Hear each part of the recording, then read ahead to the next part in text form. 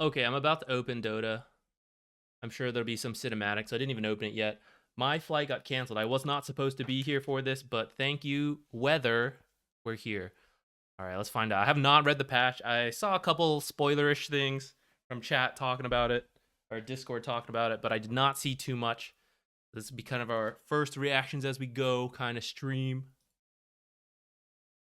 I don't know if I have music on. I mean Dota music. Let's find out. Oh, shoot. Wait. Oh, no. Maybe we're still good. Punch him. I don't know if I skipped the cutscene or if I skipped, like, the original cutscene. Alright, so Primal Beast is a hero, not a new objective. Hashed into existence, devoid of all feeling but hunger and pain. Eons of carnage shape the Primal Beast into apex predator on a planet filled with violent terrors. Okay, there's a lot of words here. Let's see the abilities. Onslaught.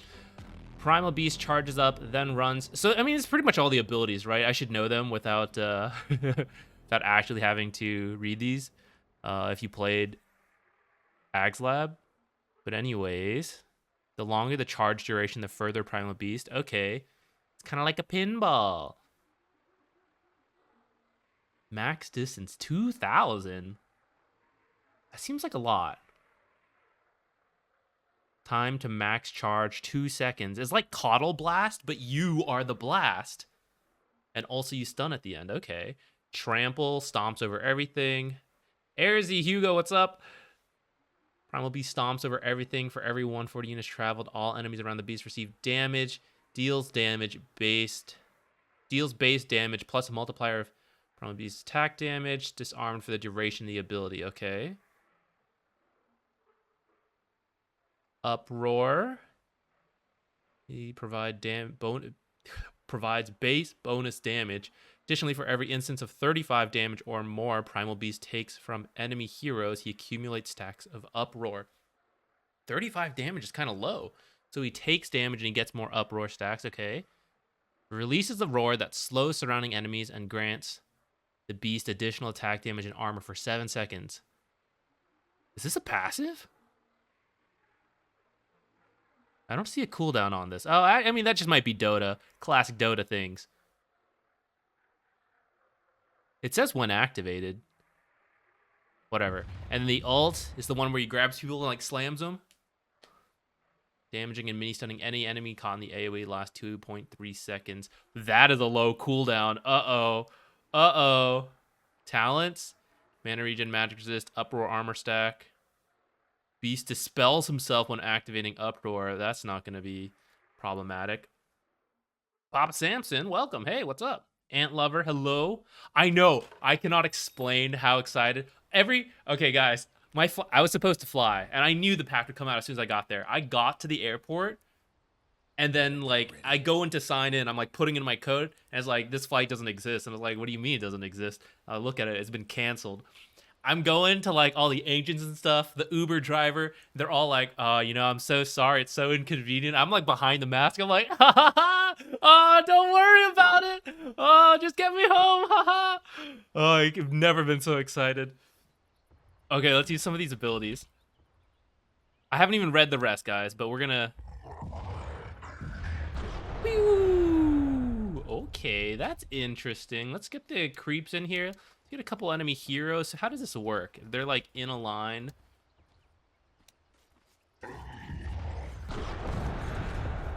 Ah, I see. Okay, so then... His model's kind of big. He's gonna get shrunk down. I promise, guys. This happens, like, every patch. New hero, model slightly too large, and then he has to be shrunk down. Okay, so where's my... How come I'm not getting, like, 1 per hit? I thought it was, like, only 35 damage. Oh, he roared. Oh, oh my goodness.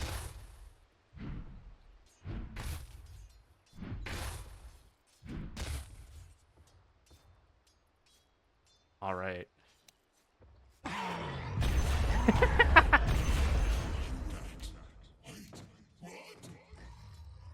Wait, so this is very short, right? Okay, so you have to, like... Oh, I canceled that too soon. Hold on. You have to, like, charge through people.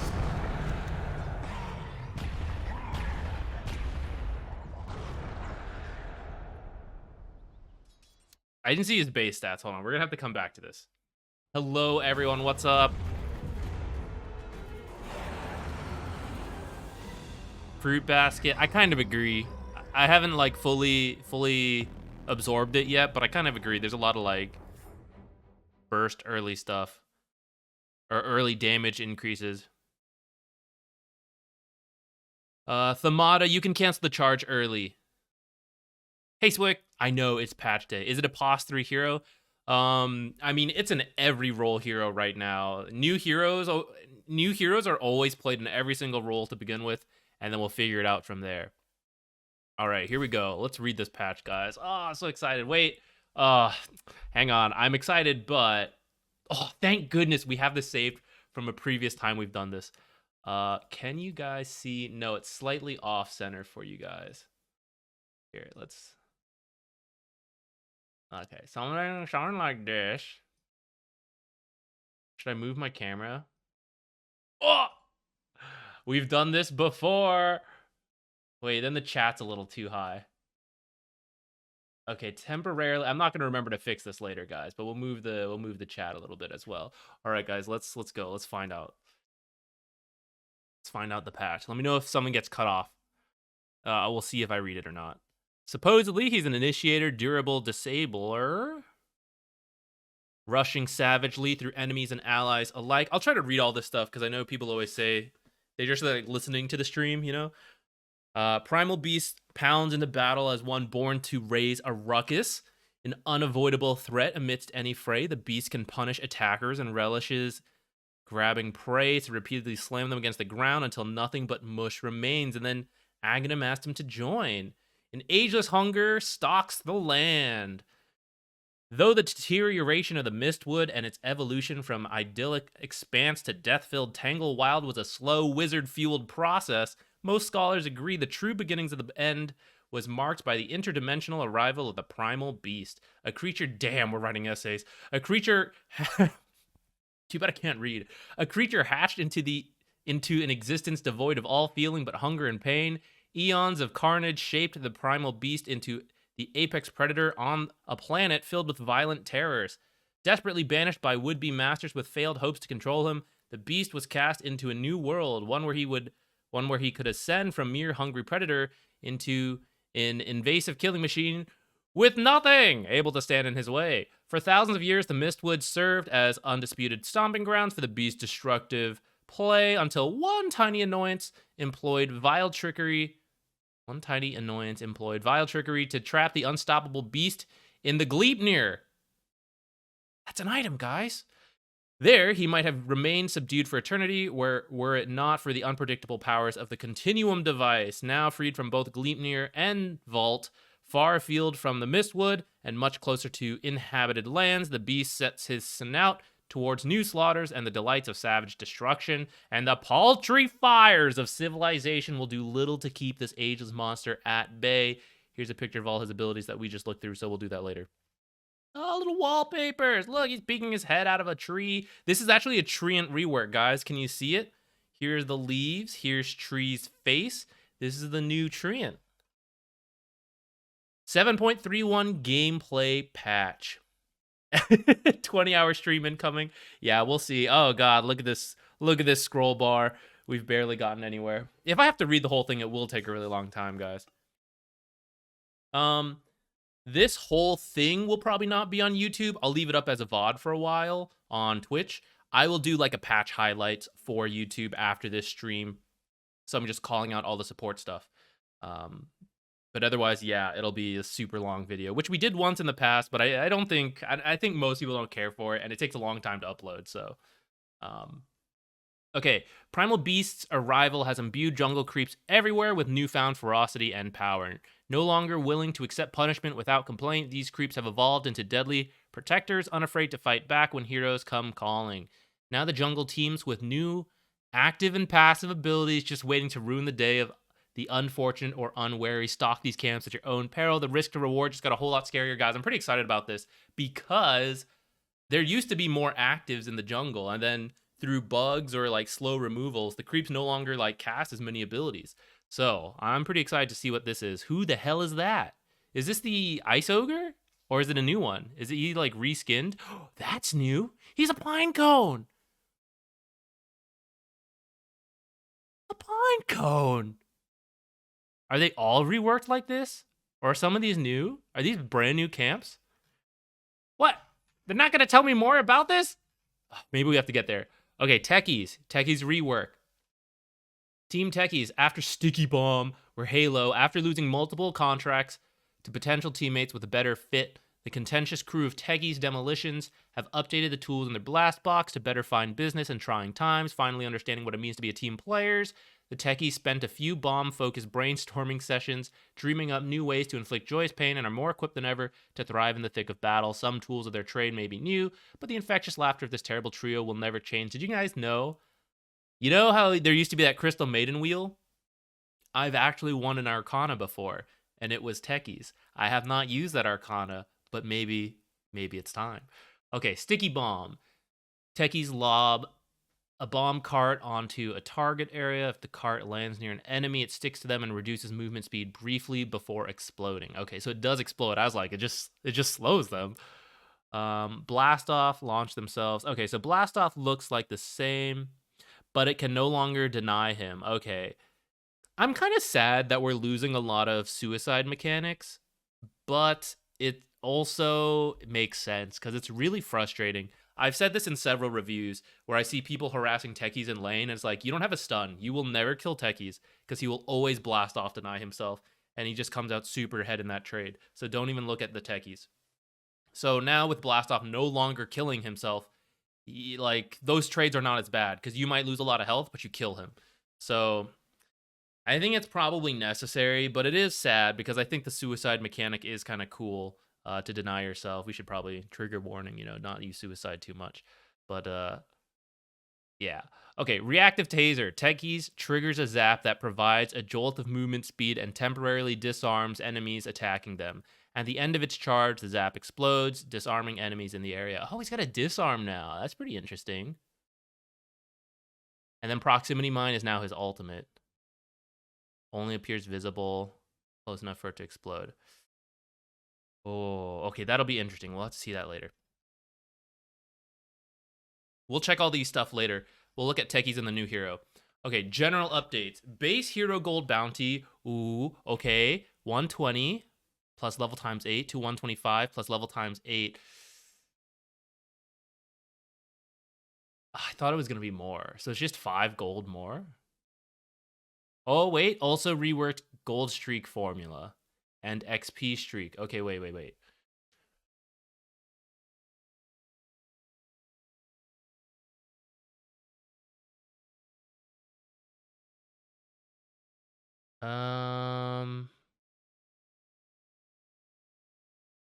Okay, so less punishing early, more rewarding later. And this is the same. Less punishing early, more rewarding later. But this one's more minor. Okay, guys, the reason I was really interested in this is because roaming... Whoa, someone just gave me a gift. Thank you, guys. Hold on, we'll open that in a second. Or should we open it now? Hold on. Okay, let me explain this thought first, then let's see what the gift was. This is kind of why roaming died down a little bit, amongst other reasons. But one of them was that kills became worth less. And you got punished a bit because you built up. Ooh, someone's gifting stuff. You pick up a couple kills, and then you're doing good work. You get like 3 kills. You die once, and suddenly the enemy got back like everything. And so that's why when I was looking at this formula, I think you guys can see it here. What's happening? Who's doing this? Which you guys is doing this? The streak. So you see it's like not as punishing if you get a streak going from roaming and then die. And the kill early should be a little more rewarding. Okay, who's doing this? What's happening here? It's from Gordy Smith. Gordy. Should we open it now? I want to know. He just gifted like a bunch in a row. Now I'm curious. 5. Okay, let's wait till we have everything. Gordy, I don't know what he's doing. He's going wild here. Cooldown reductions now stacks diminishingly. Okay. Earlier they changed it so there was just no stacking. So between like some of the neutral items, some of the like Octarine core, things like that, the Arcane Blink, they just didn't stack together at all. They used to stack and then they didn't, and now looks like we're back to stacking diminishingly. I don't know if it's like more diminishingly than it used to be, or if we're just like completely back to the way it used to be. Move the bounty runes from the triangle to the primary jungle. Okay, we're just gonna have to see that map change.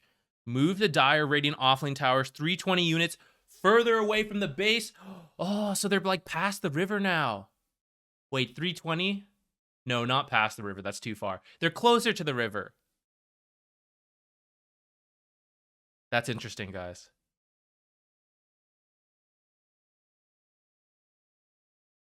This should make pulling on both sides a little more viable. Or sorry, dragging creep waves a little more viable on both sides. It should also make... I mean, 320 is not the biggest, but it is a little further up. I'm just looking for excuses for roaming to be back, guys. And so I feel like maybe you could leave an offlaner, you know, a little further out than before.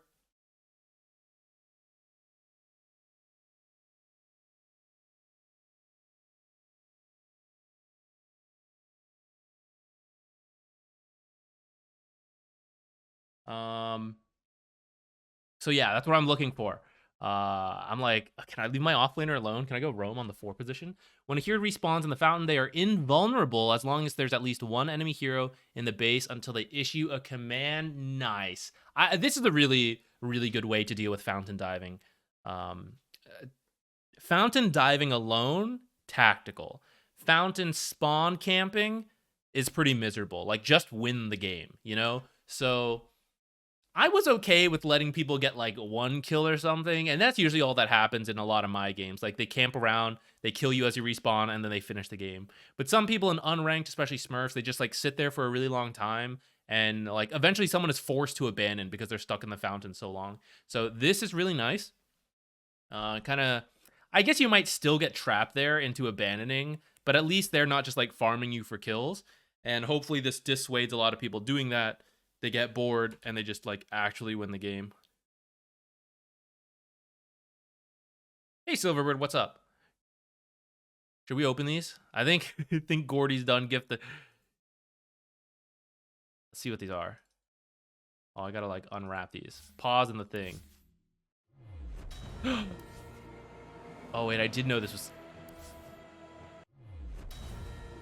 Gordy, you're crazy. I don't know if you're in this stream right now, but you do pop in, guys, if you're recognized.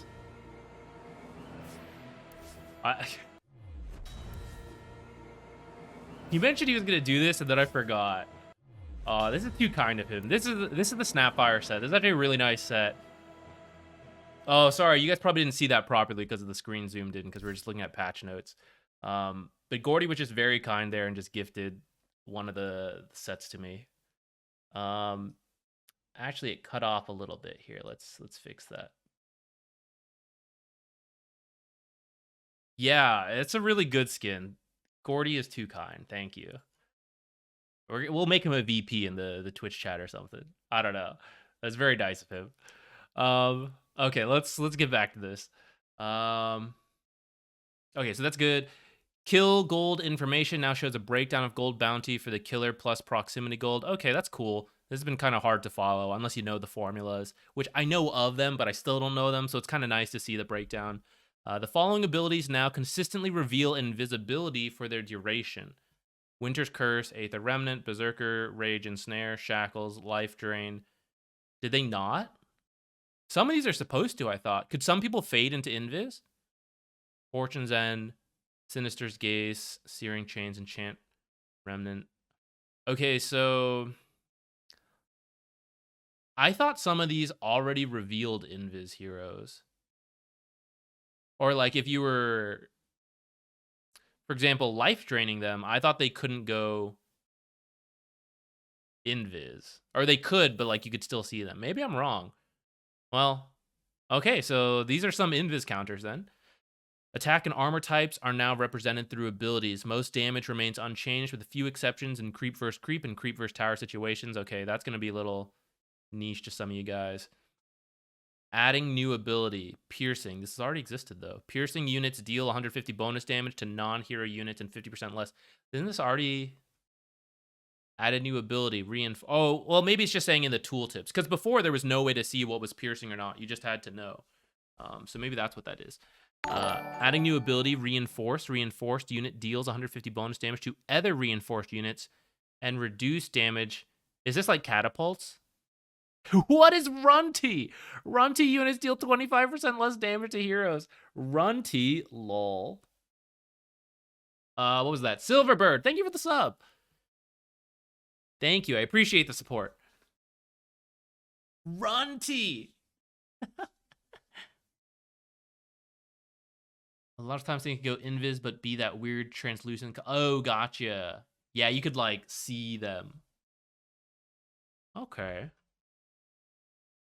Range creeps and their upgrades all have piercing ability.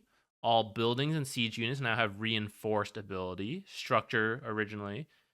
And melee creeps and their upgrades all have Runty ability. So these are just like giving them official names essentially. I'm pretty sure all these values are the same. But I could be wrong there. But I'm pretty sure like all of these values are the same. They just have like official names. Well, they kind of had official names before, but like you can actually see the names and they'll now be in the game. So that's fine. Serpent wards and plague wards now have piercing. Yeah, that's how that was. Eidolon treants, lichen wolves no longer have the basic attack type. Wait, what was that? This means they deal more damage to heroes than they used to at similar damage numbers. So what do they have now then? If they don't have basic attack type, what do they have? What do they have? Neutral creeps now all have the standard attack type. Most neutral creeps have had their damage adjusted so that their net damage is similar. Okay, I'm just going to believe that. Most neutral creeps that used to have a piercing attack type now have the piercing ability. Oh, I see. I was getting a little confused there. Well, we'll click them and we'll see. But it should show as an ability. I get it. Okay. It's like the neutral wolf crit modifier thing. It shows up there. Most neutral creeps. So some of them are not the same. Neutral items, I bet it's the kobolds. Neutral items now show through the fog of war for the team they belong to until they're picked up. Okay, that's fair. Some people, sometimes unlucky, where something dies and you just have no idea where the neutral item is. So I think that's good. It also lets you like send your courier to pick it up, I assume. So that's nice. Neutral creeps now increase their HP by 30, armor by 0.5, base damage by 3, attack speed by 5, gold bounty by 1, and XP bounty by 5 every 7.5 minutes, up to 30 times. All right, I've never been in a 225-minute game, so I'm not even going to worry. Some intervals as lane creeps. Okay. The jungle scales now, guys. I'm reading a lot of things here that make me think some kind of roaming will hopefully be back, and or jungling, which brings back roaming. Please. Neutral creep base attack time has been increased to 2, and base attack speed has been adjusted to compensate. The main implication is that neutral creeps are more resilient versus attack speed slow. I'm actually really glad they put this in, because I was like, why did they do that? Okay, that makes sense. Like, some of them I can see, like, why they changed stuff, but then this one I was, like, trying to remember how this works. Okay. That's fair, because sometimes you just, like, stack attack slows, and then they, like, do nothing to you. So, new ancient camp, ancient ice shaman, and 2 ancient frostbitten golems. Oh, I guess that's what we saw. And then the Warpine Raiders, the Pokemon. What's his name? What's the Pokemon? I was gonna say Pineco, but I don't think that's right. There's like that fortress one, and then what's that Pinecone Pokemon? Yeah, Chica. I know, patches are so exciting. I love it. Imagine being born Runty. All right, let's see. Of course, kobolds will still suck. Let's see. Let's find out. I'm hopeful. Okay, neutral creep updates. So, Ancient Ice Shaman is the new neutral creep. Wait. Guys, we're just sitting here like in kind of silence. Let's turn on the music a little bit. Oh, what are we listening to? I don't know. Ranged, 500 attack range. Okay, 1500 HP, 400 mana. We're not. I won't read through all these stats.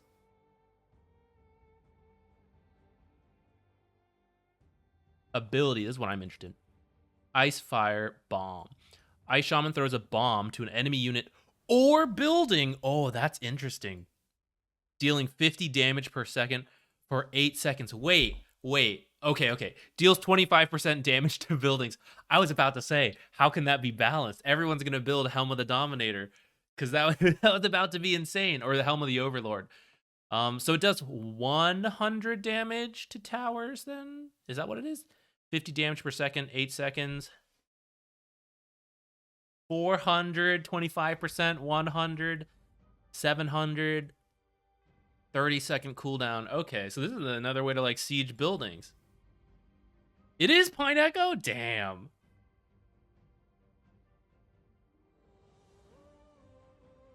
Okay. Melee, smaller creep. Does he have an ability? Time Warp Aura grants 10% CDR and a 1200. All neutral creeps have a radius of 800 when they aren't player control.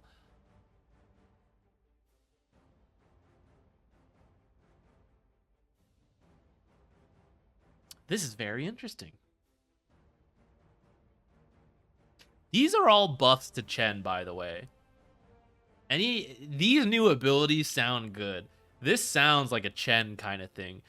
I don't remember. Does Chen have a talent that allows him to take Ancients? Oh, and Enchantress as well. They had, I think it was talents. I don't know. Where's Hugo? Well, maybe Chen got changed. We'll have to see. But like this would actually help Chen shove buildings faster or like provide CDR for his team. That could be pretty interesting. Okay, let's look at the Pine Cone. Pine Cone. It looks like he should fit in decently. Seed Shot. Familiar with that ability. Throws a seed to a unit, slowing for 100% for 1 second and dealing 100 damage. Can bounce to nearby enemies up to 4 hits, 3 bounces. Range 500, mana 100, cooldown 15. Is he just gonna cast this while you're like... I need to see if they change like the rules for neutral creeps casting abilities. Because can you imagine just trying to farm and then you just get seed shotted? It's gonna be quite a lot of damage. Okay, guys, the kobolds they gotta be useful after this, right? Kobold 4-man, attack damage going slightly up, armor up by 1, invincible, gold bounty rescaled. Okay, less variation, same average. XP bounty slightly higher, base attack time. Okay, they mentioned that, and then the compensating. So the attack speed should be overall the same. I'm gonna trust them on that. Turn rate improved. Okay, let's read all the kobolds first. Damage up by a little bit. Do they have piercing though? That's what I need to know.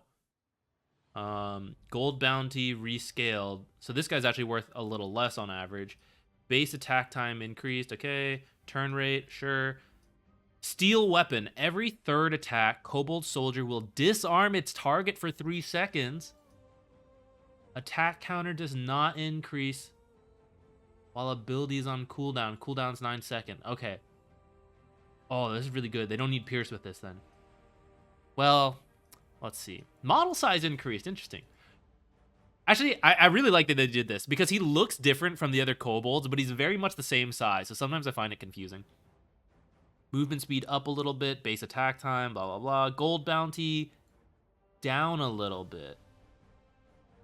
Bounty XP down a little bit. Turn rate up. Prospecting aura. Allied heroes within 20 GPM? Does this stack? New Chen meta? Just 4 of these kobolds for the early game? It won't stack, guys. Most auras never stack. I'd be very surprised if this stacked. But this is really interesting. Oh, that's so cool. Okay, guys. I think this makes kobolds a little better. It doesn't seem like they have piercing damage, though, which was their biggest issue before. But the kobold Foreman's a little stronger. It also makes one of the other camps stronger, unless that camp got removed. The Kobold plus 2 Troll Berserkers. But this ability right here, this steel weapon, the disarm, this is what should allow the Kobold camp to survive a little longer and get more damage in, is because one creep should just not be attacking. I suspect they still can't really do... I don't know. I'm not fully convinced by some of these numbers, but I'll just have to see it. We'll test that. Wait, we need notes. Notes. I even opened a page for this and I just forgot. Check Kobold camp, half pull and full pull. Anything else we need to check so far? Stacking money aura? Question mark? There's no way. There's no way that one stacks. But maybe? Maybe? Maybe? Okay, Hill Trolls. What? Oh, no. Okay, he did. I was thinking Hill Troll Berserkers did have piercing, but now it's just officially they have the ability. Okay. So it's the same. Base, attack speed stuff. The game told me they should all be the same, so we'll believe it. Gold bounty, slightly rebalanced. A little lower. I think this is to balance out the fact that the Kobold went up. The Kobold 4-man, because there's a Kobold camp plus these two. Which means the 2 Hill Trolls, this guy's money should have gone up a little bit. Yeah. Okay. So in the end, I think this gold is very similar. Probably unnoticeably different if it is. I don't have time to do the math that quickly. New passive break. Whenever Hill Troll... Oh, what I was going to say though, I forgot. Kobold Soldier, imagine this guy building up 2 attacks, and then he just happens to hit one of the supports to disarm for 3 seconds. Immediately fight, guys. I'm going to call that right now. If the Kobold Soldier ever disarms your opponent, you should immediately start attacking. All right. What was his ability? Whenever Hill Trollberger attacks a unit, it applies break to it for 3 seconds, cooldown 10. That could be busted. But in the laning stage, I don't think it should matter that much. Who does it matter to? Axe? Bristle? Could matter to Tide a little bit, actually. I know there's a lot of people with passives, guys, but I'm just thinking of like people who like significantly survive by their passive in the laning stage and could randomly be affected by this. Like someone like Underlord, I don't think his passive getting disabled is like the biggest. Well, it kind of is, but also probably not. Someone like Lena getting her passive disabled, it's not like game ending for her. Axe not spinning for 3 seconds sounds really dangerous. This gives the creep more value too if you use it later. Oh, that'll be interesting. Creeps are so interesting now. Okay, Hill Troll Priest. Piercing. Gold bounty went slightly up. Half a gold on average. XP bounty 2. Turn rate no longer has... Mana Aura's gone! What does it have now? Healing Amplification Aura. Grants 15% heal amp to all enemies. Or all allies. That'd be... all allies within 1200 range. Heal mana. Is he actually going to use heal, though? Because before... his heal active didn't work. Guys, I'm a little... Whoa! Oh, they made it so much better. Holy shit. Okay, before, Hill Troll Priest had to stand there and go... Ksh, ksh, ksh, ksh, ksh, and it would heal you ever so slowly. But now he comes up and he goes... Ksh, and you get super buff, and then he's good to go for like 10 seconds. Then he comes back. Number-wise, I think this is worse, but practically, this is way better. I'm a little sad he lost Mana Aura, though. Doom will probably be very sad he lost Mana Aura. This sounds very good for Chen, though.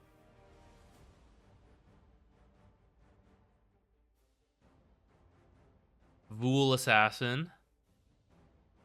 Health. They got stronger, okay. These guys were actually a little fragile compared to others, but they just did more damage. And looks like they lost some damage. Okay. So they're being balanced out a little. I actually like that a lot. Base attack. Okay, let's finish reading before I say anything. Slightly less gold, slightly more XP. Okay. Some of this might be because they now scale, actually. I don't know how that math worked out. Envenomed weapon no longer deals 2 damage per second.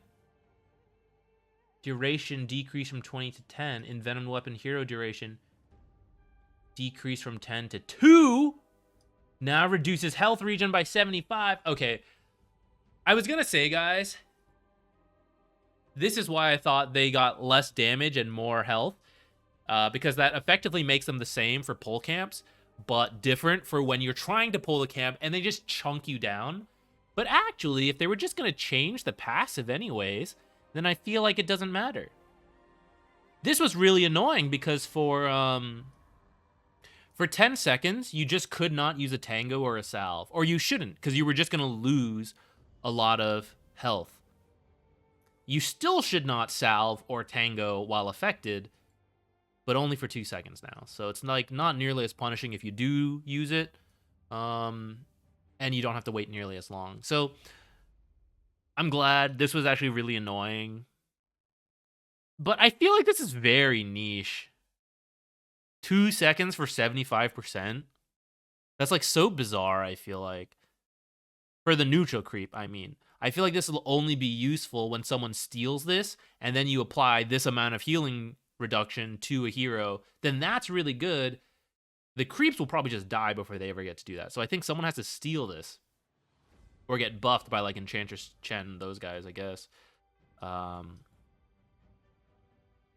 they need more damage now, though? If they don't do this... If they don't do this DPS to creeps, their DPS goes down kind of like a decent chunk. I feel like they actually need more damage. I guess we'll just see how that goes with the new health, maybe. That's true. All these new pictures are like weird to me.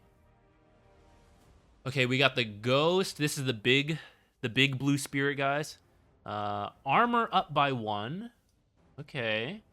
Gold bounty reduced. XP slightly reduced. Turn rate up. And the fell spirits, these are the 2 little ones. Their gold also reduced. XP also slightly down. I will have to revisit the math on some of these, or maybe I'll just wait for the Dodo Wiki to do it. One way or the other, I need to see what these averages come out to. In the end, it doesn't really matter too much, but it would be interesting. New ability, 200 mana. New ability, Vex. Silences a unit for 3 seconds. Now, this could also be very impactful in the laning stage. I'm not sure if they're going to cast it in the laning stage or whether you need to control these units or not. That'll be pretty interesting. Harpy, Scout. These are the 2 little Harpies. Slightly less damage. Actually, kind of significantly less gold. Takeoff can be toggled to gain flying movement and lose 50% move speed. Harpy Scout, well, now it's a Scout, is disarmed while flying. Cost 2.5% max mana per second. Initial cost of 20. This is very interesting for checking high ground wards and stuff. Sharabani! This doesn't make sense. I will give you a sub, but that is an insane donation. Are you sure? Like, that's very kind of you, but are you sure? That is enough. That is a large enough donation that I feel like I have to warn you. You don't get this back, and there's no actual benefit to donating here. Well, that's very kind of you. Hey, Lasse, gift me a sub tie. We'll do that. Actually, I don't even know where to go for that. How do I think I have to open up my own stream now. Hold on. We have to do this. I can't not do this. Sharabani, that is very generous of you. There is no benefit. I'm going to spend this money on Dota things. Hold on. I gotta open my... Gotta give Sharabani a sub. We must. Padding the stats, guys. Joining my own stream. Pretty sure I spelled that right. If I didn't spell it right, we're about to find out. Wow, a gifted sub! Incredible! From me? Wow, so kind! Sharabani, thank you. No, don't apologize to these guys for that pause. Your support keeps us going. This is why it's possible. Gordy, thank you to you as well. I opened up your gifts on the stream. Thank you for that Snapfire set. It's awesome. I am gonna hope for a Snapfire buff. She's probably not gonna be buffed, right? She's already so good. But we'll see. We'll see if she's still playable. I think she should be. And then we could use out that set. Thank you. Tier 1. You're right. I didn't even think about it. Whatever. We'll get back to it later. Let's keep going. Let's read about more neutrals first. Where were we? Oh, yeah, the Harpy Scout. So this will be really interesting. Because now Chen and like Enchantress, who never had high ground vision checking abilities before, now they could use the Harpy Scout to do so and check for high ground. That should improve their warding and dewarding. Well, dewarding specifically. So this is pretty cool. I'm trying to decide if like Doom eats this, like what is the value? Because 50% move slow is kind of significant, but I want to know if he also gains flying vision, because that could be really good. At that point, you're kind of like a slow Night Stalker flying through the air. You don't have much mana though. Could be interesting. Okay, Harpy Stormcrafter. Damage is about the same. Do you still have your busted ass ability though?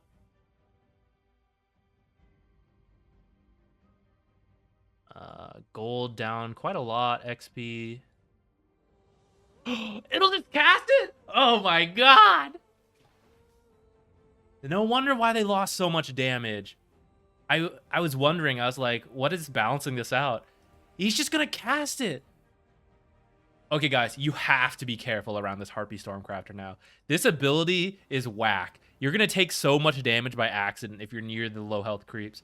So this is dangerous. This Harpy Stormcrafter, beware. Watch out. That's scary shit right here. You're just going to get wrecked casually. You're just going to be walking by and there's going to be a low health creep and it's going to be like, zap you for 140 damage. That's wild. Okay, Mud Golems.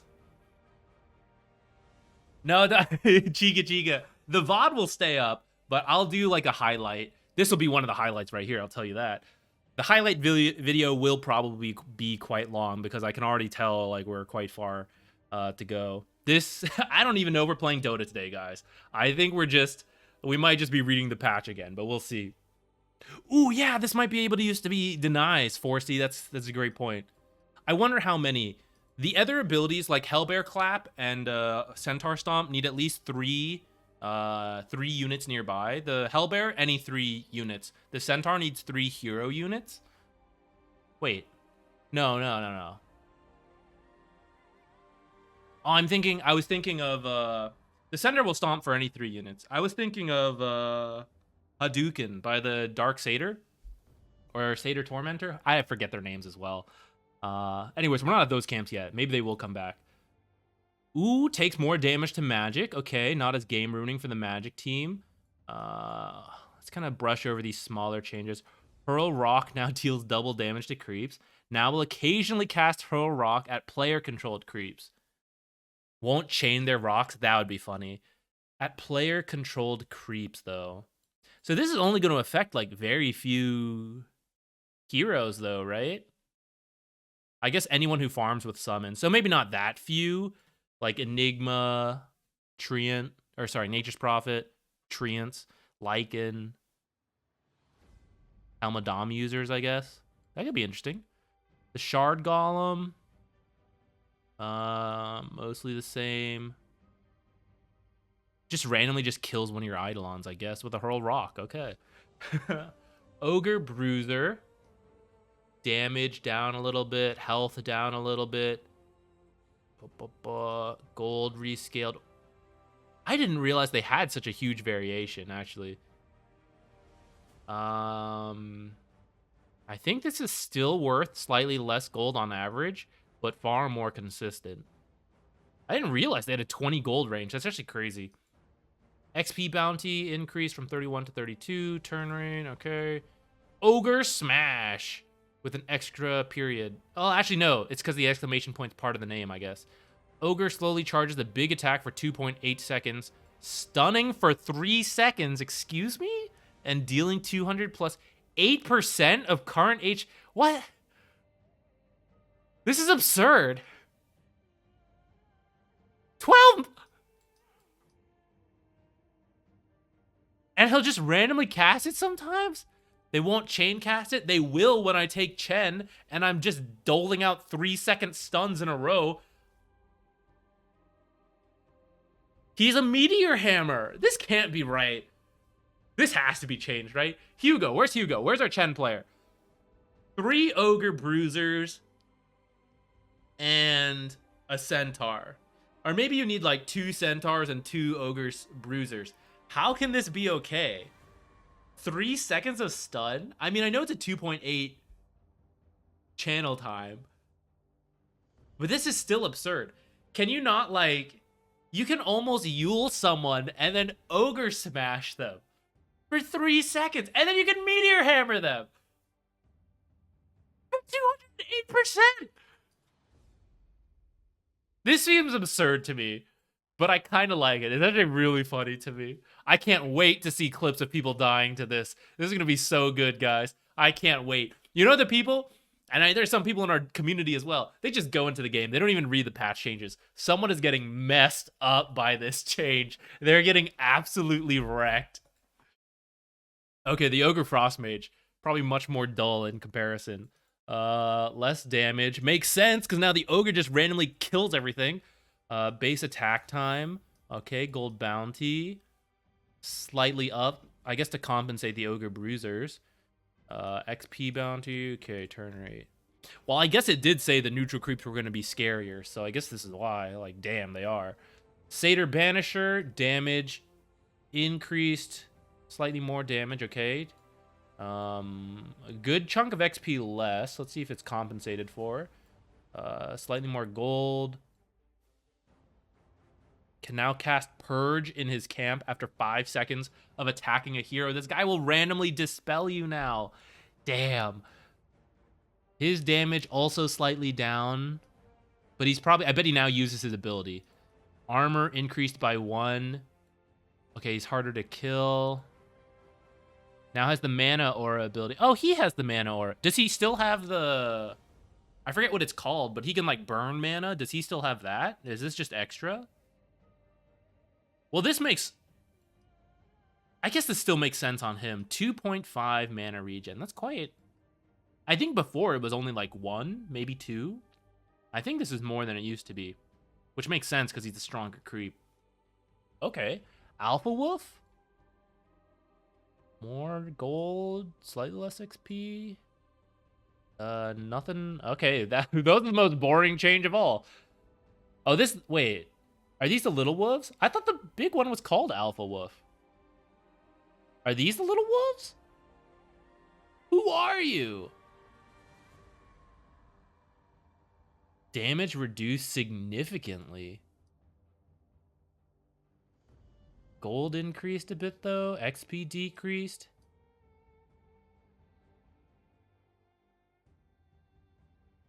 $200 mana. Intimidate. Reduces the total attack damage of all enemies within 300 radius by 50% for 4 seconds. Neutrals are nuts, guys. Holy shit.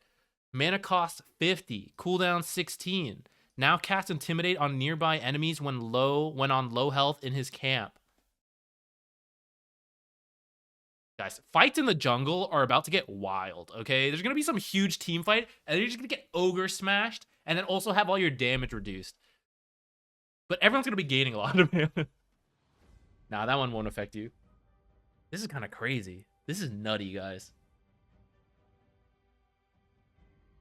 Okay, Centaur Courser. This is the little one.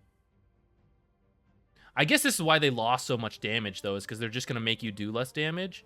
But I don't know. That was still a significant damage change. I still don't know if this is the big creep or the little one, actually. I thought Alpha Wolf was the big one, so I guess we're going to find out later. Damage barely reduced. Attack point reduced. Cloak. Aura slightly stronger, okay. Centaur, you stomp sooner or anything? No. Well, these kind of dull in comparison, these guys. Okay, the Satyr Tormentor, armor up by 2. Oh, very tanky now. All right.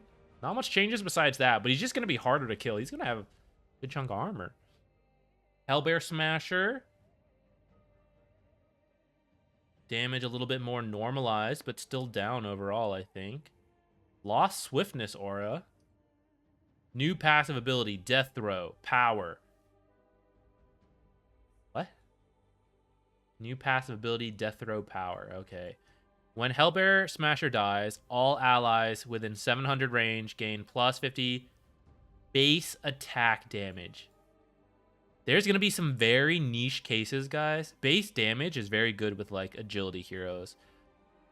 You're going to get a Hellbear Smasher, and then you're going to kill him on the battlefield. You're going to kill your own Hellbear Smasher to give a half double damage rune to an ally for 5 seconds. For the team. What a team player. Does he still slaps, though, right?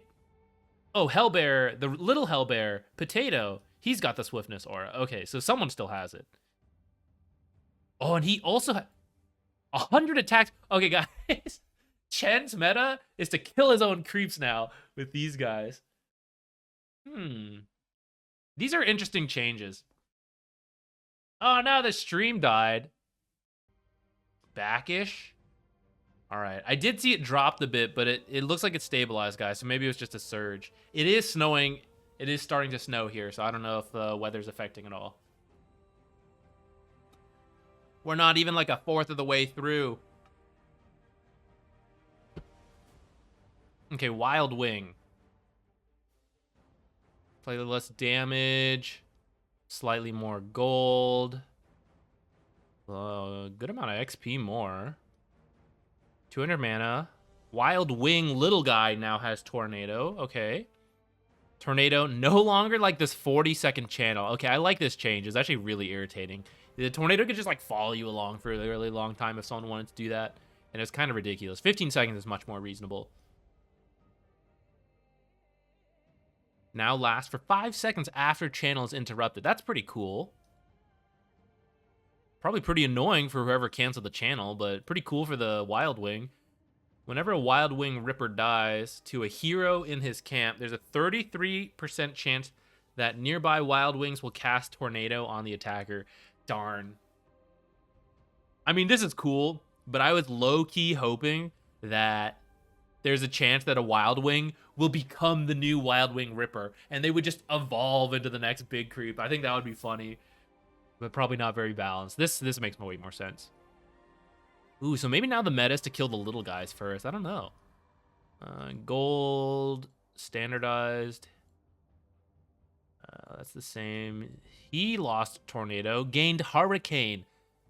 Vector targeted, target a unit and a direction. The unit will be pulled 400 units in that direction over 0.5 seconds. It's like forced movement.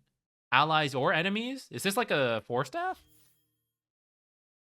Only being attacked will cast Hurricane to heroes chasing other heroes in the vicinity, pushing them in the opposite direction.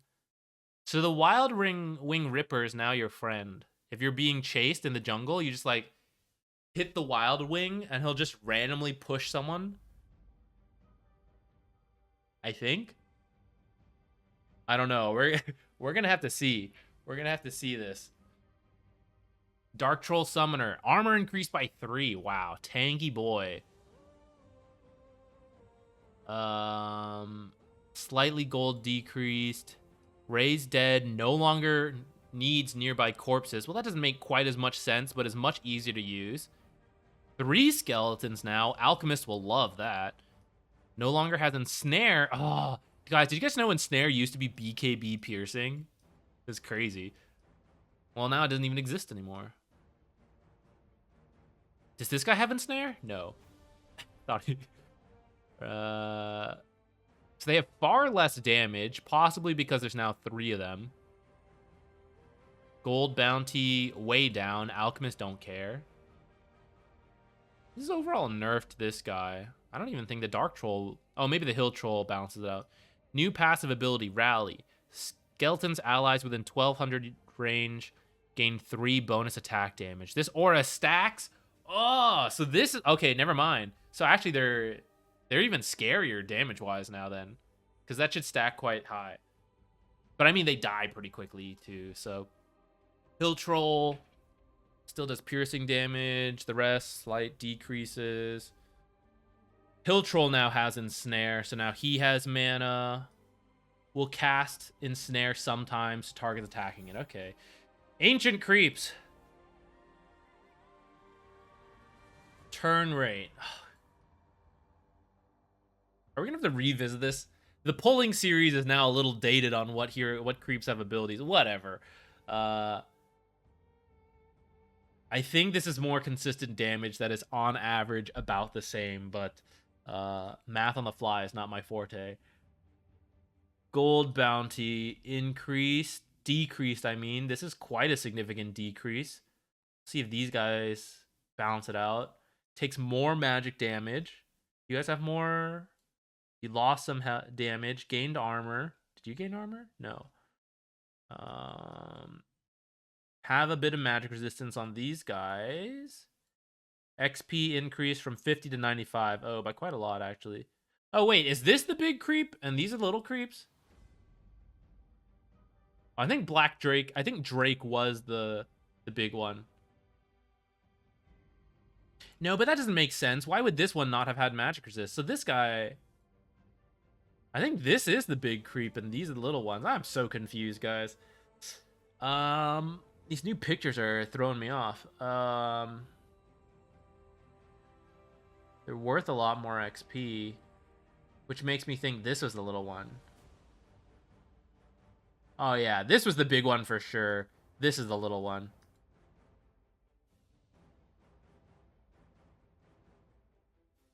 She's a spell amp. 5%. That one doesn't say it stacks. Otherwise, that could be busted. So if I stack camp and they spawn, they buff all camp. Generally, Root Sharabani, I think so. Oh, you're talking about the skeletons? Yes. But unless these were changed, these had a temporary lifespan anyway, so it won't be an issue forever.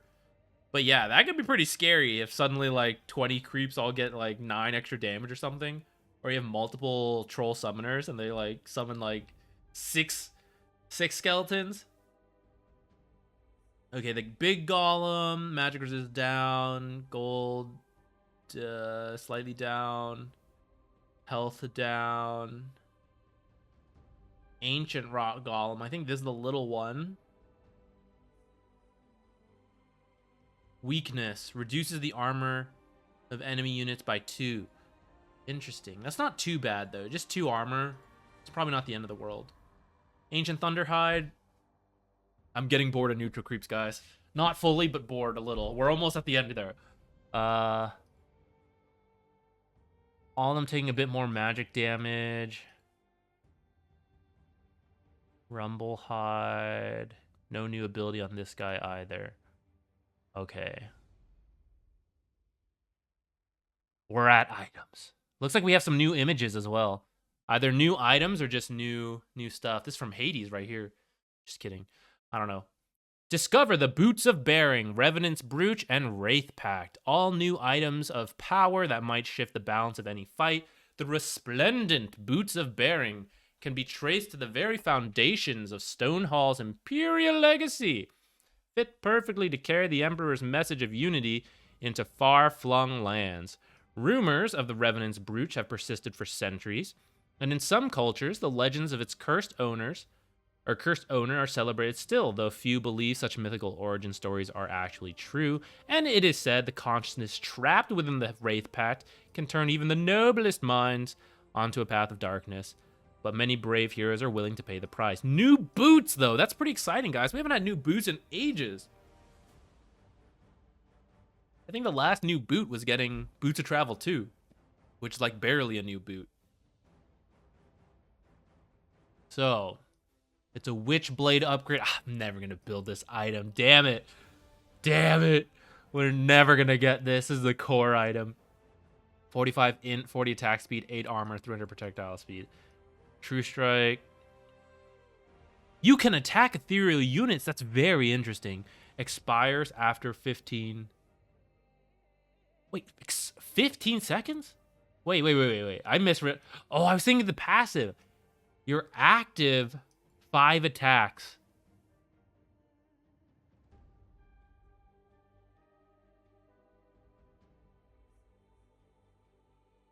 What's the magic damage? It doesn't say. Passive. Cause your next. This is what I was thinking of. This is from Witchblade. Is this what's happening when you get the active, or what's the bonus magic damage? This finally makes like right-clicking intelligence cores possibly comparable to agility and strength heroes. This is the issue. Intelligence heroes have never really been able to be right-click carries because they just didn't have good scaling items. But this, I don't know if like this is good enough, but I feel like this is pushing in that direction. And it should be particularly scary on a hero like Puck or Void Spirit, who could also buy E-Blade and then still hit you with this and get bonus magic damage. That's wacky. And now you don't have to build, you might still have to, but you don't have to build an MKB on some of these heroes. Okay, Wraith Pact requires Vlad's offering, a point booster, and 400 gold recipe. Passive, this is the same Vlad's aura as before, I think. Maybe some of the numbers are shifted. Active can be cast within 350 range to create a totem that reduces all enemies' attack and spell damage within 900 AoE by 25% and deals 25 damage. Just add on more effects. Deals 25 damage per second as well. Totem can move. What? Why can it move? 150 move speed, last 25 seconds, or 5 hero hits, 10 creep hits. 60 seconds. Support item or offlane item. Can cancel blinks. Generally just good in fights. Reducing enemy damage. And you can move it around a bit. How much extra? An extra 1,600 gold.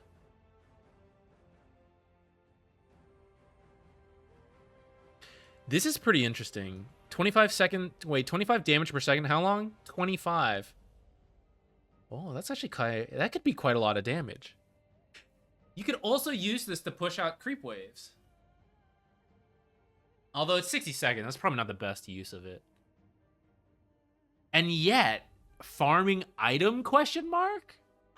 Oh, we're gonna build this, tranquil boots, and drums, and also 1,500 gold. Damn, okay. 8 strength, 8 intelligence, 65 move speed, 15 HP regen, 8 charges. Gains a charge every 3 minutes. So start with 8 or like 8 total. Active. Consumes a charge to give plus 50 attack speed and 15% move speed to 15% move speed allies to allies within 1,200 radius for 6 seconds. During the first 2 seconds, allies can't be slowed by other abilities. Does not stack with drums of endurance active. Double drums? Double drums? Passive swiftness aura. Ooh, grants 20% movement speed. Ooh, wait, so is this 65 plus 20? 85 movement speed like all the time? Oh, this is pretty exciting, guys. This is us. We're going to build these. We're supports. A 1,500 recipe is kind of expensive, so this might be like mid to late game. Thanks for the follow, version 20. Welcome.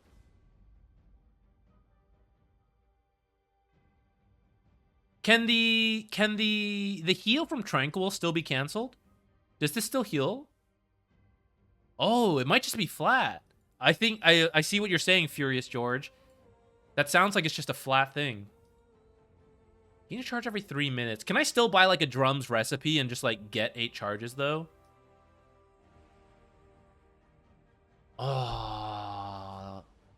So even though this is really expensive, recipe-wise, this makes Tranquil Boots and Drums of Endurance, which were very...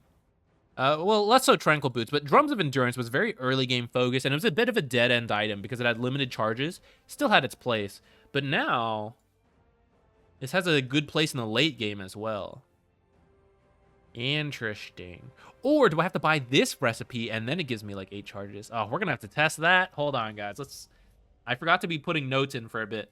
But, Boots of Bearing, recipe for charges. Anything else so far we were talking about? How fast is Wraith Pact? Wraith Pact farming, question mark? And I'm curious what the bonus damage on this is, but not as interesting to me as some of this other stuff. Okay, onwards. Damn. Okay, this is the old one. Wait, are these all the old stats too? Yes, okay. New one. Let's skip down to the new one. Everyone knew what Bloodstone did before, right? Soul Booster, Voodoo Mask, 900 gold recipe. Cheaper overall by a lot. Doesn't use the Kaya anymore, though. Spell Lifesteal is greater than before. Active Blood Pack. Double Bloodstone Spell Lifesteal. It's like a mini Satanic. And also converts the same percentage of damage dealt to mana. Last 6 seconds. Cost 10% of your health to cast. When cast, grants the Drain debuff, ignoring extra Blood Pact effects for 40 seconds. Oh, it's like the mech effect. You can't just like double up on this. So there's no charges on this anymore? I wonder if a different item will have it. That's kind of sad. Bloodstone has had charges for so long. End of an era. I wonder if a different item will now get these charges.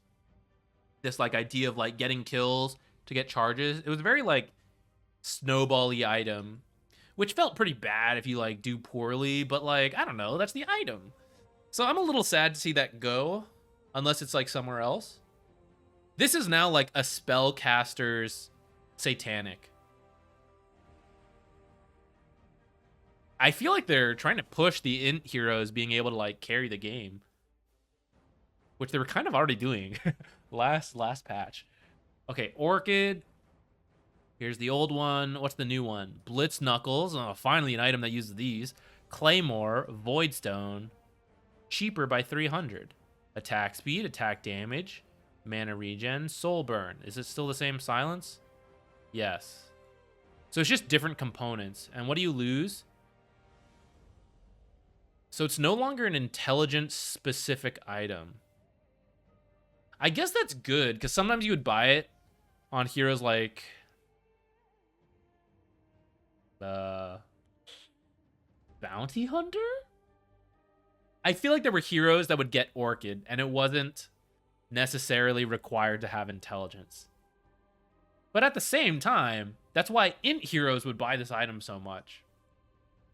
Well, I guess int heroes already got some other nice changes with other stuff, so this will be interesting. I'm trying to think of like what carries would now build this now that they get like attack speed, attack damage, and some mana. So someone who needs mana as well. Someone who doesn't like dealing with escapes. Oh, like Weaver would buy this sometimes. This is actually better for Weaver now. Actually, Weaver kind of liked having a mana pool, but whatever. That'll be interesting. Clinks. Oh, that's a good point, guys. Clinks is good.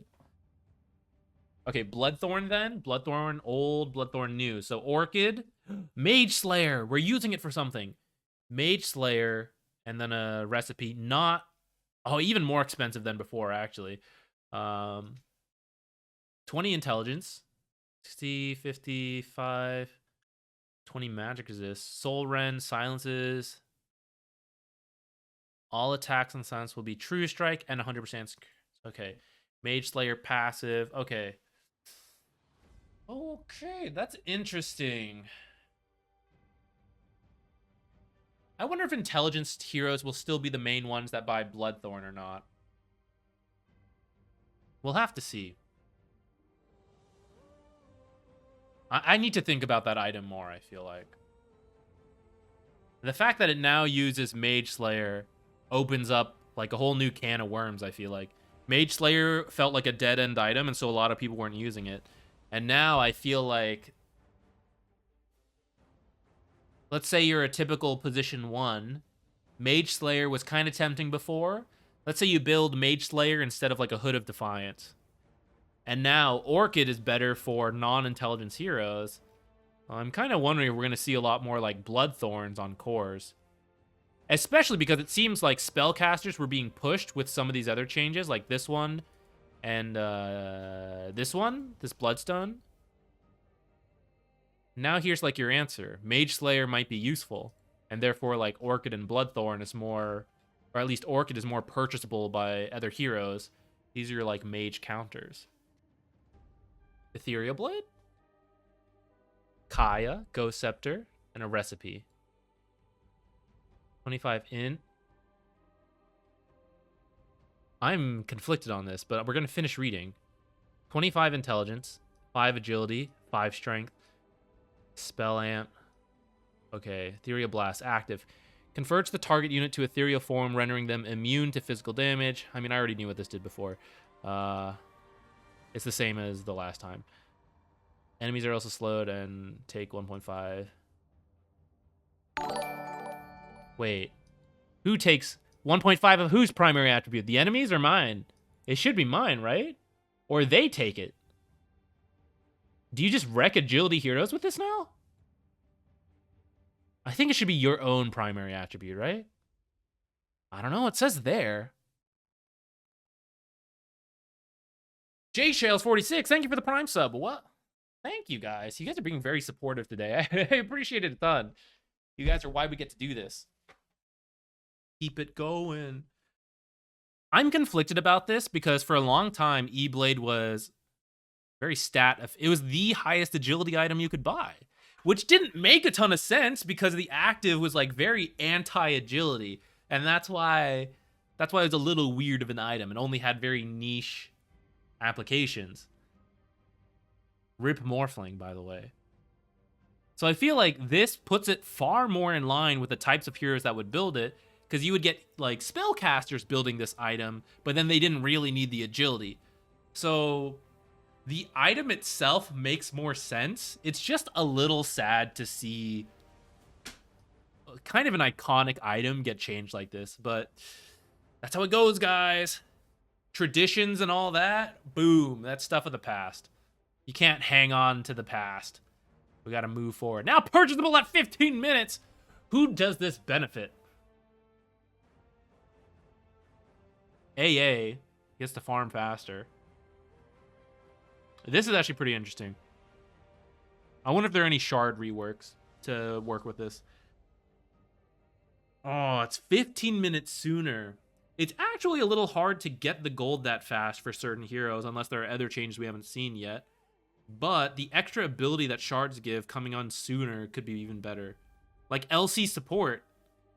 Who else? Pudge? Wait. Is Pudge a save on his shard or is it his Ags? I can't remember. I feel like this strongly benefits some heroes. It's the same price, though. So as a support, you're going to have to cut even more early stuff. Which, in a way, is its own balancing, potentially. Because, like, previously, maybe you want, like, Tranquils and Drums or something. And those help you get some, like, extra early game impact.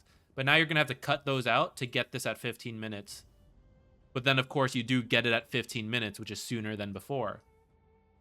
So that'll be interesting. I'll be curious to see how this develops, actually. PL Shard before Manta. Pressured. Yeah, that could be interesting. There are going to be some cores that want to do this, too. Ooh, Shard on Dazzle. Yeah, that could be... I don't know. We'll have to look into this a little more. I gotta like look through the heroes and see all their shards. There's like too many off the top of my head. Okay, Arcane Blink, active no longer grants CDR. Active now grants 25% mana cost reduction and 20% debuff amplification. That feels a little weird. So this is good for like stunners. I don't think other people care nearly as much. But that is particularly good in the late game, which is where you are if you're affording an Arcane Blink. 20% extra stun could be the difference of like clutching out a kill on someone and then winning a late game fight. 25% mana cost reduction. I feel like that probably doesn't matter as much. You just got a bunch of intelligence from finishing an Arcane Blink. But this could be... I'm not sure. Again, I'm going to have to look at heroes and see, like, who does this really benefit.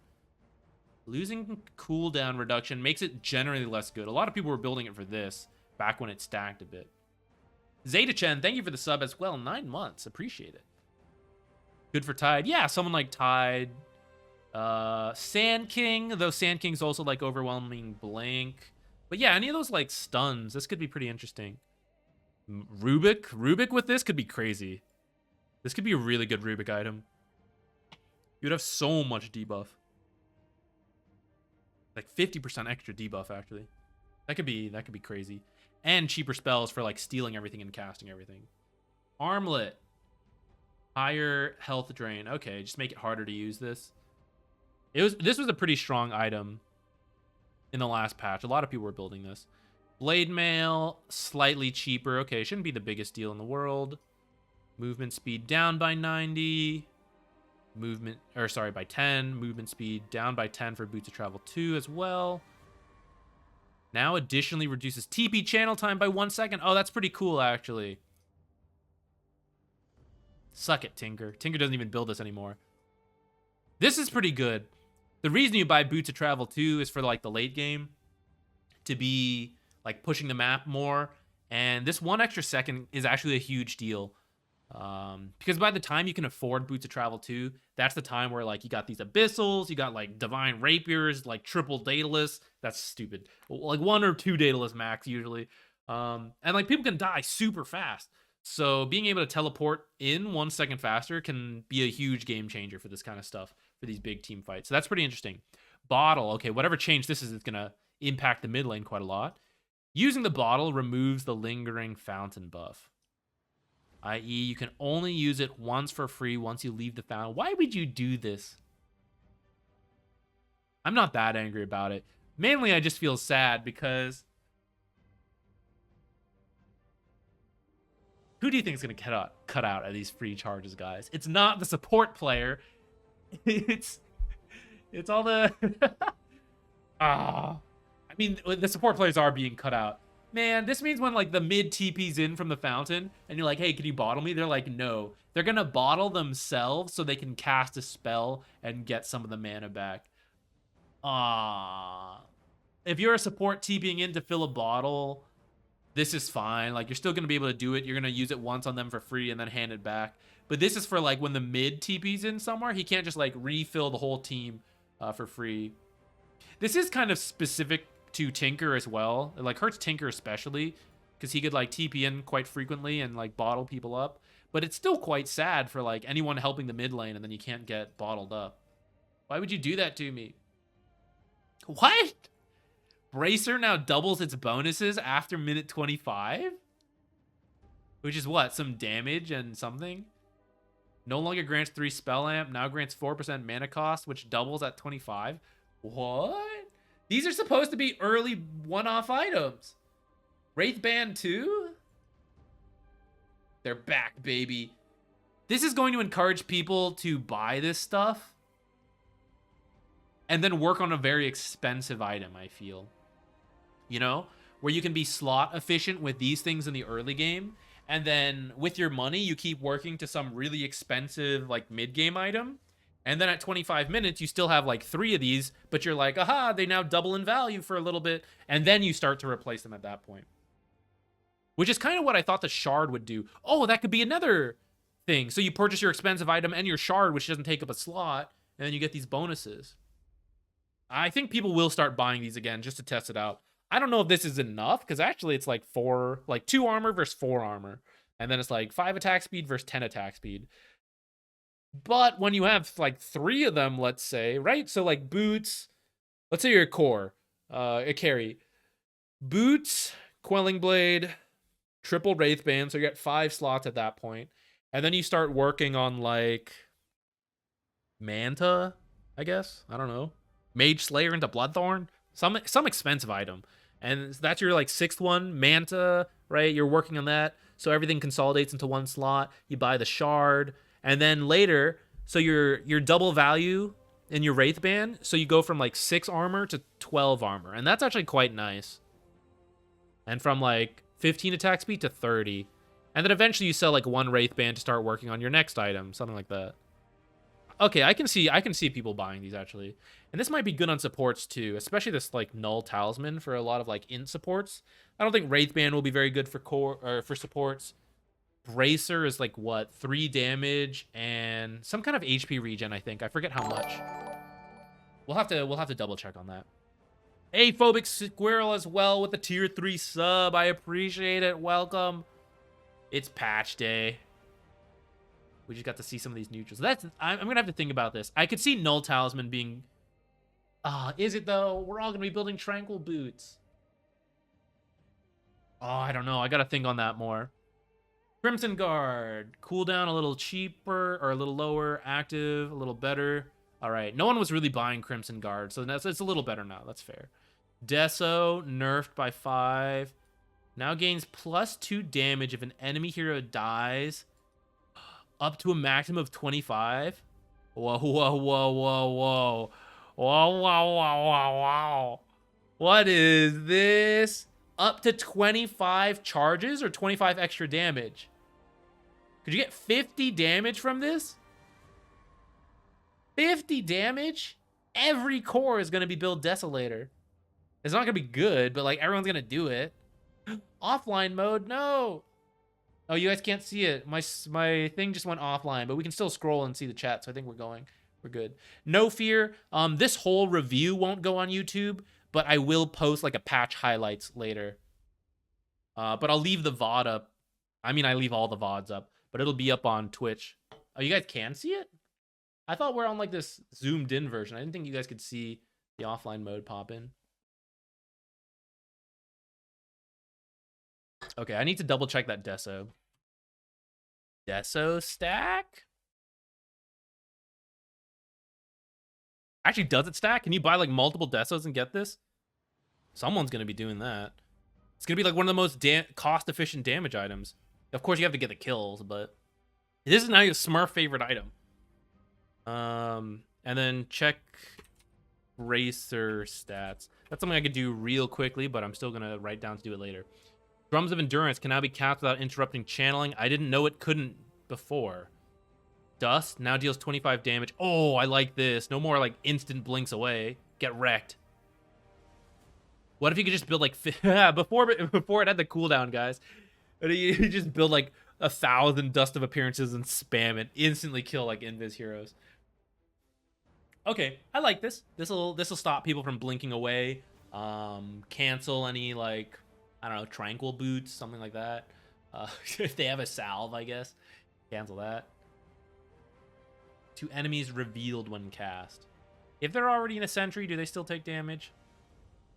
I mean, they were already revealed, but like they're not affected by dust yet, right? They better. Diffuse a blade, reworked. Or recipe reworked. Now requires a blade of alacrity, a robe of the magi, and a very expensive recipe. But it ends up being cheaper. Lost a good chunk of agility, though.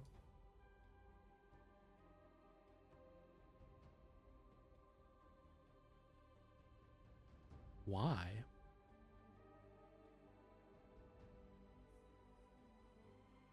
It comes online earlier. I mean, this is a lot cheaper. This is like 2 minutes faster. 1 or 2 minutes faster. Out of date. Here, let me update, guys, while we think about this. Looks like the stream was also lagging a bit. Cancel salve with no vision of enemies? Possibly, but I think they have to be. My understanding of that is that they have to be invis before it works. Let's dust mechanics. Let's also put that into the notes.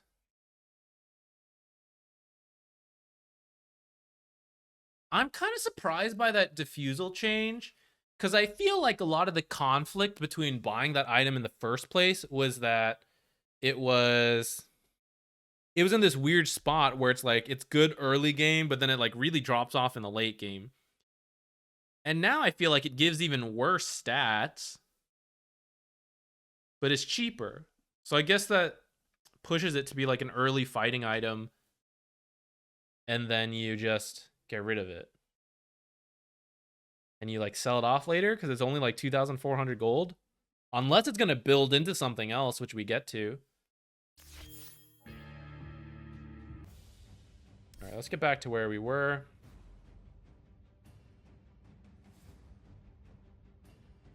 Where were we? Were we even like halfway? Oh, God. Oh, Lord. I'm not gonna have a voice. Okay, let's see. Iascati, bonus stats slightly worse. Bonus health and mana slightly up. Okay, that's fine. Force staff. Oh, okay, lower cooldown. Let's go. Gem's got an active. True sight over 300 AoE area within 300 range for 4 seconds. 12-second CD does not grant vision in the area, just vision of invisible units / wards.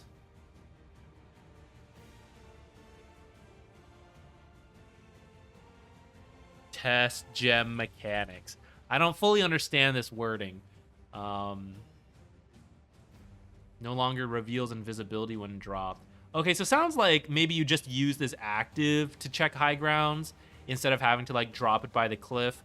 Makes it a little more obvious to new players. I think a lot of experienced players knew you could do that trick, drop the gem by the cliff, but it was also a little awkward, and it also made it scary, like you might lose the gem. So this is a pretty low cooldown where you could like go cliff to cliff, but not cliff to cliff like actually, because some of them, like I'm thinking the dire jungle, maybe the map got changed, but like you can make it to all 3 cliffs, and now you have to wait a few seconds to like check with the gem possibly. But overall, quality of life, I think. Also makes it a lot easier. Some of the cliffs are very awkward to approach, so now you can just like cast it over there. Ghost Scepter, slightly higher cooldown. This is not the buff I was hoping for. Glimmer Cape has a very short cast range, which makes it like very awkward to use. I was hoping they would give back some of the cast range. Not the full... Before it was 800, now it's 550. Like, that's a lot. I didn't expect them to go back to 800, but I was hoping for like 100 cast range. 5 extra magic resistance is not really the buff I was hoping for. I don't think anyone was like, Glimmer Cape doesn't give enough magic resistance, that's why I don't buy it. I don't think anyone ever said that. It's still good against the magic resistance heroes, or the magic damage heroes, but I don't know. The cast range is like the biggest issue. I always die trying to use it because you gotta get so close. Duration up to 13 seconds, and math-wise, I lost 10 health. What? I mean, whatever. 10 health's not like the end of the world. Interesting. So more time to cancel the salve. This makes it more punishing. You can't just like... there's like a 30% increase in time, right? So you can't just like fight, get real low, salve up, and then walk back. I mean, you can, but it's going to take more time. 3 extra seconds means you're going to, you know, maybe miss 1 extra creep or something for this kind of play. Or you're going to get it canceled, and it's going to feel like that much worse or something like that. Holy Locket, 25% less mana. Okay. Magic resistance. Okay. Barrier block up to 350. Mana cost down. Okay. The people building this typically don't have too much mana, so that's helpful for them. Hurricane Pike, cooldown lower, cast range higher. How come this one gets cast range buff? The buff Glimmer Cape. Enemy cast range increased by 50 as well. Attacker. I mean, Hurricane Pike wasn't that popular, so I get why it's getting buffs. Ooh. Wait, is that on Force Staff too? No. So Hurricane Pike, for whatever reason, just pushes people faster now. I guess mainly yourself. Better kiting item, ever so slightly. Interesting. Kayan Sanj, slightly less status resistance. Ooh. Less mana, okay. Unit damage per second reduced. I bet you can't kill off a full creep wave in 1 blast now. Stun duration decreased. Hello, these are nerfs. Ooh, but impact is up by 85. But the farming. But the impact size. Oh. Okay, we gotta... We'll check this one out, too. Meteor Hammer could be interesting. Not that this changes that much fundamentally, but it's just, like, easier to use and hit, like, multiple enemy heroes in team fights, I think. You get slightly less stun, and I guess slightly less damage. But stunning like an extra target or so could still be really good. Or you could use it like that much safer because it hits from further away. That could be good. Nullifier no longer pierces magic immunity, no longer slows the enemy, no longer has a mana cost. You know, a lot of people weren't buying this item, right? These are not the changes I thought it would get. I mean, I guess not having a mana cost is nice. I don't think that's the reason people weren't buying Nullifier. I don't think anyone was like, 100 mana is just too much to ask of me. This is not what I expected. I mean, Nullifier is really good in certain circumstances. I don't think a lot of people are going to buy Nullifier, though. I think they were already not buying it. But I think it's supposed to be a niche item, so I guess it's fine. Slightly more magic resistance aura to balance out the Hood being... Well, actually, Hood's worse for the individual hero, but Pipe is now better for the team as a whole, so that's okay. Quelling Blade. Cost reduced to 100 gold. Aw, you know we're going to buy more support Quelling Blades. And the damage reduced as well. Aw, support Quelling Blade, guys. Let's go. It's also not a weird number. Which, 30 gold is not, like, the end of the world. But it does mean, like, let's say you have 150 gold. 130 was really awkward because, like, what do you spend with 20 gold? Nothing. You just have to hold it. So now you can actually buy, like, an extra branch or a sentry or something. And for us, it doesn't matter. For supports, this is a pure buff. Sucks to suck, core players. Eat shit. Okay, Radiance.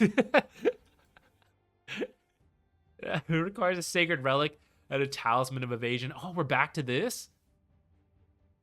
Can now be disassembled. Oh, that's the biggest buff. Maybe people will buy Nullifier. Blind effect from 17 to 10. Okay. Can no longer be toggled on or off when the owner is out of the game. Oh, that... EG, more like very, very specifically targeted at Shadow Demon. Oh, man. Okay, guys, Radiance is not a good game or a good item in the late game because the burn is just not significant at that point. Radiance is like very strong in the early to mid game, and then by late game, it tended to drop off quite a lot. But now you can disassemble it, finish your Divine Rapier, finish your Nullifier.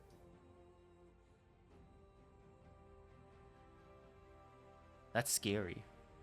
This is like Alchemist using Radiance. Now instead of having to sell it and then buy something else, he just disassembles, buys Butterfly, Divine Rapier. Halberd. Ooh. Why would you do that? I don't know. You'd keep the Radiance at that point. But specifically Radiance into Divine and or Nullifier, I think could be really scary for some heroes. I'm not sure who will do that quite yet, but I think someone will. Refresher Orb, way less mana regen. Okay, just screw intelligence heroes. And the cooldown went up, all right. This meta, a lot of people were building Refresher Orb, more than I ever remember building this item. So I get why they wanted to nerf it. And I guess no one would really care if it lost the health regen. The mana regen's important because Refresher, all your spells and even some of the items have mana costs. So losing a lot of that mana regen, 5 is quite significant. That's like, this almost received a 50% mana reduction, mana regen reduction. So even if you buy a Refresher Orb, it's going to be harder to actually cast all your spells because you don't have as much mana regen. But this shouldn't affect intelligence spellcasters as much, who were like the original target of Refresher Orb, and then lately a lot of carries were building it and using it to get like double BKB and some abilities, which is cool and all, but they're the ones who are going to suffer a lot from this mana regen nerf. And intelligence heroes, they'll suffer as well because they like it too, but like they have other items that give mana regen, so I don't think they're going to suffer as much. SNY down 2%, 5% higher on Satanic. Soul Ring, slightly more expensive. Nice round number. Okay. Swift Blink. Active now grants 35 agility. Okay. Damn. Damn. Worth it on Illusion Heroes? Probably. I think they were going to buy it anyways. Ah, rip Trusty Shovel. It's still in the game though, at least. Arcane Ring down by 2. I mean, these were really good. Ooh, this is nice. Now you can use it to hop up. I think before, wasn't this like 30 seconds before? We're slowly getting there. Now you can hop up a cliff and then hop down in 15 seconds. Let's go. Silverbird, no. It's now the talisman. It got changed. Broom handle. Armor. This is already a really... Oh, no, the damage decreased. Okay. This was a really good item for a lot of carries. So now it'll help them survive more, but help them farm a little slower. Quicksilver amulet. Slight reduction. Okay. Loss of 4 damage. Loss of mana. Less attack. A lot of like neutral item nerfs. Oh, this one slightly got buffed. So this is just a very small balancing on a lot of these neutrals. Okay. Active no longer grants vision to both teams. I didn't know it gave it to both teams. I'm confused by that, though. Didn't the person using Fey Grenade, were they revealed to the enemy team? Is that what's being fixed? Because when you use Fey Grenade on an enemy, you see the enemy, but the enemy always saw that enemy. So, like, I don't know what that means. Spider legs, reduce move speed. Okay, I think that's to try to hurt cores who would just get rid of their boots and just use spider legs all the time. Enchanted quiver. Extra damage and bonus range down. But I feel like I don't like this that much, guys. A lot of people use Enchanted Quiver and they're not ranged heroes. They just use this item because it gives them magic burst. And I'm pretty sure it's True Strike, but I'm not 100% sure now.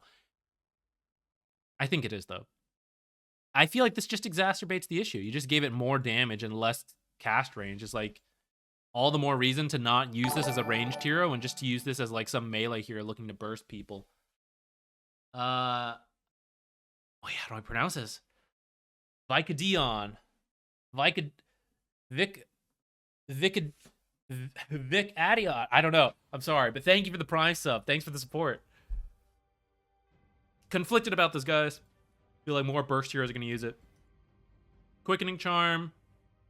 Cooldown nerfed a bit. I guess now that it stacks, they have to like do this kind of thing, maybe. Slightly more HP regen. I don't think anyone picks this item because of the HP regen. Bonus mana down by 100. Okay. I mean, this hurts, but it's also like, there was only like so many people picking this up because of the mana. I feel like it was more about like the passive aura it gave. But the mana was nice. I think this will still be okay. The bonus in down, psychic push range reduced as well.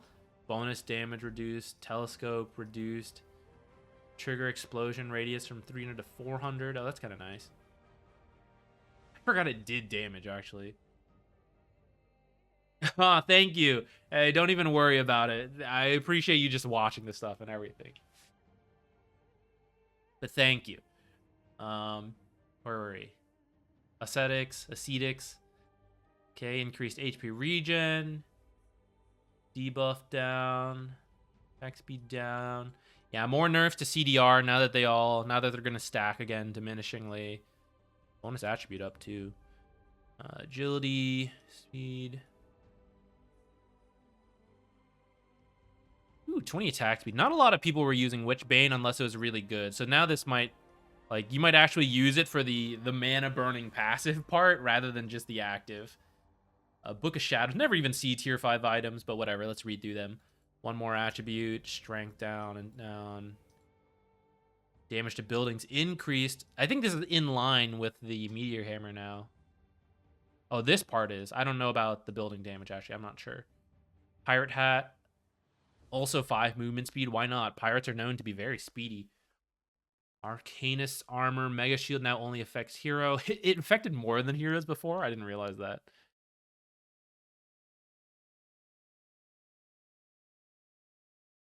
Oh yeah, if you sub on Twitch, I think it hides the Twitch ads. Won't affect YouTube. All right, here we are to heroes. But hang on, guys. This is quite long. I see we're like barely almost to halfway. Let me run to the bathroom and get more water. Because I see we're going to be here for like another 2 hours. All right. I'm back. I'm eating this. We need energy. Also making some tea so my throat doesn't give out. Abaddon support. I always think of this stuff. Mana regen, base mana regen, good for everyone, but like for a support, especially where you have like very cheap items, your stats matter. Or sorry, let me rephrase that. For a support who doesn't get to buy many items as much, how their stats, like what their base stats are, is very important to the heroes if you're going to be a support. So I feel like this helps Abaddon support, who does tend to cast a good amount of spells, but he's a support, so he doesn't have as much money to spend on like a Bassi or something like that. So anything like this helps. Core Abaddon, he has that kind of money, so like he didn't have this issue as much. But of course, both will like it.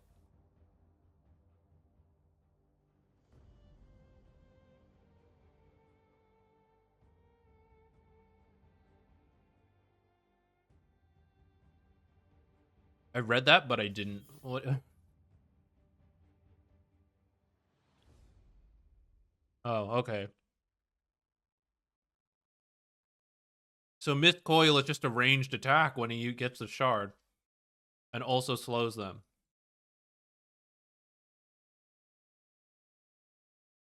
I think that's a core Abaddon item. The support Abaddon gets the range slow, but like I don't think you have that freedom. I think you have to buy the other items rather than the shard. Core Abaddon though, maybe. Talents, okay. Alchemist.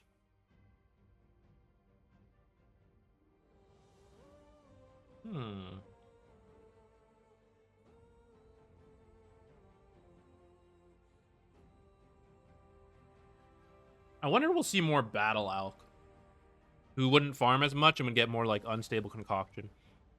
But I wouldn't really expect that. This is still generally good for just the normal alchemist, so he's not terribly popular, so this is a nice buff. AA now deals damage in 0.5 intervals instead of 1 second. So to most people, this won't really matter that much. The reason this matters is it's a little bit more consistent. So let's say you walk out of range in 1.9 seconds. Then that means you only took 1 instance of damage.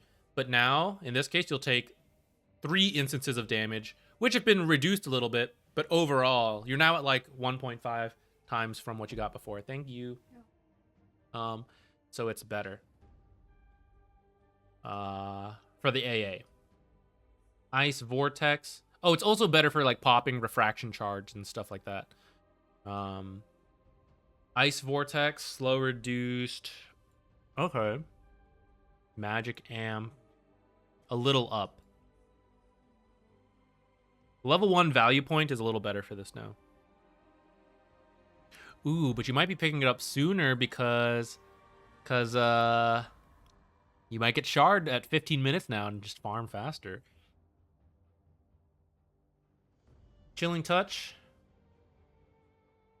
Mana cost. Damage reduction. Okay. So this is a little more usable overall. Chilling Touch. But not like, I don't see it being terribly broken either way. Okay, so AA not like too big of a change. Anti-Mage, the bane of many pubs. A little weaker.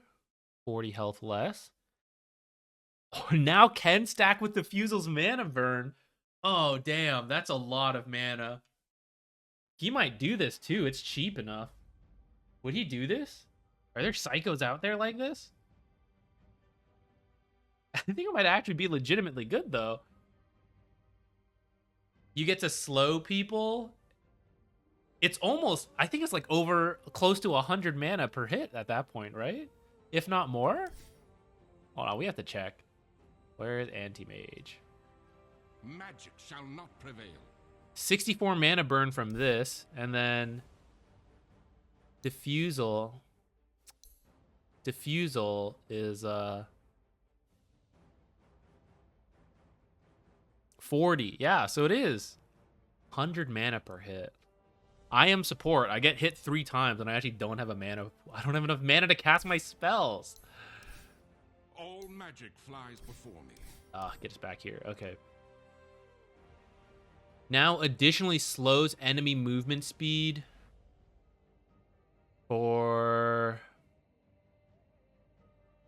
10, 20, 30, 40% for 0.75 seconds when it burns all the target's mana. Okay. That's pretty interesting because especially in the laning stage, mana break is really good. Like when they have mana, then you burn it all and suddenly it's like you do so much less damage. But now you slow them as well. So actually there's still value to it. So this is pretty interesting.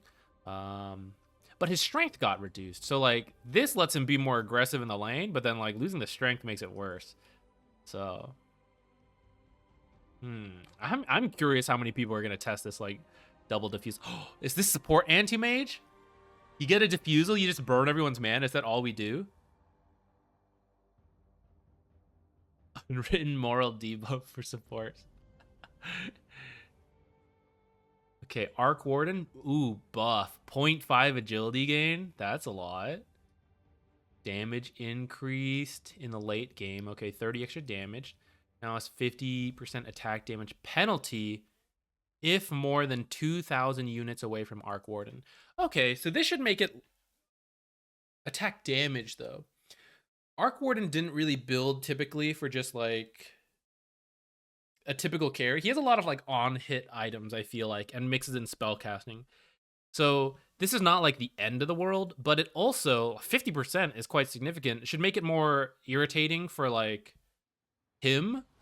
He can't just send out this Tempest clone and just kill a support. I mean, he might still do it, but it's 50% harder from his attack damage, so it might be a little easier.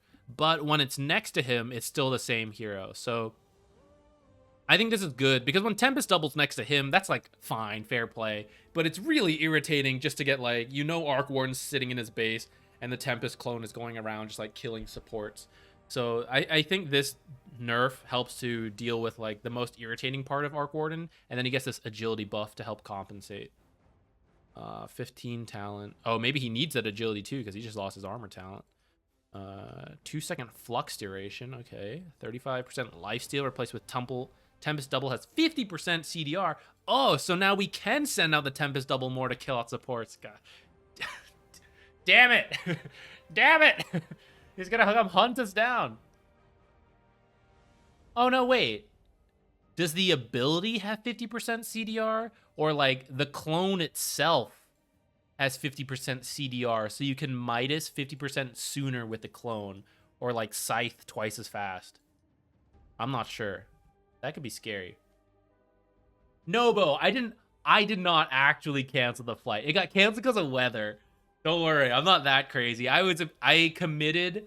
I was expecting to not be able to do the patch this day, but I arrived at the airport, went to check in, and then got canceled. And later I checked the timing of the emails. The email got to me as I was like walking into the airport. So I Ubered to the airport and back. Woo! Just to bait the patch to come out, and then I came back here. Oh, it's too hot. Ugh. Okay. Axe now deals physical damage, rescale, armor. What the? I think this is the first case of this. Is there anyone else who scales any kind of damage based on armor? Sorry, I'm kind of far from the mic, but I don't think anyone has something like this. I think this is actually a buff to the hero. Axe. I don't think Axe. We can just check actually. Axe has okay armor, I think, and then you could even like buy some. Where the heck is Axe? Or am I wrong? Does he have low armor? Oh, 2.3. That is lower than I thought. I was thinking he was in like the 3 to 5 range. So in that case, it is an overall nerf because it's not like you're gonna buy like 4 armor for this. But in the late game, super armor axe? That's probably dumb. This is very interesting, though, to me. No longer grants move speed. Now only slows enemies as long as they're not facing axe. Oh, this is the true, like, let's fight kind of ability. And slow rescaled. Okay. Whoa, 35.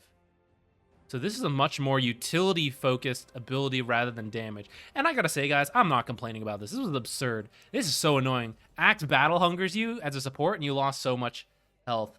So this is fine with me. Oh, battle hunger plus call. I gotta read the rest. Okay. Shard. So counter helix shard debuff now reduces total attack damage taken by axe from the affected unit. So axe, once he spins on someone, then takes less damage. This makes blade mail deal full damage back since the outgoing damage isn't reduced. I think that's how that works. I probably have to read that again, though.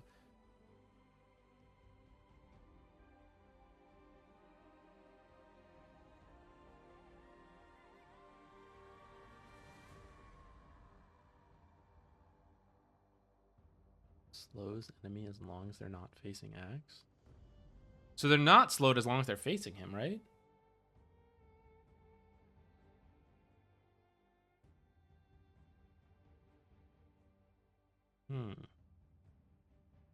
Killing an enemy grants a permanent... Oh. Damn, we're really adding a lot of these scaling mechanics in on kills. Gains armor per kill. Cooldown increased on enemy hero kills. I was about to say, like, can you just ult creeps? Cooldown increased from 75. Higher cooldown. Mana cost. Slightly higher at the start, lower at the end. Attack speed bonus. Damage now pure and pierces magic immunity. Damage increased. But you only, like... This isn't the damage threshold to kill, right? Or is it? Because Culling Blade just kills you if you're below a threshold. But if you weren't below that threshold, then it did damage. And that's what I think this is. This right here.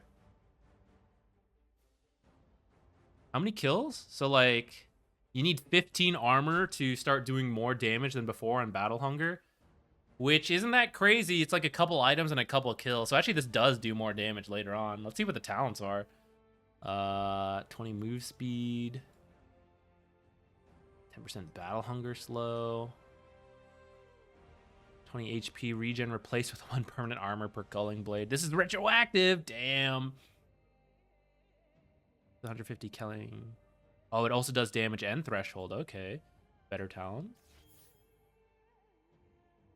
100 Battle Hunger DPS replaced with 2 times Battle Hunger armor multiplier. Which means it's assuming Axe is going to get to at least 50 armor for this to be better. Which now that he scales with potentially 3 armor per kill... And then any items. Is that feasible? 50 armor is a lot, though. Oh, but he also gets armor from when he uses Call. I forgot about that. Oh, that actually does so much damage then. I forgot Call gives like 40 armor. Alright, yeah. This is good. This is good. So maybe it is a damage ability. I thought it was going to be like more utility with this increased slow. But actually, maybe Battle Hunger just does nutty amounts of physical damage. Well, it is physical damage, so it is going to be reduced by the enemy's armor as well. Okay, guys, the real question here out of all of this, can we do this as a support? So what would the build be? Your Axe support, you get Battle Hunger. You're just going to be a tank. But you're going to play the exact same way as like regular Axe, I feel like. No, you're going to max Battle Hunger and Call. Oh, it's 30 bonus armor. But still. It's only 3 seconds of bonus armor, though, for that much. But still, that means level 2. Okay, someone math here for me. Level 2, 10 damage per second. Then you call them. 30 extra damage for 2 seconds. So that's 60 damage. So 60 damage for 2 seconds. And then we have 10 seconds remaining of 100. So it's a 160 damage combo that is also reduced by armor. So it's not as good as I thought. Oh, but then you also have more armor going. So let's say you're at like 3 armor. So it's actually 13 damage. But it's still like not. Well, it does push it up to like a 200 damage combo. 50 and 80 mana combined. Oh, guys, if Bassie still gave armor, so good. So good. Don't even play with counter Helix? Oh, but you'd be stealing a lot of kills as support. You just need 1 call, 1 point and call, and then Helix again. Well, the point and call is to have like a 3.2. My idea is a 3.2 second stun on 11 seconds. That seems more like support like than like counter helixing. Oh, we're gonna think.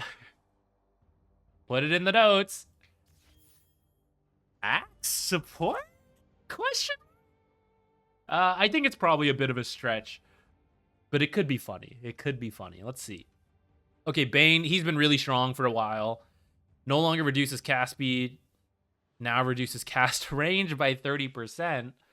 Damage reduced. Okay. That's not the nerfs I were or the changes I was expecting. Well, hang on, guys. I gotta add some honey to this tea. I hear honey is good for your throat. Like if you're like talking. Just singing, use head voice instead of chest voice. I don't know how to do this, but you're right. I probably do need to learn a bit about that. Only really affects me on like patch days. Actually, the replay streams also affect my voice a bit. Bat Rider, 1 armor. Ability draft, Bat Rider take battle hunger. Reworked shard. Flaming lasso no longer disarms you. Your attacks apply 1 stack of sticky napalm. Whoa, that's pretty cool. Fish Plums, thanks for the sub. Aw, thank you. Thank you for the support. I am doing well. I've been so excited my flight got canceled so I could do this. But I'm great. Let's see, your attacks.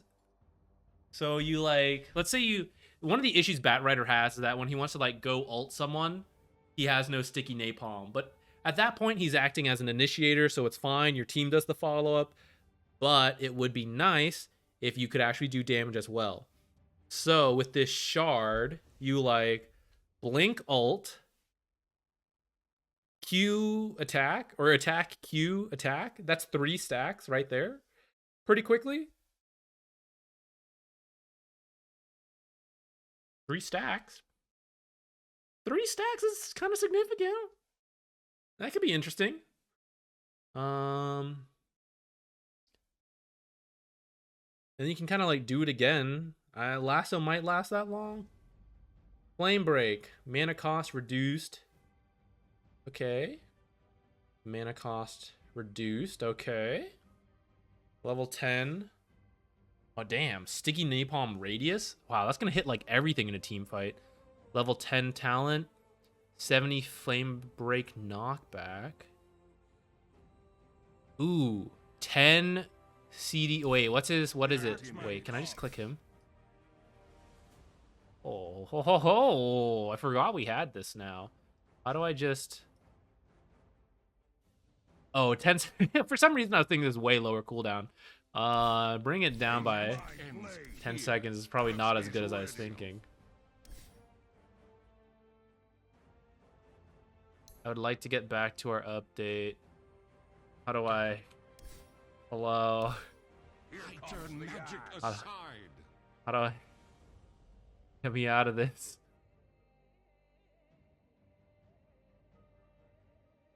Okay, we're good. Let's never do that again. Oh, went too far. Went too back. Oh, perfect here.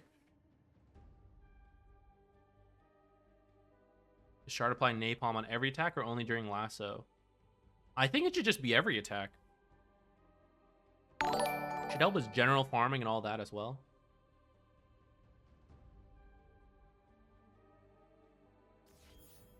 Well, 15 talent plus 5 sticky napalm replaced with 25 movement speed. 30 move speed replaced with 2 flame break charges. 20 magic resist replaced with plus 6 napalm. We're just shifting everything around. And then minus 35 flaming lasso cooldown replaced with flame break. Flame break applies 2 sticky napalm charges. I don't know. Is 10 seconds at 15 better than 35 seconds at 25? I'm gonna think not. I don't know about this one. Aquana relax. Thank you for the follow. Welcome. That is broken at the moment. His illusions are applying. Oh, I hadn't thought of that. All right, guys. So new, you blink, you ult, you manta.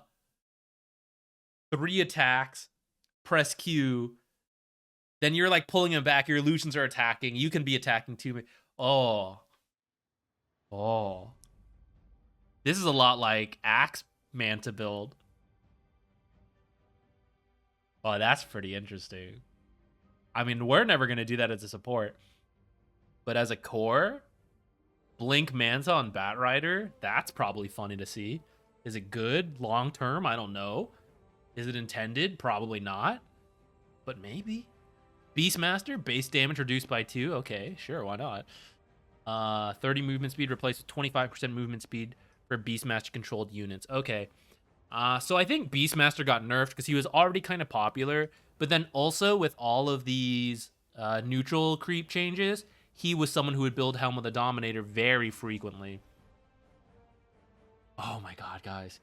Beastmaster Roar into Ogre Smash. You're stunned forever. Holy shit. Who can you not solo kill in Roar plus Ogre Smash? Mid Beastmaster's back, guys. Mid Beastmaster rushing the Helm of the Dominator, getting Ogre Smash, just roaring Ogre Smash.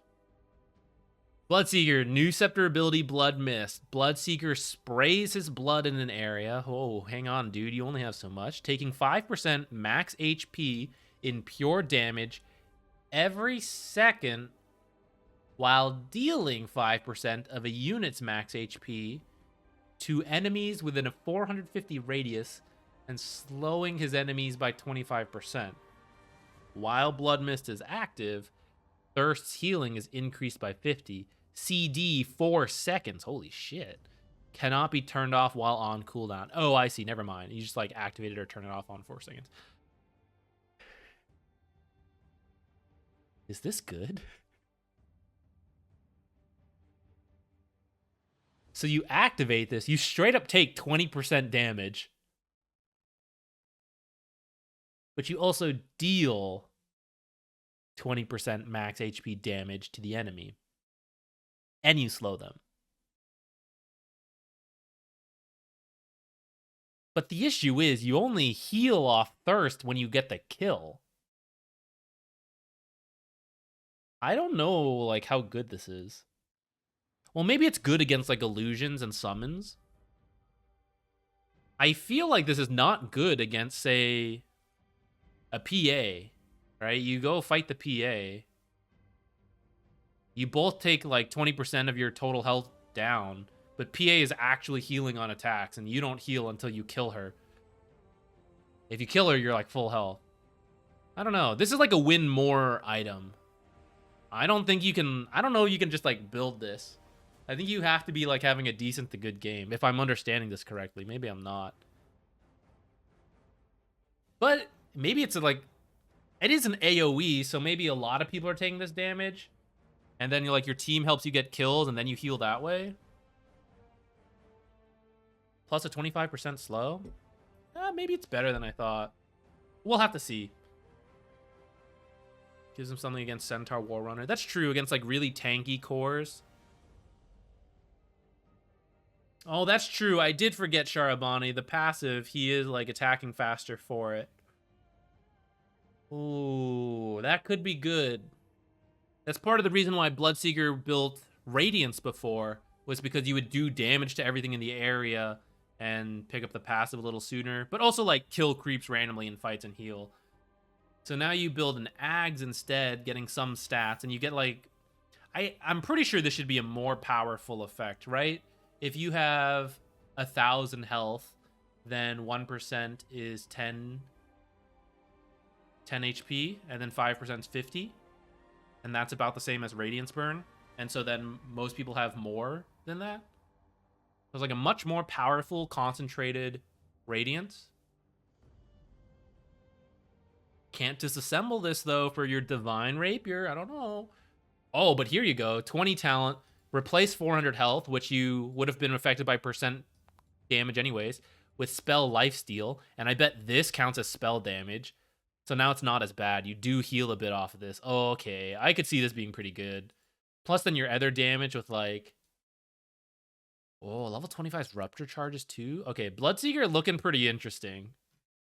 Bounty Hunter, that's this guy right here. Movement speed increase. Let's go. 5 more move speed. Roaming. Shadow Walk, cooldown from 15 to 18, 17, 16, 15. Okay. Level 10 talent, plus 2 Shadow Walk slow duration. I didn't love that much.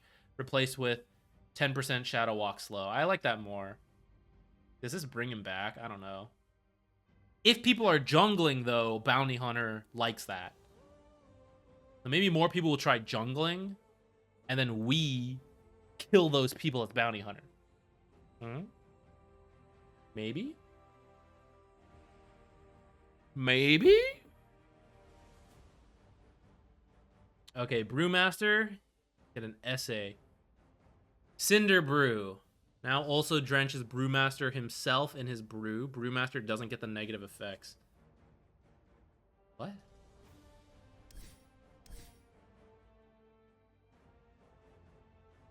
Raise 'em high, friends.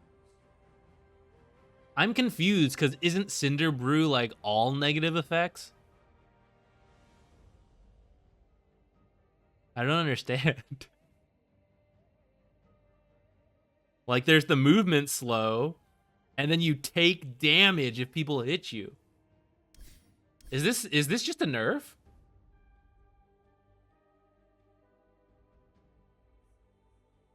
But the damage is a negative effect. I don't really understand, guys.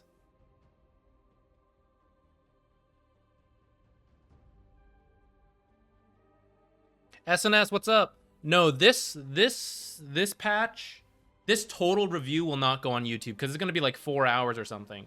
But I will post like a patch highlights. I don't know. Actually, a couple of people have asked, should I just post the whole thing online? It's really long, though. Most people don't watch like the whole 4 hours. And that's why I've been doing like patch highlights instead. And then I leave like the Twitch VOD up for people who do want to see it. Keep reading, it makes sense later. Okay. Drunken Brawler. I'm doing a purge, guys. I'm like, this makes no sense. Okay. Drunken Brawler, reworked. Brewmaster gains 3 stances. Oh, God. 3 stances based on his elements that he can... There's 4 now? Based on his elements that he can freely switch to. Stances have stronger effects if Brewmaster is affected by Cinder. Ah, I see. Okay. I get it. So, Earth Brawler stance grants 1 through 7 armor, 5 through 20% magic resist, so he's just tankier. Effect is tripled with Cinder Brew. Let's say level 1, you have like 1 point in each. It's what, like 3 extra armor and 15 extra magic resist when you're like fighting in a level 2 fight. Though if you're fighting in a level 2 fight, you're probably taking your Q. So maybe level 4 makes more sense, where you have like 1-2-1 build, or maybe like a 2-1-1 build. But that's still good. 3 armor, 15 magic resist. Late game, this is what?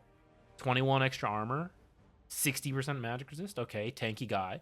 Storm Brawler stance grants Brewmaster 15, 20, 25, 30 evasion, and then 5, 7, 9, 11 movement speed. Effect is tripled. You actually just have like 90% evasion in the late game. That's kind of crazy. 33% movement speed. Fire Brawler stance grants Brewmaster 24% chance of dealing crit damage. Okay, chance is tripled. So then you're up to what? 73? Or sorry, 72? Essentially a crit every hit. And then for whatever you're at.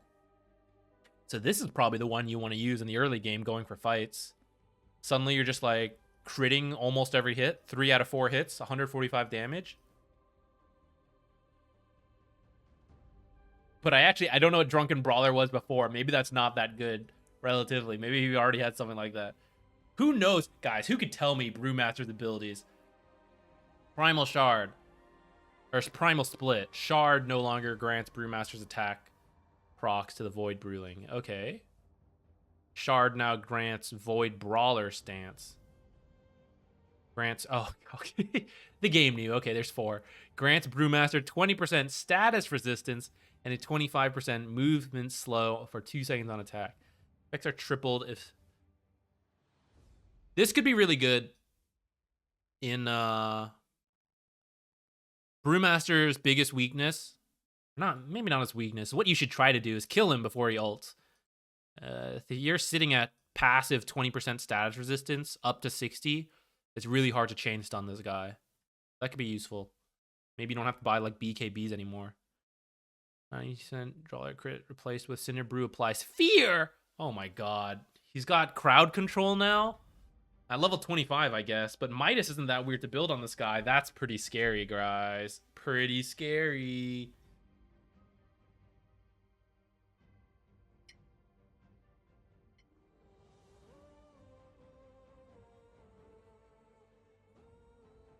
B Purge, post the full hour. Well, see, I figured who would pick me over Purge, right? I didn't want to tackle the same market as Purge. And then I felt like if I did the 6-hour like patch review and then like a 20-minute highlight, like most people would probably just watch the highlight, it felt. But posting this is really not that much extra work, so I really don't mind doing both if that's what people want.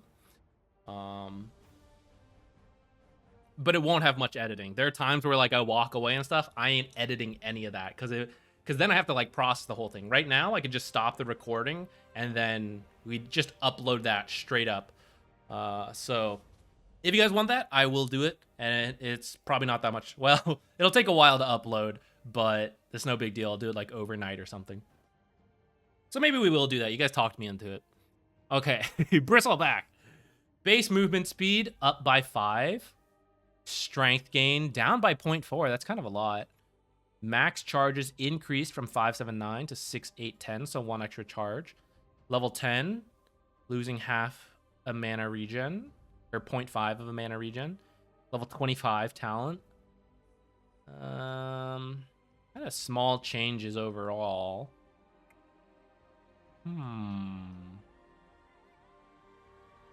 This is pretty interesting to me. Because Bristleback really depends on just running at you. And level 1, maybe the first couple levels, not everyone takes his point in Q, which has the slow. And so it's just a matter of like him running at you and casting quills and attacking. So a little extra move speed can help him in that phase. And that's where Bristlebacks, especially in anywhere sub like, I don't know, 4K, where Bristleback tends to get like underestimated the quill damage a lot. This could like really help him get like some of those extra kills and really pop off. At the highest level though, I'm a little more worried about losing a good chunk of strength. But he now scales a little better as well, so bit of balance there. Can Brewmaster be a support? That some people do him as a support. Let's actually look at this again real quick. If you're a support, I'm pretty sure you're maxing Cinder Brew. And then the Q is just so good in early fights. But maybe if you have a lane partner who has spell damage to proc Cinder Brew, then you could take Drunken Brawler and passively sit at what? 1 extra armor? Or 15% evasion and 5 extra move speed. Or just like casually crit on some of your hits. Every 4 hits is a crit. What are your base stats? Truth compels me. It's brawling time. 2.2 armor, 310 move speed. So you could buy some extra regen, take the armor. Look at this essay of a tooltip.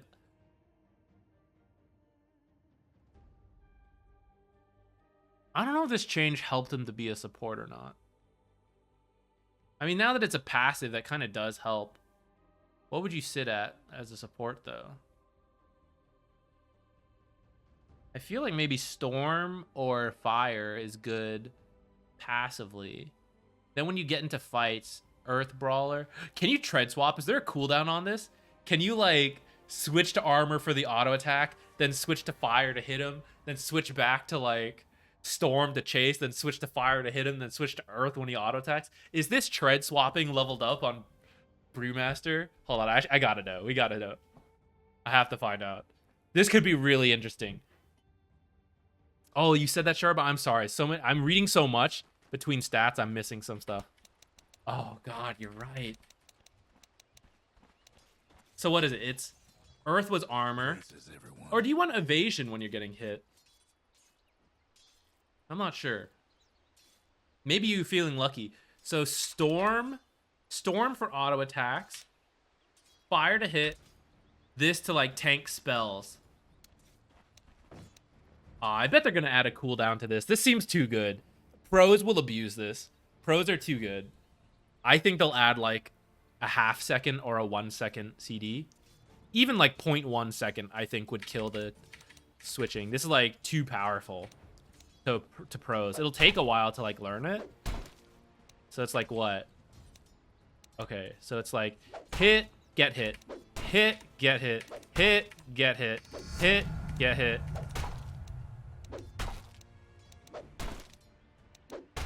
It's too easy. Pros are going to abuse this. Oh. If it gave stick charges, it would be balanced. No, actually, no way. It's still too good. Is this doable as a support? It might be, guys. Let's throw that on the list. Brew support? Question? It'd be a weird one. I don't think it's going to be like the meta or any... Oh, I'm sorry, guys. I keep forgetting that it's a weird size for you when we like do other things besides read patch notes. Hopefully you guys saw enough of that.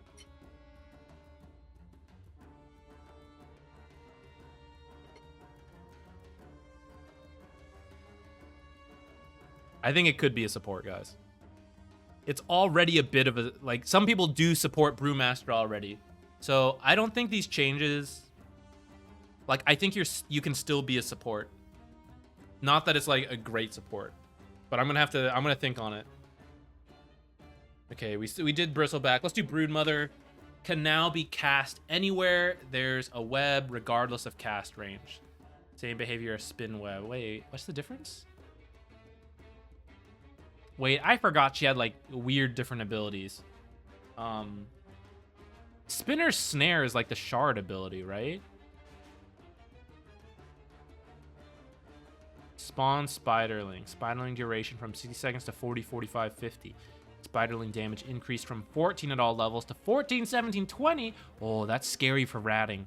Poison Sting no longer deals damage per second. Poison Sting slow rescaled from 8 to 6, 8, 10. I mean, the DPS from Poison Sting did not matter a lot to the Brood Spiderlings. I don't think so. But I'm not a Brood player, so I'm not super sure. 10 agility replaced with +3 spin web max webs. Does not affect the charges. Okay. 30 attack speed replaced with 16 agility. Okay. 20. 15 silken bola. Okay. So what the heck are Brood's abilities then? The question is, can we do Brood support? Global help with... Oh, no, it's the Ags. The Ags is the Spinner Snare. Shoot. I was thinking, could you do, like, Brood support and just, like, rat and then globally assist with Spinner Snare? But it's the Ags. You don't have money for that. No, it'll still be a core. Damn. Damn. Damn it all. What's Dota if we can't play Brood support? Strength gain. I think he was originally the highest strength gain. This might bring him down. I think other heroes might be really close now. But maybe I'm not. Maybe that's true. But he gained 1 armor for it. I guess that's why. Hoof damage. Okay, bit more damage. Shard now applies its strength bonus before dealing damage. Oh. Scepter damage reduction from 40 to 20, 25, 30. Okay. Now leashes affect... Why does that make any sense, though?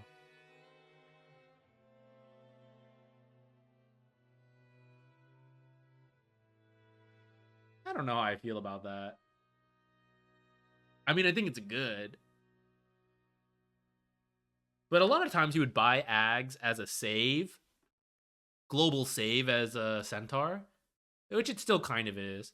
But now you can also leash for... I don't know how long Stampede is. Usually you could hover over these and like see them. I don't know why they changed it. Or maybe it's broken this time.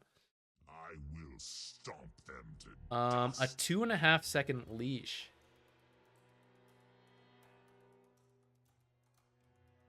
Parzi, have a good night. Thanks for dropping by.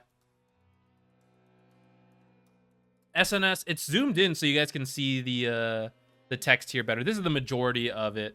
So yeah, sorry, I forget when we changed to other things. You guys are seeing a zoomed in version, but that's why this one's zoomed in, is so that everyone can read the text a little easier.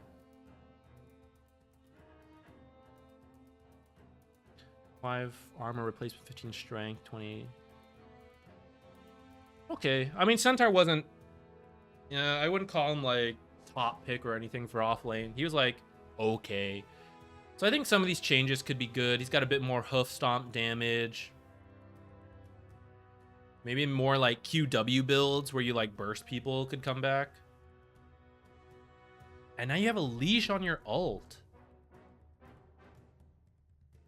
I mean, that's really powerful. 2.5 second leash on heroes like Earth Spirit. Sorry, I don't know why I said Earth Spirit. Void Spirit, Storm Spirit, Ember Spirit, right? Where as Centaur it used to be so hard. Stomp is so slow. But now you just like Stampede, blink on them. And they can't do anything. Then you stomp them. I wonder how big the leash range is. Let's take a look at that. Deals 1.5 damage to creeps, a little fast. Oh, damn. Guys, I have a bingo list here of things I was kind of hopeful for. So first off, just general chaos and confusion. I think we have a little bit of that. Then I was hoping for like Invoker or CK support or just some other fun support. It looks like CK. I don't think this is going to make him a support, unfortunately.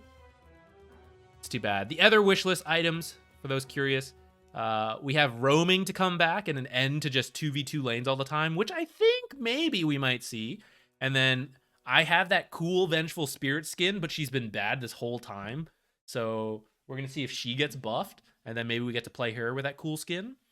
General map changes, which I don't think I saw, unfortunately, unless it's at the end, but it's not usually how it goes. Less toxicity for Techies. I don't know if he'll get that or not. And then a change to sentries or observers, which I don't think we saw either, because everyone just like buying all the sentries at the start, blocking camps. It's just kind of boring to me. Yeah, I was really hoping for some map changes. Okay, here's Chen. Bonus move speed increased. The max one really just went up. Okay. The creeps are a little faster to come use their like kick-ass new abilities. Hand of God, heal reduced by quite a lot, actually.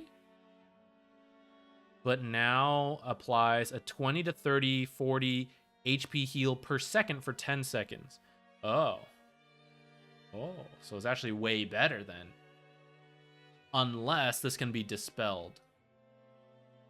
Can be dispelled or reduced, in which case it'll be mostly better for the hero, but occasionally a little worse when they have the right tools to deal with it. That's interesting.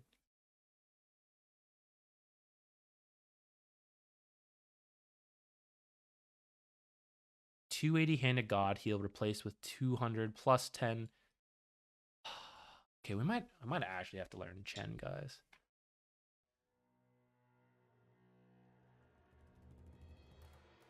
Chen support. This might be it. Running around ogre smashing people sounds pretty funny. It might be time to learn Chen. It might be time. I'll have to look back at the items and everything. But I mean, Drum's got that buff. What else? There's that, like, Vlad's buff. You can now take towers. Like, didn't he have a talent? Doesn't he have a talent for taking ancients? So begins the persecution. Or is it the Ags?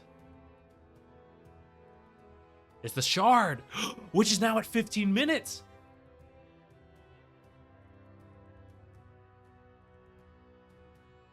Oh, guys. Oh, yeah, we need to see if the GPM Kobold stacks.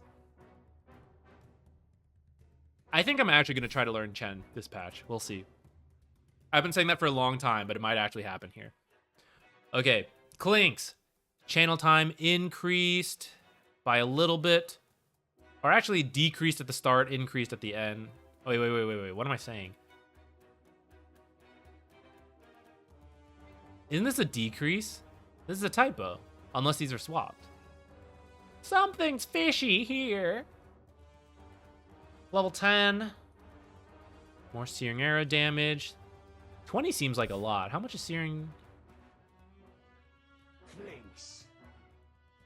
33% increase. At level 10? Does he have the mana for that, though? Now, like, Orchid also does not have the mana regen as well, right? 30 Searing Arrow damage replaced with Death Pact. Gains creep abilities.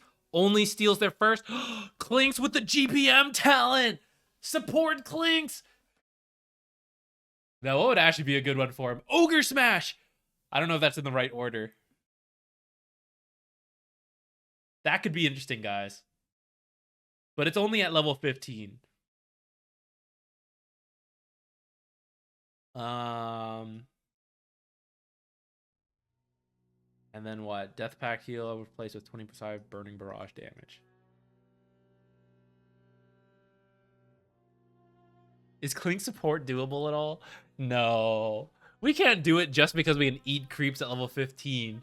We might as well play one of the other heroes. But it's interesting. Let's think about that for the future. Maybe. Rocket Flare damage replaced with Power Cogs. Leash units inside. Wow, we're really trying to get this leash thing going. I can still just 4-staff out though, right?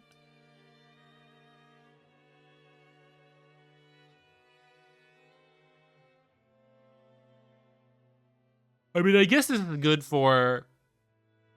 So, like, 4-staff still counters this, I think. But heroes like Ember, who maybe you hookshot to, and then you power cogs. Before, Ember just has, like, those really instant spells, and he could still get out of power cogs. But now if he's leashed, he probably can't. Unless, I don't know, there might be something. But as I am understanding it, I think he couldn't get out now at level 20. But that is level 20. This is kind of far. I feel like at that point, well, this could help core Clockwork maybe. This is the reason to like get more levels on Clockwork. But it's kind of weird, right? Why wouldn't you just pick someone else at that point who has like better natural lockdown? But this could still be good. The later the game goes, this Unleash could be powerful.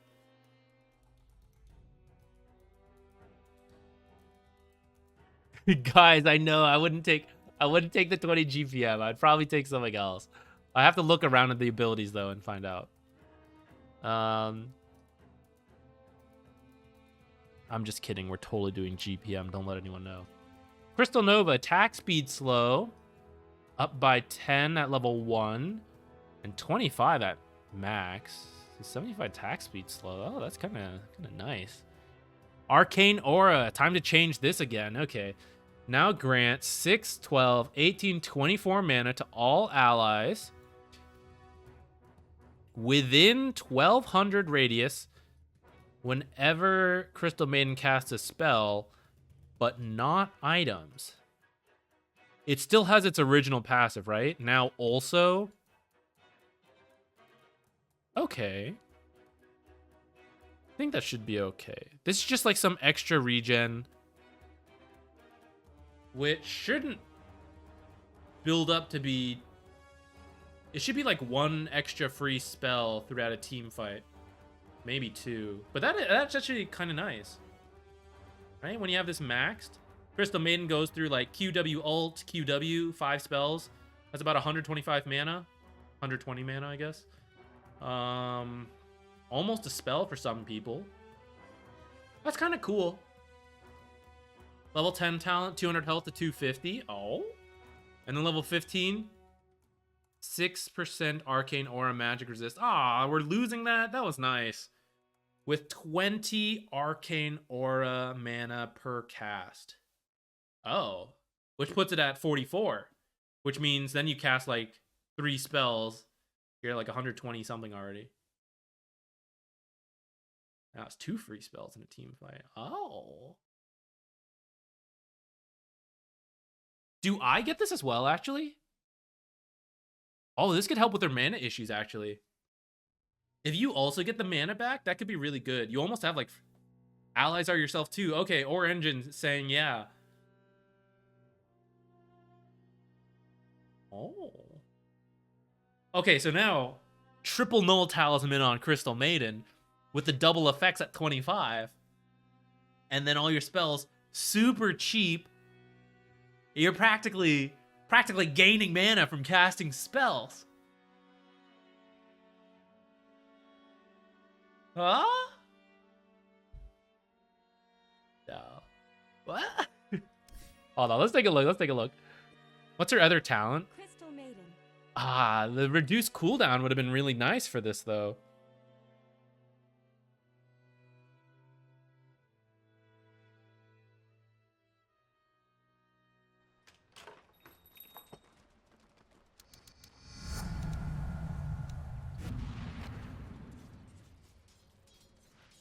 Places everyone.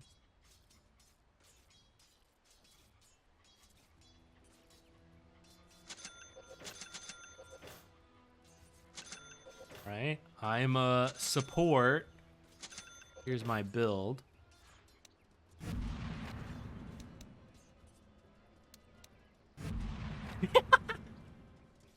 Wait, what? Not yet.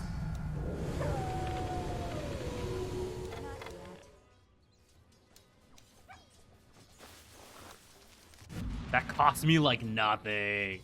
Oh man, I am gaining mana here. I'm not even using any. This isn't even with the talent or the double null talismans. Okay, no, but this part is a little silly. We wouldn't get that many with her. I don't know if I would get to 3 points either. I'm a big fan of like leaving it at 2, but this is still a nice chunk for yourself, I think. Like before, at level 6, you often didn't even have enough mana to use all 3 abilities. You frequently had to decide, am I going to skip my ult or not?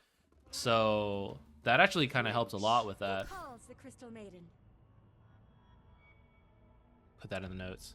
Write that down, write that down! Crystal Maiden. Looking good. I'm going to have to think about the items. Oh, sorry, guys. You just used to have to deal with the zoomed in. Sorry. I forget. I keep forgetting to switch it, guys. It works with her. Believe. Darkseer. Strength rescaled from 20 plus 3.1 to 22 plus 2.6. Does this work out to be the same? I don't think so. This should actually be a little less. He'll be stronger up front, though, but weaker the longer it goes. Because in 4 levels, he lost 0.5 strength gain. So in 4 levels, he would have had that 22 strength. Or 2 extra strength. Yeah, weaker in the long run. And dumber as well. You know, for someone who brags about being really smart as Darkseer, he does not have very high int gain relative to like other intelligence heroes. Duration rescaled from 25 to 21, 24, 27, 30. Scepter bonus duration reduced from 20 to 15. So you still end up at the same bonus duration, but now even without the ags, you have longer. That's nice. can now be cast on hero creep units. This is like the bear, lone druid bear. I don't even understand why you couldn't cast it on him. Well, kind of understand, but also it's a little silly. So we're removing that. Normal punch, slightly less illusion range. Okay. Dark Willow, base HP. Ooh, a buff to that. Now deals 50 damage every half second at all levels. Total damage rescaled. Ah, so this is a nerf then. Nerf at level 1. Buffed at max level, but by 10. So you're losing 20 damage at level 1. And if they ever hit multiple, you're losing, like, now 40 damage. I'm kind of sad about that. Because Bramble Maze is frequently left at 1 point for quite a while. So, kind of a nerf on that one. It does provide True Sight over time, though, where before it was kind of buggy. So that part is a buff, but still, you're losing some damage there. In these early game fights, 20 damage doesn't matter. Now has 0.3. Oh, no. Oh, no. Shard no longer reduces cooldown by 2 seconds. Bedlam, seconds per revolution decrease from 1.8 to 1.5. So you complete a revolution faster. Damage reduced. This is an overall nerf to the hero. Especially this fade time.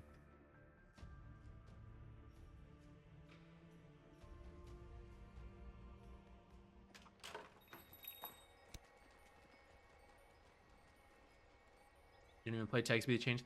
I need to test the abilities. I wasn't sure how to take them, actually. I was reading everything before looking into this. Oh, fade time. Okay, guys. The reason that fade time's no good... I should have dodged that previously. 0.3 is very significant. It's much harder to predict now. Before, like, this is part of her trading, is to disjoint spells and auto attacks using Shadow Realm. And now it's just, like, way harder with 0.3. And in fact, it's just straight up not possible in some cases. So...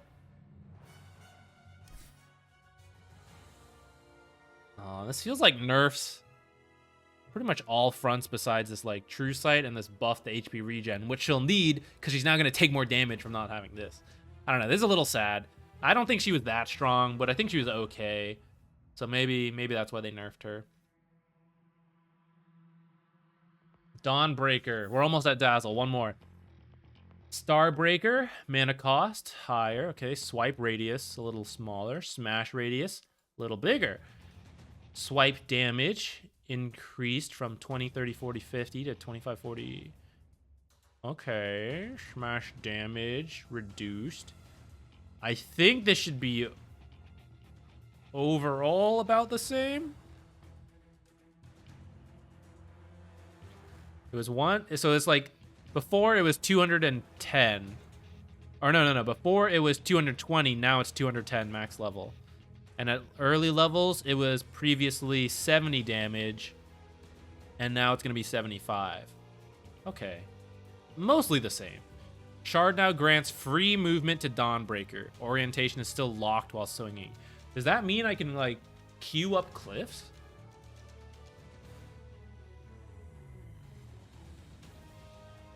I think it's mainly so you don't just get, like, body blocked by creeps and stuff, I think. I don't know. I don't play enough Dawnbreaker to know how her Q interacted before. Celestial Hammer, Fire Trail Radius, and Projectile Radius increased. Okay, a little easier to hit people with that. Okay. Allied Healing Percentage increased. Okay, I never really felt the effects of Luminosity that much, so, like, maybe buffing it, it's kind of nice. I think this kind of thing is hard to tell, though, because it's, like, in the heat of the moment with all the Qs and, like, hits hitting, maybe it's more noticeable than I thought, but it's being buffed anyways. 30 swipe damage specifically, now 25, so that's a buff. And then Luminosity crit, okay. Dazzle, oh, good juju and bad juju. Okay, this is gonna be interesting. Reworked Scepter, good juju, now also reduces all of Dazzle's item cooldowns by 50% and can be cast on an ally to reset their item cooldowns. 80-second cooldown here. 250 mana cost. Poison Touch. Cooldown reduced from 27. Well, the issue is, like, the first 2 levels, which is where you usually leave it at, are about the same. 1 second less than the second level. Shouldn't matter that much. Shallow Grave now grants the target 2468% incoming heal amp for each 10% missing. So let's say you have Shallow Grave maxed. You should be getting like 80% extra heal when you're down at like 1 HP because you have Grave. So that's kind of helpful, because the issue with Grave is it's mostly a stall tactic. Not so much, it's like a save, but not, because very frequently you just die right after Grave ends. But now you might actually heal them up enough to truly save them. Mana cost reduced, okay, cheaper. Mana and cooldown rescaled by a little bit, okay. Good Juju, passive. Whenever Dazzle casts an ability, all of his abilities' cooldowns are reduced by 1, 1.5, or 2 seconds. Okay. Bad Juju. Whenever a unit is affected by one of Dazzle's abilities, they lose/gain 1, 2, 3 armor for 8, 10, 12 seconds. Can be activated to deal 30, 40, 50 damage to all enemies and heal all allies by 30, 40, 50 HP within 1200 radius. Mana cost 50, 75, 100, CD 15. So the reason these numbers seem small is because it's not actually about doing that much. It's about applying another negative armor. And now with this good Juju, you're just cycling through spells trying to lower their cooldown. So 9 seconds. That's Shadow Wave max. 1 second. Then you like... As you cycle through these, you have 4 abilities, so you're losing 4 seconds. No, 3 seconds, because you have to cast one first. Unless one's already on cooldown.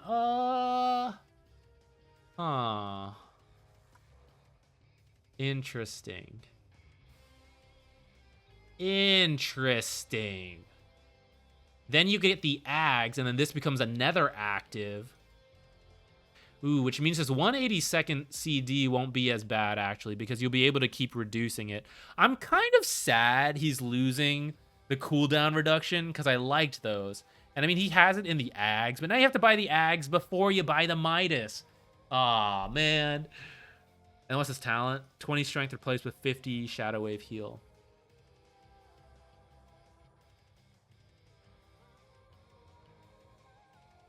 Q is better.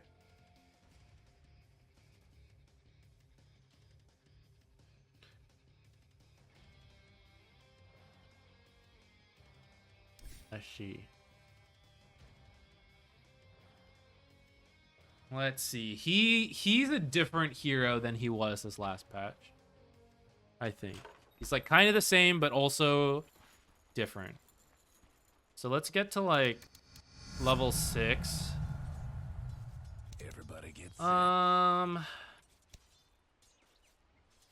At this point, this is like a pretty common build for me, I think. And then like start to max Shallow Grave. I mean, maybe it's a different build, but we're just doing this to test. Let's put like an enemy here.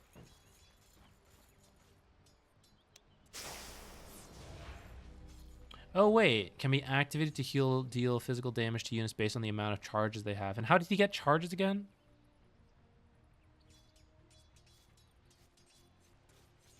How do you have a charge? Q? 1 charge? Heal, Grave. We still only got 1 charge. I don't understand. What's this charge system?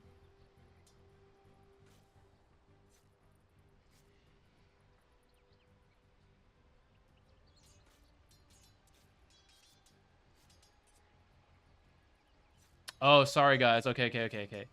Here.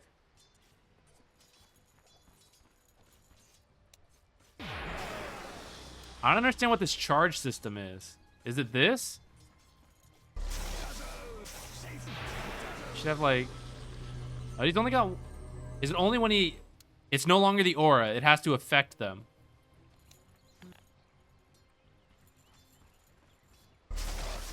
Two charges? And then I did like... Oops. Oh yeah, okay. So the more things that affect them, then you do 30 heal or 30 damage per stack. Actually, I'm kind of worried about that. That implies that getting levels is good, and then implies core dazzle.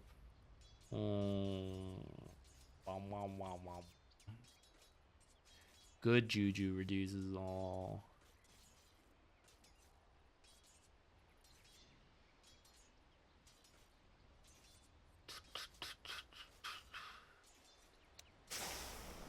This is really big, though. So you, like, enter a fight, and you use this first just to, like... Well, no one has any stacks, so you don't get much. Save a teammate. Oh, I can't cast on those.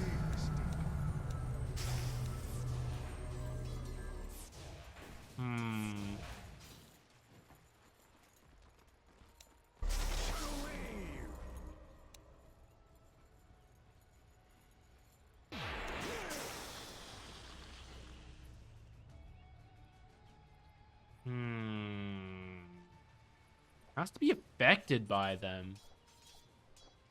Before, they just had to be, like, in the area. So now it's really just, like, Q, which you can reliably cast on people, and then the ult, bad juju. Shadow Wave, you can't really control whether it's affecting people or not. Aww. That'll be interesting. Let's put it on the list! Dazzle. Alright. I mean, do you guys even care? Should I have it zoom? Oops. Should I just leave it zoomed in? I'm not even going to remember. If we trial these more often, I'm going to forget to, like, change it.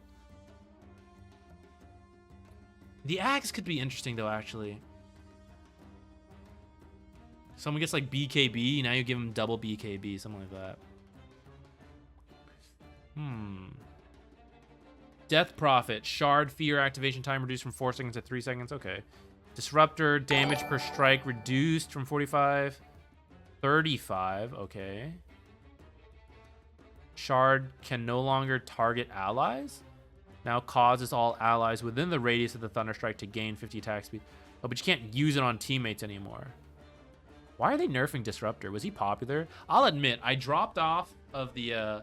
Hey, Alex with the raid. Thank you. Welcome, everyone. We're still reading the patch. We're at Disruptor. You can see we're like halfway. We're like 3 hours into the stream. Welcome. He was reasonably popular. I kind of like missed out on the end of the meta, I'll be honest. So I like saw some of it, but I didn't realize Disruptor was like terribly popular.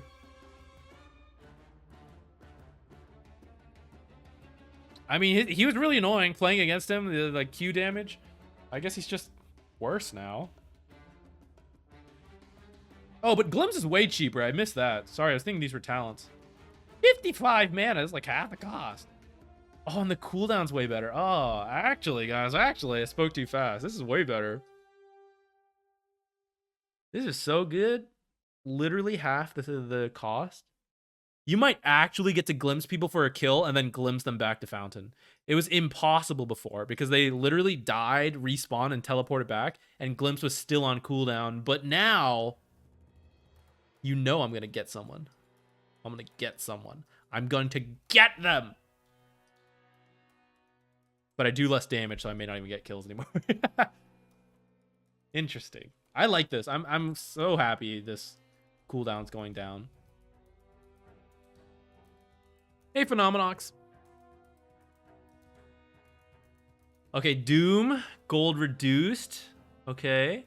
Now grants Doom armor. All right. Burn damage rescaled. Okay. Mana cost. Okay. So I don't think they're doing any like major changes to Doom because now he's gonna eat those creeps. You're gonna see some Doom smash and stuff. So I think that's why they're not trying to like do too much to him right now, because he might already become super good with some of these creep changes. That could be fun. Dragon Knight, damage, rescaled, worse at the beginning, better at the end, okay. DPS of Fireball increased to 80. Getting kind of scary. You see people build Shard again. All right, attack range on the talent, okay. Base strength down to more fragile at the start. Kill her, multi-shot, 2 to 1.75.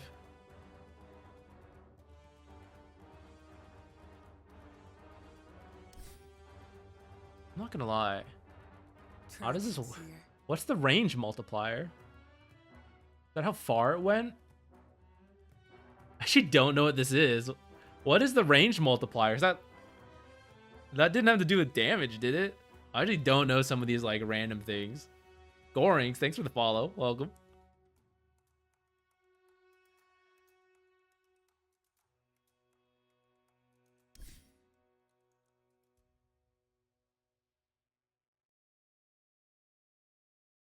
When you multi-shake, you get additional air range. Like, it goes that far. It's just how far the cone went out. Okay. Why did they base it on it for attack range? Why didn't they just give her, like... I don't know. I didn't realize that's how that ability worked. Provides 10% move speed to Drow Ranger. Oh, that's kind of cool. So when you push someone away, you're faster to run away. Well, she'll need that now that she has 40 less health. Earth Spirit. Less strength. Kind of a lot. 0.6. Base HP reach. Oh, damn. 0.75? The man doesn't even need Tranquils anymore. Damage. Increased. 15 damage at level 1. Slightly more knockback at the beginning. These are kind of weird numbers anyways. It's really just standardized. Cast point. Oh, not even 0.01. Now 0. Straight up 0. Same with Rolling Boulder. Mana cost up, though. Roll delay a little faster.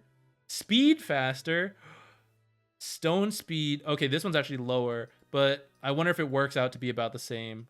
Oh, yeah, it is. It's the same. Damage rescaled from 70, 90, 110, 130 to 30 plus your strength. I don't know how I feel about this.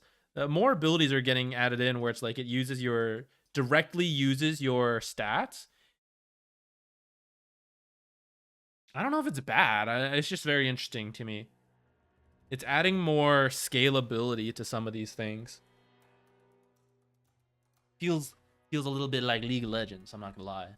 Like abilities scaling further. I think that's why it feels weird to me. 100 strength.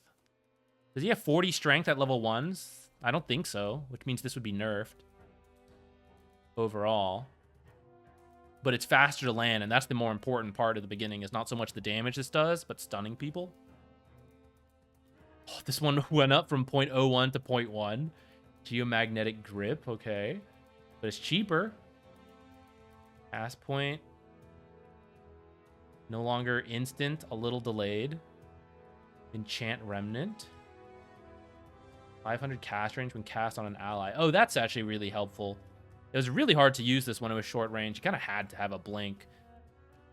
By the time you roll in, like, they're dead. So you had to be like very well timed with this stuff or have the blink. And now you have a bit more room to work with.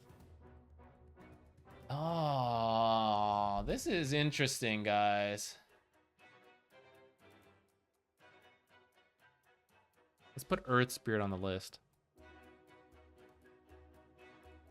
Earth Spirit. I'm intrigued by these changes. Alex, have a good night.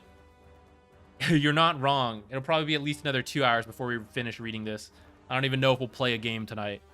Still have to work tomorrow. But Friday, will I be working? I don't know.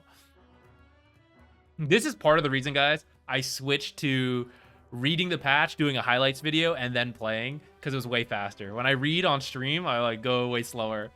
But I don't mind. It's kind of fun to do with you guys.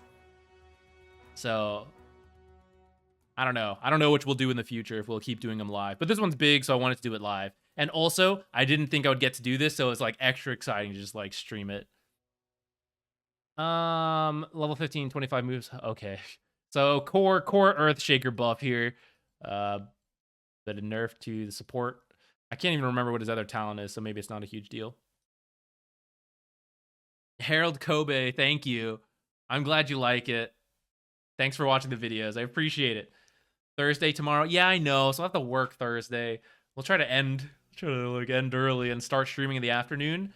But Friday, half day maybe. I don't know. We'll see. We'll see when I start. Elder Titan, base mana regen. He got some. That's pretty cool. Added a second sub ability for Ancestral Spirit. Move Ancestral Spirit. Move the spirit towards the target location. This is equivalent to selecting the spirit and move clicking that location. Okay. So just some like quality of life change to make him easier to move around. I'm not sure what inspired this, but seems fine. Make it a little easier to micro. Oh, buff the core ET though. Extra attack speed? Or support carrying ET. 15 move speed replaced with... I think this might be better, actually. I don't play the hero enough, but I feel like this is actually better. Because let's say you hit one hero. If you have 300 move speed, that is like 6 extra move speed. So you just have to hit 2 heroes, and then you're pretty much, 12 is kind of like 15. Then you hit 3 heroes, that's, 18 is kind of like 15. And then like any more than that, you're even faster. But that's also assuming 300 move speed. If you already have some boots, then like 2 heroes is enough, and you're already going faster than this. Of course, you get this without hitting anything, so there's that. But like, you need the move speed most in team fights when you're using this on heroes, so I think that's okay. Ember Spirit no longer deals reduced damage to creeps. Uh-oh. Cooldown decreased. Bonus hero damage rescaled. Went up quite a lot at level 1, but 10 less at max. Are we going back to like actual right click Ember Spirit instead of like all this magic? No, probably not with this. You would just maybe get it for farm faster. Now absorbs 70% of magical damage taken. Okay, so you can still be killed by magic a little bit. You'll still take some of the magic damage. I kind of like that. Absorb amount reduced from 110 to 85. Shield disables after receiving 121. Ooh. This is some complicated math here that the mid laners have to worry a lot about. I'm not fully sure how this will work out, but there were some matchups where it was impossible to use Flame Guard because it would be instantly removed at 240. But now at 271, this will give him, it sounds minor, but like 31 extra damage is the difference between completely losing Flame Guard's burn damage, which allows him to trade and fight, and then push out lanes, and just like getting it totally removed. So this, I feel like this could shift some matchups, but I don't know the specific matchups because I'm not a mid player. But I think this is overall going to be good for the hero. Even though this sounds like he's taking more damage, which he is, and that part could be a little worse. But I think not having Flame Guard removed as fast in some matchups is actually really big for the hero. And then they gave him a cast point. Okay. Nerf him. We also added in like 3 leashes to the game. So far. Okay, it's fine. This probably ends up to be about the same with the 70%. Bugby? No, I am not. I promise you, I've not been lifting. My physical health is poor. Furious George, thank you. I'm glad you like it then. I'm glad you guys are enjoying this. Because I know maybe it's not... I don't know. Sometimes to me... I guess I say it. I watch Purge and stuff, go through it. But I don't know. I don't know if like people would enjoy my own streams like this. So I am flattered that you guys are here and I appreciate it. Enchantress! Let's move on. Hide the shame. The awkwardness. 0.3 agility. That's fine, I guess. Faster attack speed. More core. Slightly cheaper impetus.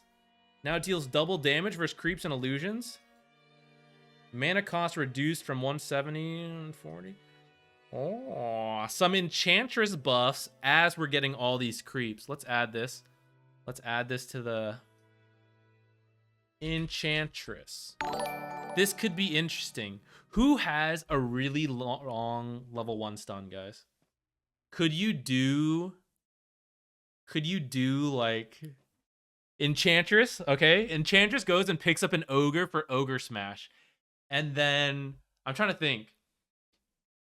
You lane with like a Bane Nightmare someone, and then you Ogre Smash them for 200 damage and 8% of their health. Oh no, someone can cancel Nightmare. Who else can you use? How long is Ensnare level 1? Or what's a Clockwork's W? How long's that one? Oh, they can get out in 2.8 seconds though. Chaos Knight with like a long range Q? No, it's still not enough. ET sleep? I don't know. There some comments out. Oh, Shaman? Yes, maybe. But Shaman can also be canceled potentially.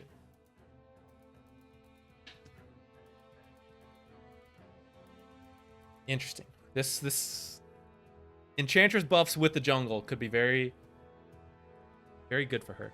Enigma. Eidolon turn rates are faster. Thank goodness. I'm just kidding, guys. I don't know how important that is. Higher attack range is useful, though. Attack point. These are all kind of, like, nice. I think this is the bigger part of that. It still has a really long cooldown, though, which is kind of its issue. Now deals damage based on current HP. Rescaled.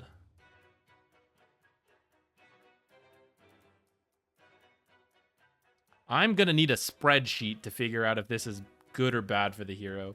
Overall, I want to say this is a nerf because Midnight Pulse plus the Ags, or the Shard, whichever it was. It was the Ags to add another layer. It was 14% of max HP just going the whole time. Now it's going to be like 24%, but it's going to like keep scaling down, you know? So I feel like this is worse, but I don't know. Shard outer radius a little lower. Okay, that's fair. Faceless. Oh, extra half regen. Buff to support Faceless. Maybe. Tranquil drums on Faceless support. 3 Wraith bands? I don't know. But this is nice for the hero. Grimstroke base damage reduced from 120 to 300, 100 to 280. Okay, 20 damage off, but does it increase per hit? Yes, but by 2. You'd have to hit 10 units to get the same damage, right? Is that how? So you originally you hit one guy, 120 damage. Now you hit one guy, 100 damage. Now you hit 3 units, roughly 180. 160. I don't know. Yeah, you have to hit like a lot of units to make up for that. But by the end, it's not as many. By the end, it's like 4 extra units. And then you're good to go. So this is worse against like non-summons heroes and out of the lane, but better against Broodmother and stuff. You destroy her, which you did anyways. Cast points faster. That should make it easier to hit. Projectile speed reduced a little bit, though. Probably still enough. Gyrocopter. Damage rescaled. Less damage level 1. 35 more damage at max level, though. Reduce the stun. Aw, this kind of hurts support Gyro a bit, I think. Cooldown a flak to a flat 20. Might be good for core Gyro.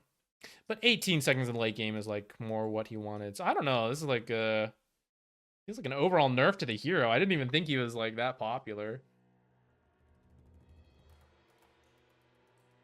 Hoodwink. We have a cool new Hoodwink skin. Initial projectile speed increased from 1800 to 21.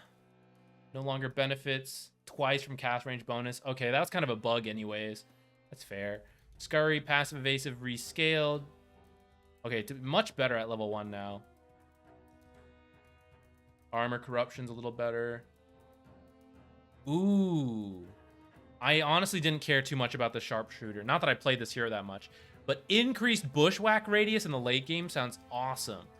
But it is a level 25 talent, so you're rarely going to see this. But when you do, it's going to go from like this big to like this big. It's like a mini black hole. This could be really good in the late game, I feel like. I mean, this was not that bad in the late game either, but I think big AoE stuns are really powerful in the late game. Huskar, strength. Okay. Oh, he's got his magic resistance back. But not as much as before. Still, I think this is nice. It's harder to burst him. It's good for the hero overall. Invoker, okay. This is one of my wishlist items. Invoker support. So, 10 move speed faster. Okay, we'll take that. Wex bonus move speed decreased from 1 to 7% to 0.8 to 5.6%. I don't think that's the end of the world. My toes are cold, guys. I'm looking for my shoes. I don't see them. We'll finish Invoker first. Alacrity, more expensive. Ice Wall, a little cheaper. Forge Spirit armor rescaled from 1 to 0.8 to 1.5 based on Exort. Melting Strike no longer has a 20 armor max cap, instead has a 20 stat cap. Bonus move speed rescaled from negative 30 to 40 to negative 15 to 20.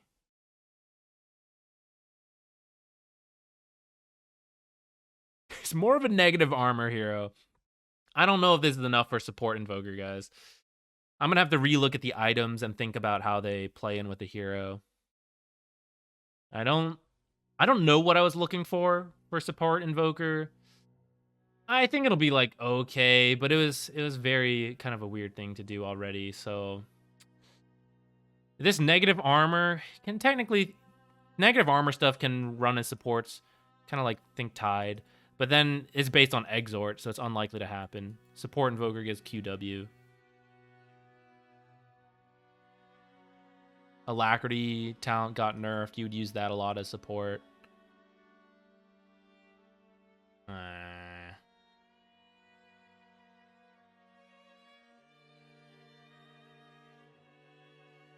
I'm sure Core Invoker probably benefited from this. The Alacrity part hurt him a bit, but he's generally faster when not using Wex.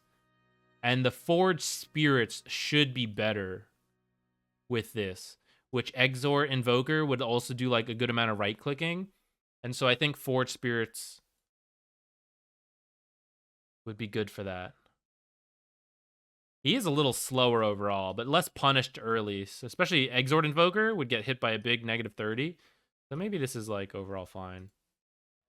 I want to support Invoker. I'm going to think about it. Io reworked the Shard. Passively grants Io 10% spell. Oh god, he's going to be a core again. Increases overcharge spell amp by 10 and causes it to also share Io's current spell lifesteal with any tethered unit. I don't like that. The stun was way better. Is it worked in somewhere else?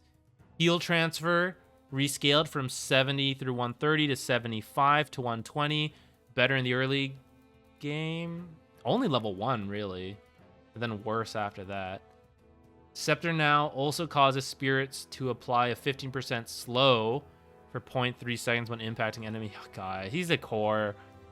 Cooldown increase from 22, 16 to 25. And spell amp reduced.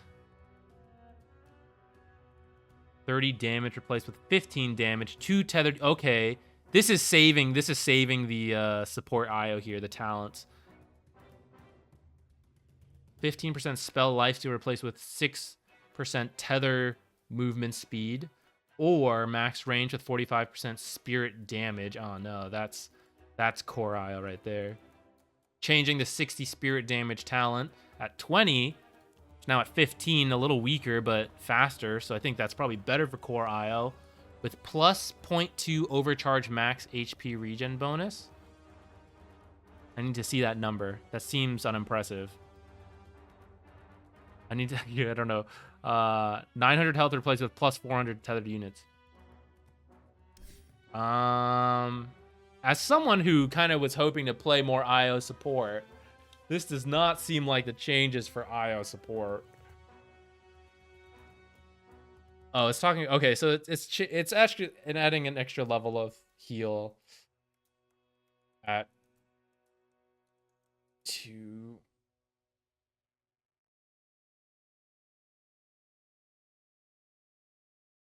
I don't know. I think he's a core now. This sounds just like core IO. These changes. The Ag's timing for the spirit will come online better and be stronger with the slow. Overall, it'll do slightly less damage, but still be pretty good because it'll be getting online at 15. What's his shard? Pride of the Drow. Oh, I was thinking tether shard. Not, My bow is drawn.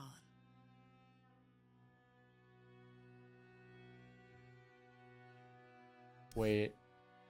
No, it is reworked. It just didn't change the tooltip. I don't know, guys. IO Lesh. That's true. IO with support sounds kind of good. Or not supports. Spellcasters. Ooh, jungle buffs with core IO. Yeah. I think we're going to see core IO. Ooh, support and Jakiro here. I'm expecting nerfs. He was starting to pop up in the pro scene. So 2 less base strength. Okay, that's not the end of the world. Cooldown increased 21 seconds at level 1 to 9 seconds. So by late, it's the same. Stun duration is the same. Level 1 stun is a lot better at 1.6 seconds. But now a 21-second cooldown. It really hurts to leave this at a level 1 point now, I feel like. Still gonna do it, though. Now deals 10 is... Why would they nerf this, too? Okay, but most importantly is the instant duration here. A lot of times what would happen is... The reason he got 11 instances is because you would use dual breath and someone would blink away before the first instance proc. So they changed it to have an instant damage at the start, and that's how it became 11. That instant damage is the most important part. Even if you do less damage, instead of say like 440 in the late at level 4, you do 400. That's fine, but it needs to cancel blinks and things on cast. If they took that one away, that's a big issue. Doesn't say here. Cooldown decreased from 20 to 16. Okay, that's kind of nice. Late game is the same. Economy, thanks for the follow. Brew Cyclist, welcome, guys. We're just evaluating some Jakiro changes. Cast point reduced from 0.55 to 0.4. That should make it easier to like Yule's Macroplier Ice Path, maybe. I'll have to check that timing if that works now. And Scepter duration from 30 to 20. Okay, that's fine.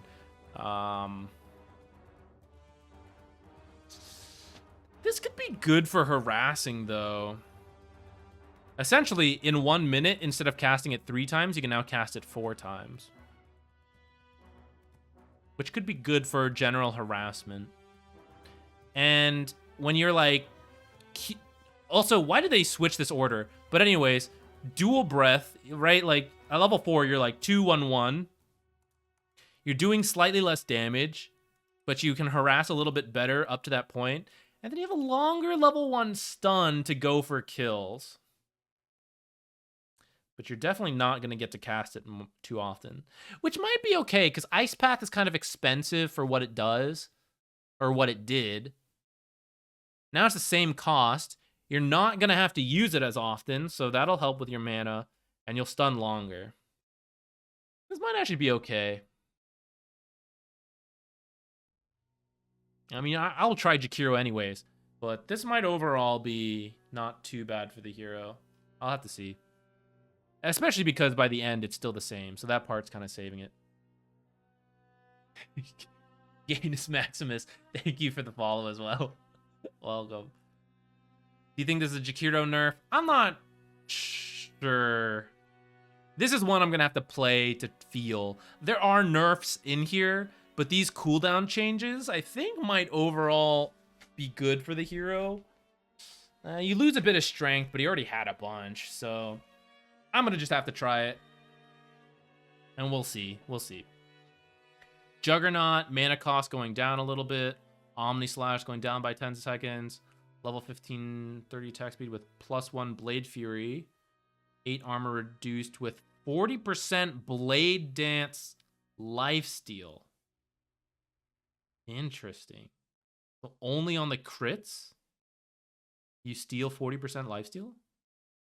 Level 20, 160 Blade Fury DPS down to 150. I like... Can we see more like Juggernaut Blade Fury builds? I think those are funny. I rarely see them, but now it's got like one extra second, right? Which in the late game is like 300 extra damage from this. Spaltenberg, the Axe change might affect offlane Jakiro, but I am support, so I rarely build the Ags.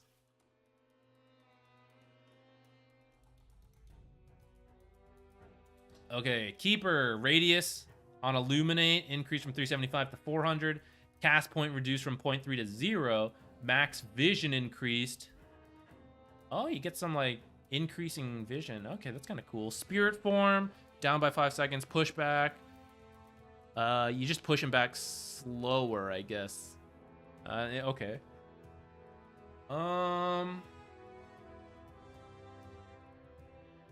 I'm not sure how the jungle changes will go, but this is potentially good for Keeper.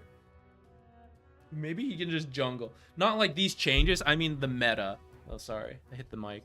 Like the jungle changes. I'm not sure. Maybe like jungling as Keeper is better now. I don't know. Okay, Kunkka. I would like support Kunkka as well. X range, cast range increased. 400 buff level 1. Okay. Cooldown increase though. I don't think support Kunkka's happening, guys.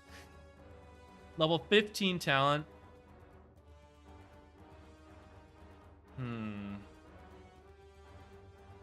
16 strength replaced with 25% X marks the spot move speed.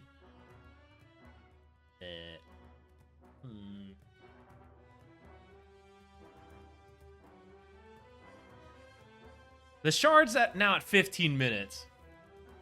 Is that enough to save support Kunkka? Probably not. Legion. Oh no, support Legion's going too. Legion gains 4 armor for every hero hit with overwhelming odds and 0.5 armor for each creep. Increases overwhelming odds duration by 8 seconds.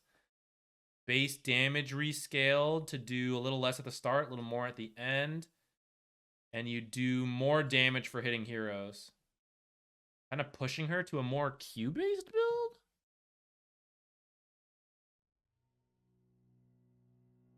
Level 20 talent. 30 move speed replaced with 250 AoE press the attack. Level 25 to 400 AoE is now the 2-second spell immunity. Ooh. You know what? This was kind of required, though. With the shard going down to 15 minutes, I think Legion, as a support or a core, was going to be nuts with that shard even sooner. But now they were like, it's so good, just pump it all the way back to 25. So now it comes in super late. But you'll get this and the AoE. The AoE coming at 20 could be really good. And now you get all of this. You get this and the shard if you want. The new shard. Oh, but this at the late game. I don't know. Leshrac, 3 base damage. Leshrac gaining magic immunity no longer ends nihilism. Okay. That's kind of a few cases kind of thing. Lich. 2 more agility. Carry Lich incoming. Intelligence gain decreased. Wow, a lot of people are getting big hits in their gains. A lot of like 0.5, 0.6 decreases. Really adds up. Turn rate increased from 0.6 to 0.7. Okay. Frost Blast, attack speed slow, increased. Whoa. Like double. At max level. Well, I mean, usually leave it at like 2 points maybe. 40% still, though. That's better. Frost Shield. Now does its first tick of damage slow 0.1%. Ooh, see, this is what I was talking about with the Jakiro thing. But now this is, instead of instant 0.1, but that's still quite fast. The damage should be the same, though. And then Chain Frost, mana cost decreased. 420, nice. This will help balance out the, sorry, this one. The int decrease. He has less mana pool, so he needs this kind of thing. Okay. This attack speed slow could be, like, sleeper good. 60% attack speed slow. I was like, that's a lot. Rage increased. All right, just nerf the hero, sure. When a target afflicted by open wounds is dealt 500 damage, the wound will fester, gross, and spread to a random other enemy within 700 radius. Prioritizes heroes. It's like AoE now? Do they get a new, like... So the first target has 7 seconds. Spreads. Does that target then get 7 seconds? Huh. This could be good because Lifestealer's thing is to like open wounds a target and kill him. But then he doesn't have anything to slow the next target. So now this is like spreading and he kills one target and then he moves to whoever it festered to. Could make it easier for him to like chain kills back to back. Lena, rework shard. Lena spells deal 10 more damage for each fiery soul charge. Like 30? Oh no, haha. Max charged increased to 7. So now up to 70 more damage per fiery soul charge. Stack duration from 12 to 15. So easier to build up stacks. Movement speed bonus per charge reduced from 457 to 1. Attack speed. 7280. Sorry guys, I'm just trying to do some like mental math to see whether there's a nerf or a buff to different aspects of it. I think it's mostly the same. This one's a little worse, but this one's about the same. Move speed's the same. Attack speed's a little worse, I think. Right? 270 to like 280. Yeah. Now grants a charge whenever a spell damages an enemy. Oh, this is what makes it. So now enemy has just... This can't include creeps. That's too easy. Is it just heroes? But now you could potentially build up like 4 stacks all at once. But then that's really hard to use. Like, use it in the fountain or in the jungle. Maybe it does include creeps. It just says enemy. It doesn't say hero. Cue a creep wave and you just instantly get max stacks? That could actually be really good. Silverbird says it includes creeps.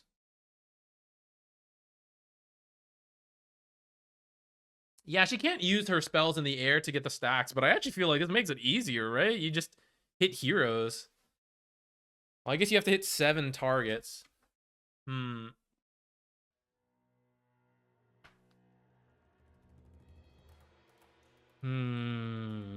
then this talent changed. Oh, this is even more math. I think this talent is probably better with more of these, though. Yeah, because you now get 1 extra charge. So this talent's a little better because of this change. I'm not sure how this will work out. Lion, Finger of... Why are they out of order? Is it because they're all alphabetical? Why don't they just go in QWER order? Finger of Death, mana cost reduced from 200, 420, 650. 200, 400, 600. Okay, I can accept their cooldown. Okay, for all the lions who managed to buy Ags prior to level 12, which is probably quite a handful in some MMRs. And then Mana Drain now reveals invisible units. Okay. These don't feel like major changes to Lion to me. Lone Druid. Summon Spirit Bear. What time is it actually? I gotta pace myself. And by pace, I mean faster. 9:30 my time. I have work tomorrow. We're not gonna get to play a game today. I don't even know if I'll have time to do a video at the end, but we're gonna have to go faster, guys. We're gonna have to go. Spirit Bear, base damage increased by 8. Awesome. I love getting mauled by the bear. Entangled duration. It went up at level 1, down at max. Okay. Entangled damage. I don't know how that calculates out. Deals damage immediately. Entangled damage per... Total damage reduced from this to this. So the same at max, a little lighter at the beginning. But the idea is it roots them longer and you might get to hit them again, which probably ends up in your favor. Spirit Link also shares 25% of Lone Druid's armor. Okay. Lone Druid was considered pretty bad last patch. So these are pretty much buffs across the board, I feel like. Oh, that's nice for him. Which is unfortunate, because Lone Druid's not very fun to deal with on supports a lot, I think. Luna. Shard now will target the nearest creep if no heroes are nearby. Okay. 3.5 to 3 seconds. 20. Now also grants 200 bonus night vision. Oh, so she now goes beyond. She can now see 2,000 range. I think she can now see the furthest at night, assuming she takes this talent, which actually I don't think many people do, because I think the other talent's better. Support Luna? I'm mildly confused by this, because I actually think Luna's in a decent spot already. I guess these aren't full buffs. This one's technically a nerf. This one's a buff. So maybe in the end it's fine. Okay, Lycan. Damage decrease from Feral Impulse by 1% each level. Shapeshift duration down. Are they nerfing him because he also builds Helm of the Dominator? Might be. Alright, we'll see. Shockwave, reworked the Scepter. Increases shockwave range by 150 and radius by 50. Shockwaves now erupt after 1.5 seconds, dealing an additional 50% of Shockwave's base damage and applying a debuff that slows and reduces base armor by 50%. Whoa, affected units recover over 5 seconds.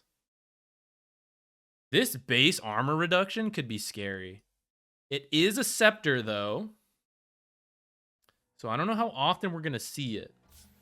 But that could be particularly dangerous against, like, agility heroes. Level 20.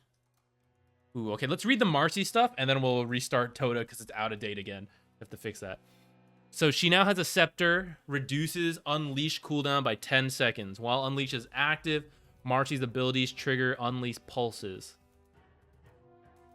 Feels a little boring. Shard. Rebound can be set to auto-cast to throw the target instead of rebounding off of them.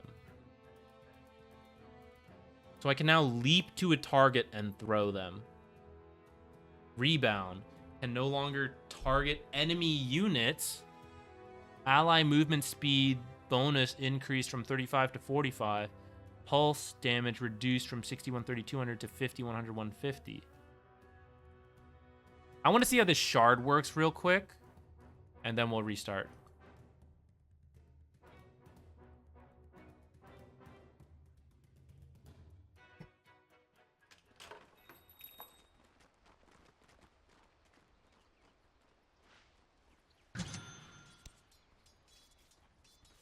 Better get ready. Okay, so I can now toggle it. So this is how. Oh, I can't even. Oh, wait. I thought it said I can't target enemy units anymore.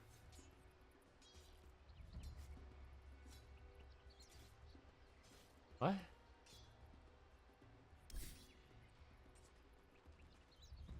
No longer target enemy units. I mean, creeps? Doesn't seem like it. Nope.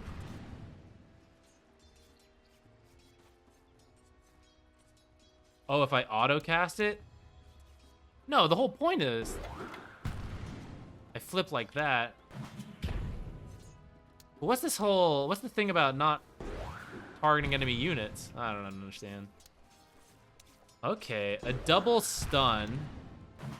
No, wait, it doesn't even stun. It just throws them. Still, that could be powerful. Oh, this is gonna be a pain to like swap this in team fights depending what you want. Oh, but you can change mid-cast if you need to.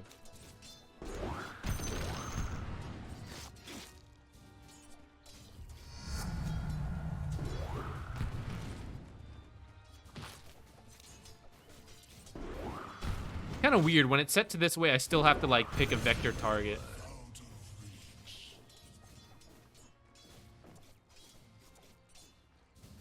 Does it do damage when it's thrown? Oh, it does the same damage as when you land, I guess. It's a little more reliable, actually.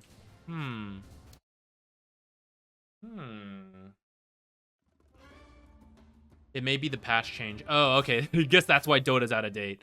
So let's change it. Let's update. Let's fix that.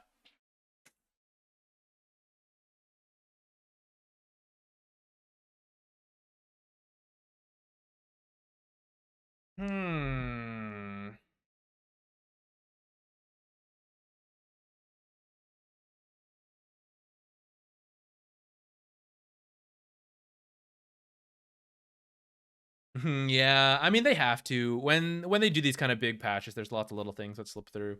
So typos, not having abilities do what they're supposed to do. These kind of things, they happen.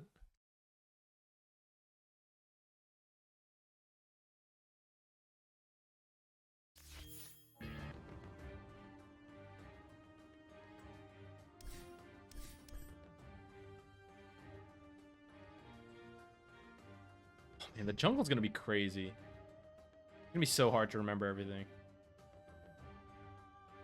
Okay, so Marcy should no longer be able to like leap at them. They also just changed his outline, actually. I think they did. Lol. Changed his like UI. Okay, Mars, strength gain increased from 3.4 to 3.7. Someone's gaining strength finally. Cooldown on spear went up by a second. And the arena does a little less damage at max level. Can no longer be escaped vertically. No one can get it out of arena with leaps and stuff. I think you could still work by blinks and stuff. Interesting. That should only affect a couple heroes like Slark, I think Mirana, maybe Marcy? The biggest thing this will help with is when someone like Nyx or Lion stuns as you spear and it knocks him out. This is probably a buff to himself more than anything.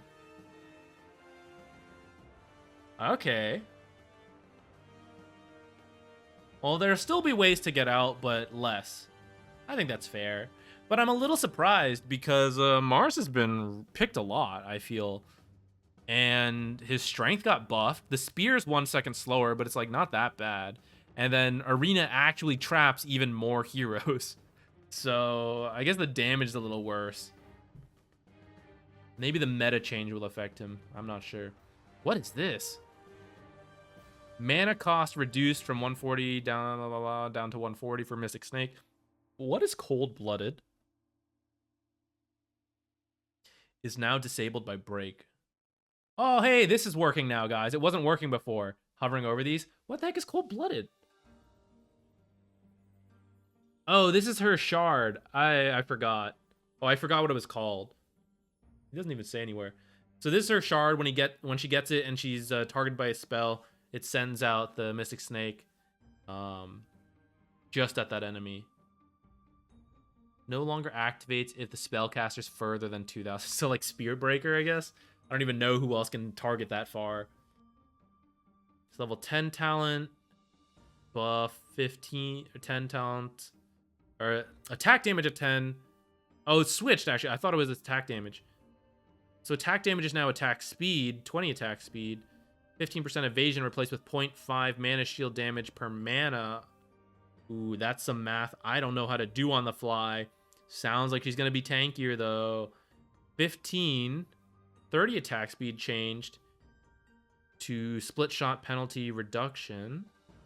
And then level 20, 30% mana gain reduced. Changed to 2 bounces.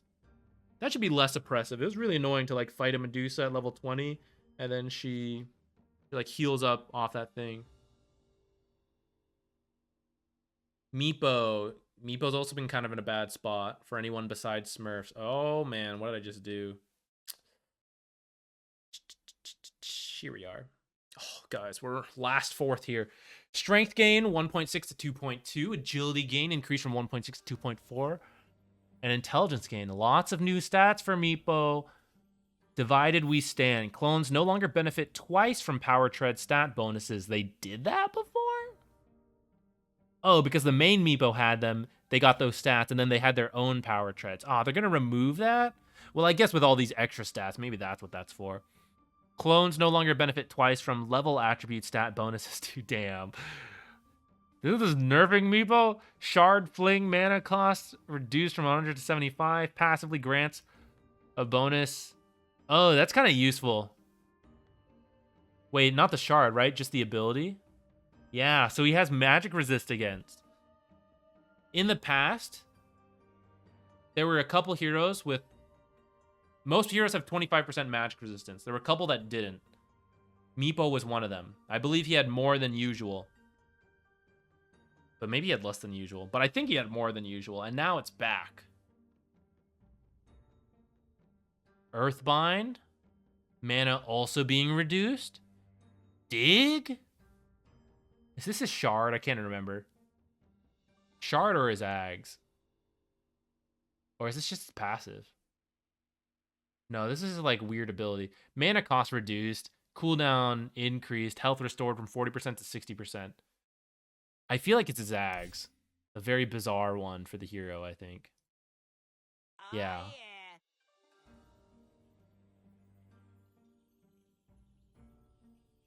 I don't know. I don't know if not many people build the Ags on him. Level 10 talent, 20 base damage increase.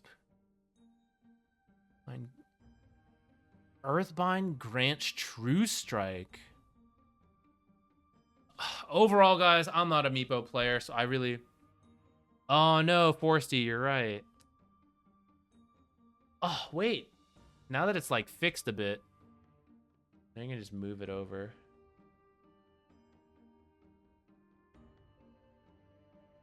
Ah, you still can't see the whole thing. Well, I probably won't hover over too much. We'll see. I don't know how to... I guess I could shrink it out, but I feel like the text is harder to see if it's not zoomed in. Yeah, does it matter to you guys? Should we just, like, be zoomed out? Be like this. I feel like it's hard to see in a video. Especially when, like, most of the edge would just be empty. That's why it was, like, zoomed in. Okay, Mirana. Agility. Holy shit. 6 extra agility at level 1. Why? Well, I mean, she got the gain reduced, I guess. Base armor reduced by 1 to compensate for the 6 extra starting armor. Base attack speed reduced. Oh, maybe that's why. Well, this is to balance out the extra agility as well. And then base damage decreased from 27 to 32 to 24. Average damage increased by 3.5. Is she a right clicker now? Is she carry Mirana? Starstorm mana cost reduced by 30 mana at max level? That's actually a lot. Mirana buffs, guys? Leap, reworked shard, grants +1 leap charge. Sagan pounces, dealing 150 damage in a forward cone to units within 500 range of Mirana and slowing them for 30. What? Is this a core Mirana thing? Is core Mirana back? Or is this just funny on support? Support Mirana can now slow them and then hit them with the arrow close range.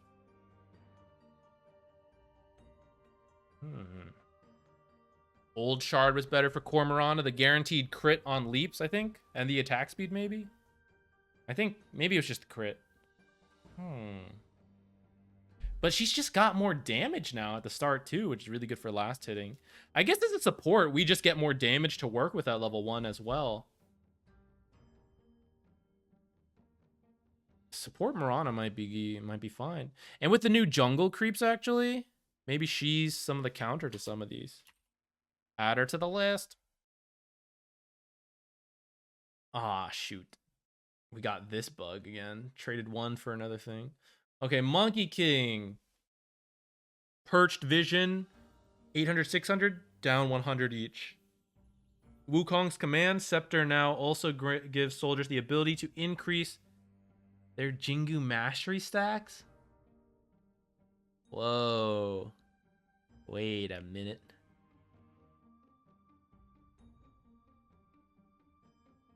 I mean, now you're just definitely not going to fight in Wukong's ult, right?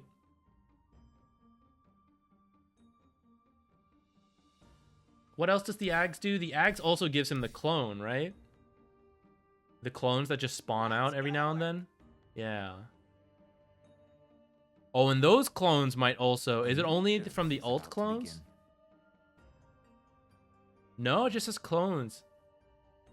Well, so if you get hit by them, they might end up getting Jingu Mastery stacks and then whacking you even further. That could be scary. That's kind of a shame because I wanted more support Monkey Kick. Morphling, Rework Scepter, Replicate steals 20% of each stat from the replicated hero. If the replicated hero's primary attribute is strength, it will also steal 35% status resistance. If it's agility, it will steal 50 attack speed.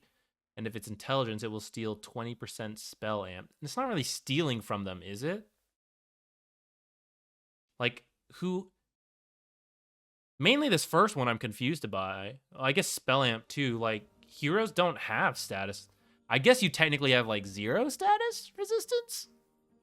So do they go into negative status resistance? Or is it just saying Morphling also gains this? Reduces replicate cooldown by 20.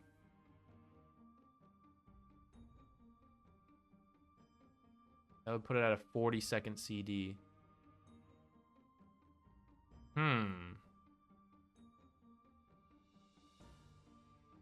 Stealing stats could be really good against some heroes, and then getting like extra attack speed. So the Ags could be good again, but in a different way. Naga damage from Riptide rescaled. Better at level 1, worse at max. No longer triggers on random chance. Now triggers every 5 attacks on an enemy hero by Naga and her images. Oh, okay. I wonder if that's better. It's more consistent. It probably works out to be about the same if I had to guess. But what was the chance before? Sorry, I know you guys can't read this. I don't see it. I don't see the original chance. I'm not sure. That's some math right there. Test morph. All right. 1 second. Some of these, the reason I'm not testing all of them is just because of how much more we have to go through. And I know if we sit down and test, we're adding even more time. Talent, 8 agility replaced with 20 Riptide, and then 12% Riptide chance replaced with -1 Riptide hit. She does attack pretty fast. Okay, let's check Morphling real quick. I am curious to test him, guys, but I'm also just conscious of like how much time. I can't take too long because I do have to like go to work and stuff. Okay. Better get ready. Scythe is what? 3.5 seconds. So that's like normal Scythe. And then we buy in Ags here. We replicate him. And we've stolen status resistance. I was a little slow on that, actually. Let's do that again. 4 seconds. It did increase the amount. So it did reduce his status resistance by 35%, and I guess increased morphs. That's pretty interesting. So then int heroes would do 20% less spell damage. Agility heroes lose 50%. So it is straight up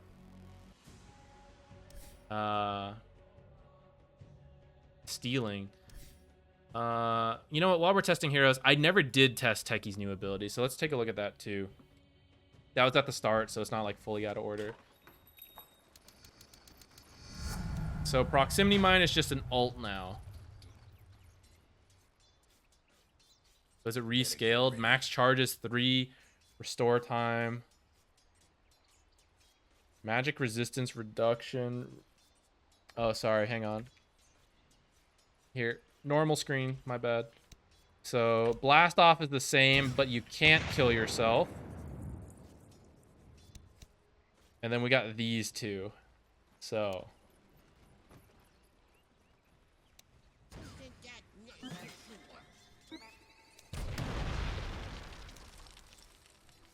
Let's give him a heart so he doesn't die too quickly. 25% move slow. 12 seconds. 90 damage. Can they remove this? No.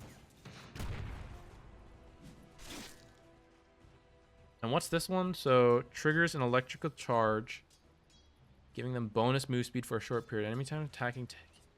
They have to be attacking me, though.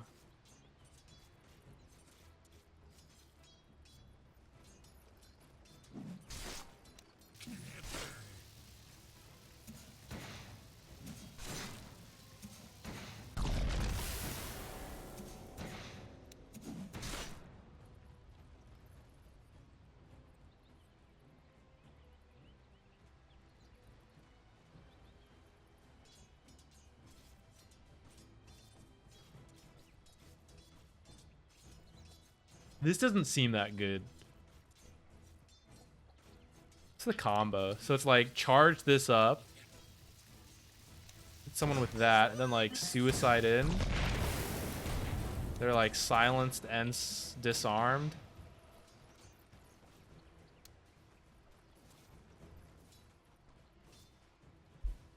How much damage is this scale by? 90 for 100 mana. That's no good cost-wise. This is probably still your best bet, level 1. Oh, but maybe it's not now that you can't suicide.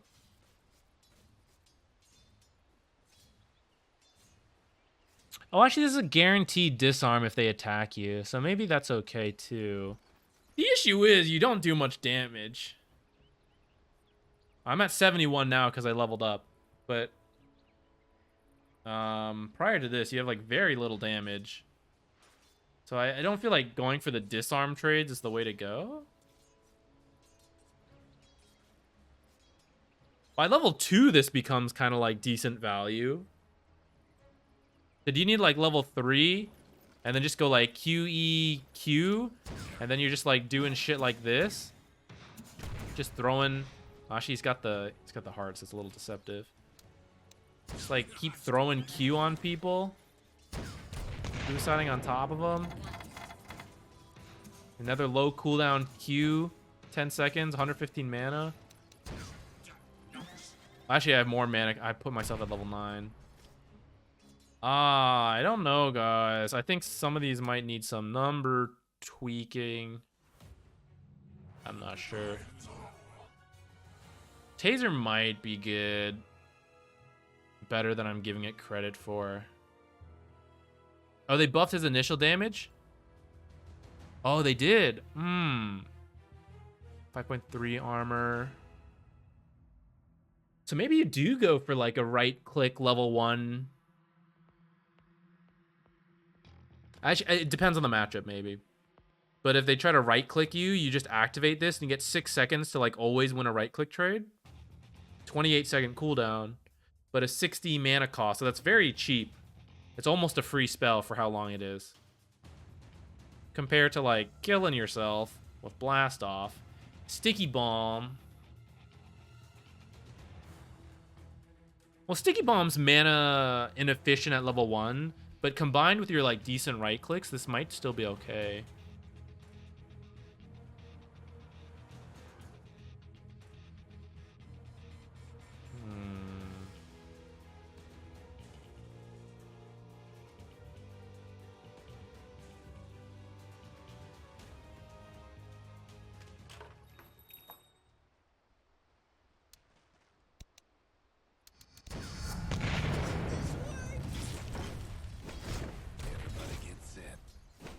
Oh, I didn't do any damage, so I can just throw it at buildings. Oh, actually, I just throw it in general areas. I forgot.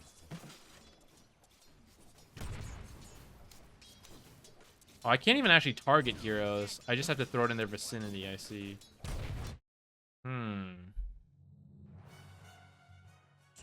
Maybe you start Q then just for like range creeps. Like securing those. That's probably better.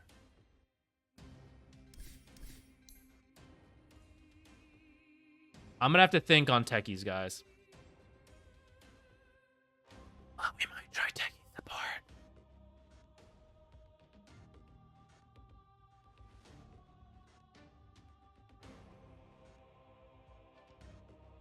Nah, we'll see, we'll see. Maybe he's dead, maybe he's not. I gotta try it myself to know. Okay.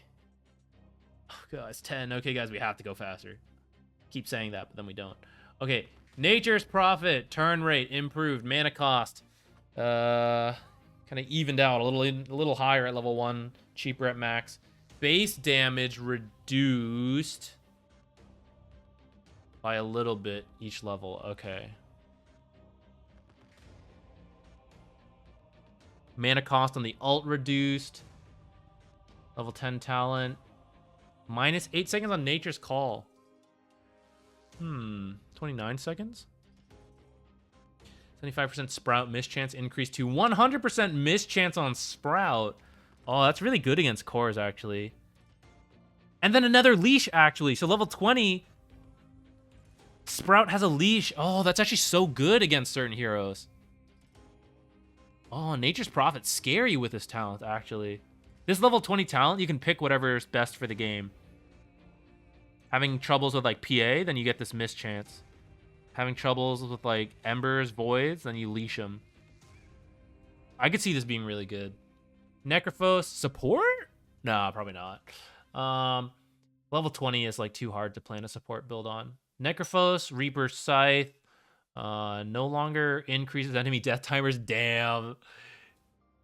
Guys, if you're new to Dota, Necrophos ult used to prevent you from buying back as well. It was the killer. It was the late game killer. Killing an enemy with Reaper Scythe now grants Necrophos plus 369 permanent. We are getting a lot of these. I don't know how I feel about this. I feel like we're League of Legends. But they're kind of fun at the same time. These like permanent scaling abilities. These are just going to draw Smurfs to these heroes, though, I feel like.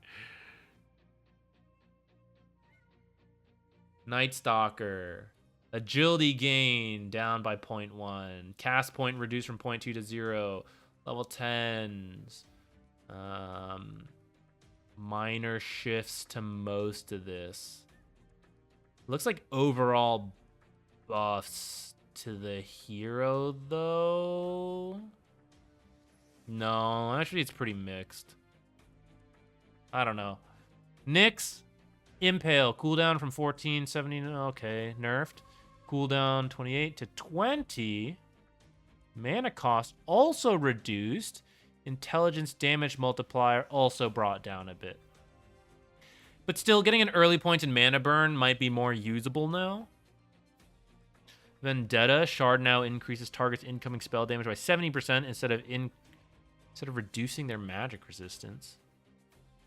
Oh, so this will technically increase, not technically, it will increase physical and pure damage spells now as well, rather than just magic damage spells. Okay. Shard now applies the debuff before the damage, now you buff yourself up as well. Okay. Level 15, 20 movement speed replaced with 0.5 mana burn damage multiplier. So only good in certain games. And then 80 agility replaced with 300 AoE mana burn. Oh, actually level 25. That could be pretty good. Just burn off a ton of mana. But it's level 25. Probably won't be seen too often. Ogre. He's pretty popular. Mana cost increased. Fair enough. Ooh, 15 more mana at max level. It's kind of painful. But level 1, it's mostly the same. Ignite cooldown increased by 2 seconds. Not the end of the world. 15, less health. 20, more strength. 25. Bash chance replaced with Fire Blast chance? As in I attack someone and I Fire Blast? That's more fitting the hero. Can the Fire Blast then multicast as well? Alright, we gotta see that.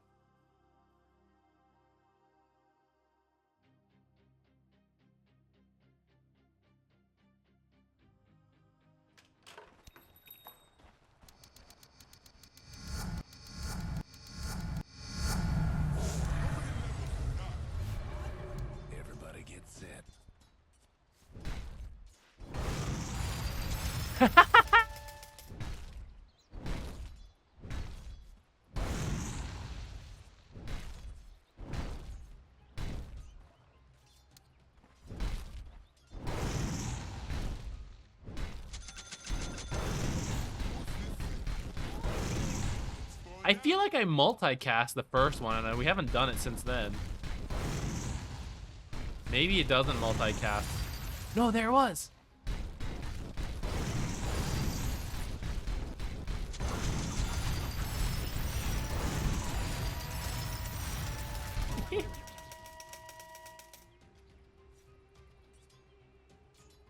Oh, that's pretty funny. That's pretty funny. It's only at 25, though. We're not going to see it that often. But I feel like... I mean, 20 bash is pretty good, too. Fire Blast is better than a bash, though, right? Well, I guess they could be spell immune, and then it probably wouldn't pierce. But the fact that you can multicast it... Oh, that might be a core Ogre kind of thing. Or just a late-game support Ogre. Omni Knight, oh man, he's got a dissertation of changes. Intelligence rescaled, Mornant, okay. Reworked Shard, grants degen aura. Oh, new ability then. Heavenly Grace no longer grants status resistance. It now also applied to Omni Knight if cast on an ally. Grants an additional 3, 4, 5, 6 strength and HP regen for each debuff dispelled. But it doesn't have status resistance. It's still a strong dispel, though, it sounds like. So degen aura is now the shard. That was one of his most lackluster abilities, so I'm kind of okay with this. Hammer of Purity is now the basic ability. So this used to be the shard. So when you buy it, what is it as a shard? Just a flat 40% movement slow. That's actually not bad as a shard, maybe. Before, the scaling was just terrible for 4 levels. Mana cost is 50, 60, 70, 80. No longer an attack modifier. Now has 350 cast range. Now has 1200 speed projectile. Now has 0.3 cast point. Damage rescaled from 60 plus 115 base damage to 50, 75, 100, 125 with 60%, 70, 80, 90% base damage. No longer grants damage reduction. Damn, I was going to say that could be the good part. Now slows the target for a bit. Debuff duration increase. Does it heal? Does it still heal? I don't see it saying it heals anywhere.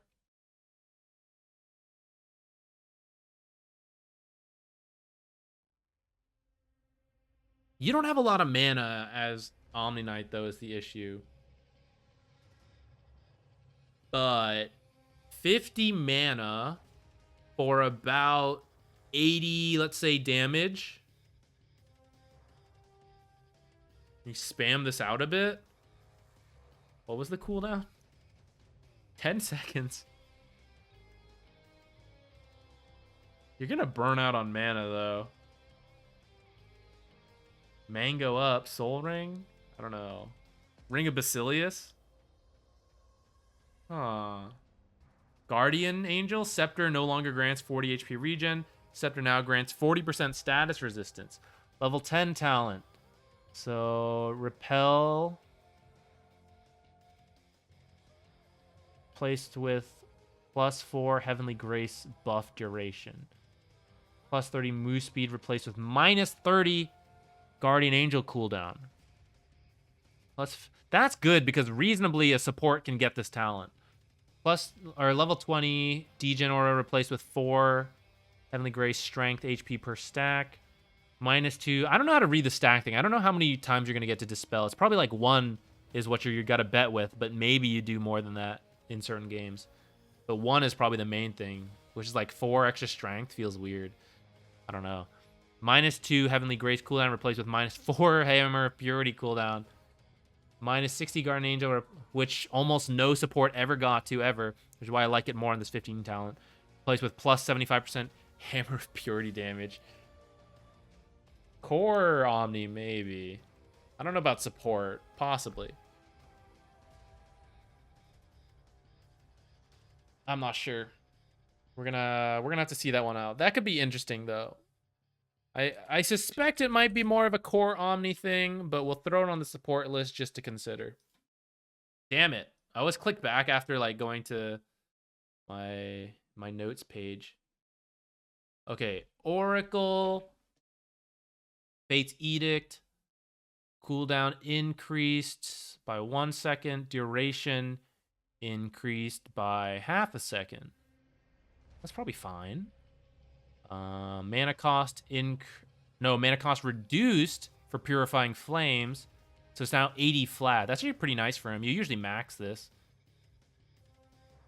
Reign of Destiny, something new. Reworked Scepter. Grants Reign of Destiny. Brings forth rain. Wouldn't have guessed. On a 650 unit area for 10 seconds. Enemies standing in the area receive 50 damage per second and have minus 25% heal amp. Allies heal 50 health per second and have 25% increased incoming amplification. CD 40, mana cost 150. This is a little bizarre. I'm trying to imagine how a support, like, what situations you justify this. So for 10 seconds, that's like a 500 heal. And it should be a little more because they're amped as well. You're also doing like 500 damage to the enemy. Well, assuming they're standing in the circle for that long, right? How big's the circle? 650 unit area? How big is this? I can't tell if this is good or not. Circle with 650 diameter? Okay, that's what I thought. Usually they say radius if they mean radius. I scry a scepter.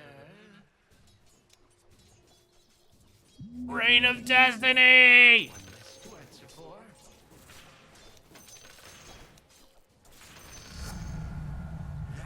They're not healing more than 50. This part might be a flat heal, so it might be these heals that are... Combined with the... In Ags, though, it's so expensive. I was wondering if this could be like core Oracle kind of thing. Certainly help your farming, but... I don't think that's what we're getting from this.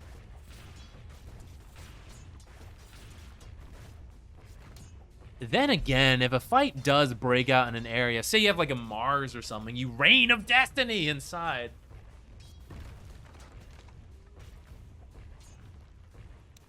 Yeah, this is bigger than I was expecting. I'm with you, Bonus on Twitch. I also thought it would be like a 650 diameter, not the radius. I'm sorry, guys. Again, I forgot to. You know what? We're just not gonna remember ever. The sound it makes is kind of funny. I don't know how to feel about that one, guys. It's very strange to me. I'm gonna have to think on that. Could be good, but feels a little weird. But I was wrong about some things like Wind Ranger Shard. So that has a similar feel to me, where it's like, well, maybe this AoE in a fight is pretty big. I'll need to see it in action, I think. Okay, OD, Arcane Orb. Current mana is damage reduced from 16. Okay, so it's a little worse by 3% at level 1, but same at the end. Essence Flux. Max mana restored, reduced 5% at every level. Okay. Pango, Swashbuckle. Damage increased by a little bit. More at max. 7 per hit, I guess, at max.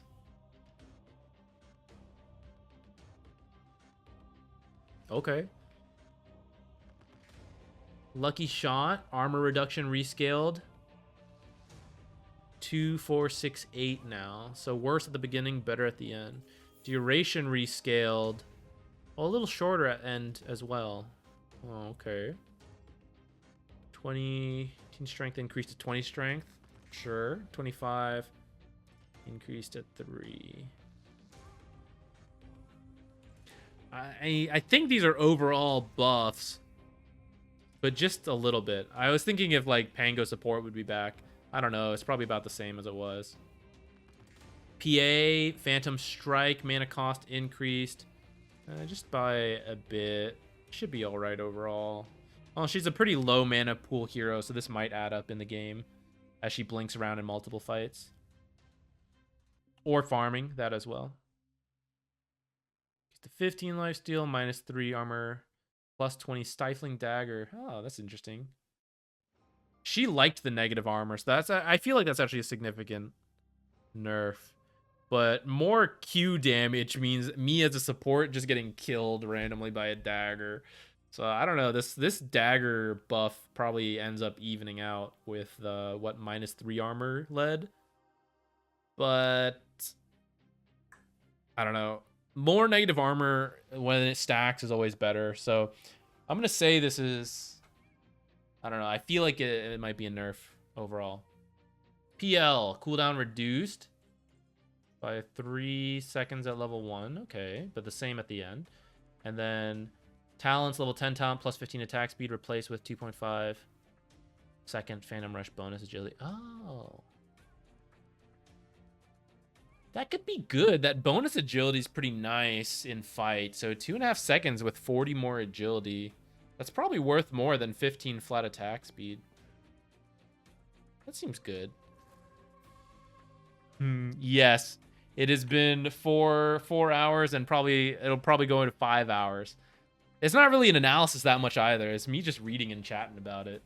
The analysis will come in a condensed video probably later. I don't know if we'll get to it tonight. It might be tomorrow. We'll see. Damn it. Where are we? Where are we? Phoenix. Where is it? Phoenix. Strength gain, up. Agility gain, up. Icarus dive, move speed. Nerfed by 3% at every level. Fire spirits, cooldown, down 1 second. Nice. By 10 seconds at the very end, though. That's pretty good. Mana cost also reduced. Phoenix buffs? Level 10. 1% more slow. Nice.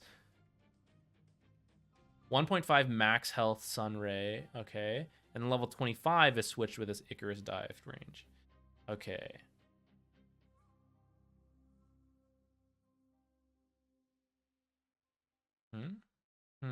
You swapped those.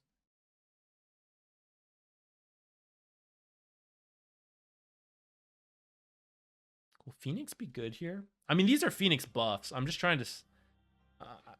I'm no mind reader. I don't know how much the meta will shift, so... I'll be curious. Phoenix, whenever Phoenix is good, Phoenix is, like, everywhere. So I'm just wondering if it's, like, time to learn Phoenix again. I think I need to see more of the patch before that. Puck, phase shift. Max channel time increased. Oh, longer at level 1. Okay, you can dodge more things if they won. Reworked shard causes phase shift to attack all enemies within attack range. Plus 200 radius of puck. Why would we do that? Why'd we make it better? Ew. Wait, what was the old shard? Was this not the shard? Is this just like an extra 200 range? Am I misunderstanding something? Waning Rift cooldown. Down by 3 seconds at level 1. Rework Scepter. Waning... Oh, it no longer pierces BKB? Waning Rift now has 150 extra radius and range and knocks enemies back 400 distance. Oh, is that what the... I think this one was the shard. Yeah. Reveals invisible enemy units and wards in an area for 5 seconds. So the Ags now gives True Sight and the knockback. Okay, I skipped ahead. I was wondering if... So the Dream Coil pierces immunity is now at a 25 talent.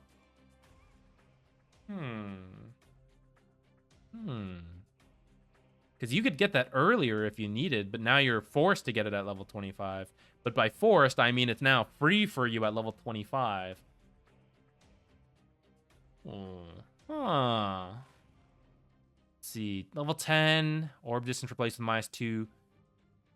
Orb cooldown. This orb range allowed you to do a couple tricks. I don't know if it's... Doesn't look like it's being added anywhere else. It lets you do a couple things like TP home and come back just in time with the extra range, which now you won't be able to do. In phase shift attack. Oh, it was a talent replaced with -10 Dream Coil cooldown. That brings it down to what, 65 seconds? Okay. And then any CDR. Level 15, 12 Spell Amp replaced with 100 Waning Rift damage. 4 Illusory replaced with +1 Coil Break Stun, which now be easier because you have like the knockback and stuff if you get those. 25 Dream Coil Rapid Fire Frequency. Good God, it's faster now. Machine gun, Puck. I'm pretty interested in these changes. I don't know how they'll affect the hero. I really didn't play Puck too much. I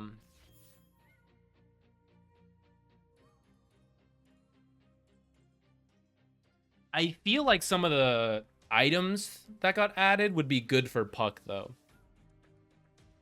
Like the change to E-Blade and the new, what's it called? I don't know, the Witchblade upgrade. I feel like those are good for Puck. Maybe even the Bloodstone. So I think Puck might be in a good spot, but I don't play enough to know.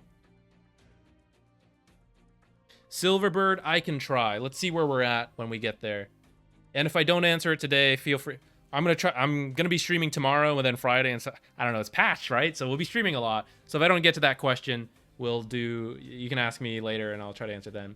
Pudge, base armor reduced by 1, okay? Intelligence gain up by 0.3. Flesh Heap no longer grants magic resistance. Bonus strength per death reduced from 1.5 to 3 to stat gains worse? How come like so many other heroes are gaining permanent stat gain and then they're like, screw Pudge, the original one, remove it, reduce, can now be cast to grant 5, 10, 15, 20 damage block against all types of damage for 7 seconds for 50 mana. Cooldown can be cast while channeling. I would not have expected this. Is this good? Core Pudge. Start with Flesh Heap. Every time you go into last hit, you activate this and get 5 damage block. Not as good as I thought, as I was saying that out loud. I think you still take Q just to like instant kill a couple creeps here and there, right? Level 1? Maybe not? This is a little strange to me. I don't know. Does that block rot damage? Oh, that's true. I'm actually not sure. I think it should, because it says all types. Ah, so this is making rot maybe not do damage to you for 7 seconds? That could be really interesting. But the issue with Pudge has always been his early game, I feel. I don't think it's his other parts of his game. It's always coming out of lane as a decent hero with a consistent start. Because, like, if you get kills, great. And if you don't, he was just a bad laner. So that's why I was trying to think of Flesh Heap as these changes as how it affects lane. He lost an armor. But damage block. But only 5 damage block. I don't know. And then Dismember, Shard cooldown, nerfed a little bit by 5 seconds. Okay. Pugna, Decrepify. Mana cost increased from 6 to 80. Can now be cast while channeling. Ew, that's not fair. No longer heals 2 hits whenever an enemy casts a spell. Aura reduces enemy spell damage. Oh, okay. By 5, 10, 25. Okay. Life Drain, rework Shard. Life Drain can target your Nether Ward, causing Life Drain to refract to all enemy heroes in range of the ward for 70% of its damage. The effect is interrupted if the ward is destroyed. Increases Nether Ward cast range by 350. El Señor Fuego, thank you for the follow. Mr. Dabalina as well. Thank you, guys. Fruit Basket, yes. I'm a very slow reader, especially when we're talking and, like, doing stuff. This Shard sounds cool. I don't know. Is Pugna playable as a 5? You can do a support Pugna. It kind of comes in and out. It's never been normal, but you'll see it. With these changes...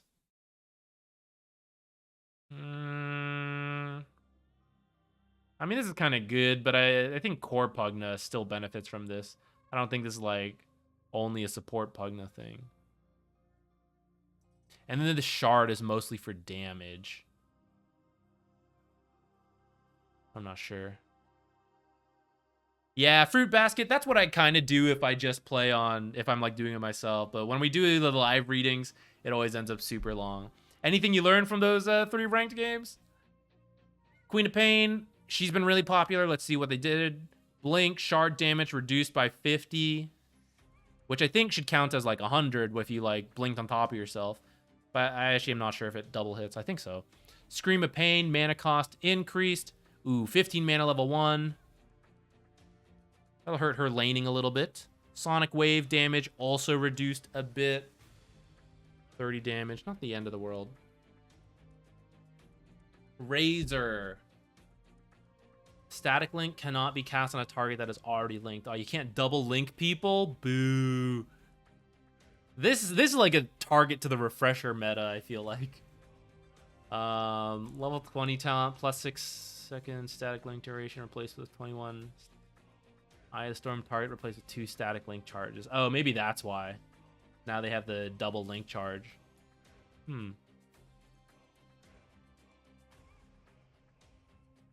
This update was underwhelming for the way That's fair. That's kind of, as I'm reading through this, I was really hoping for a map change.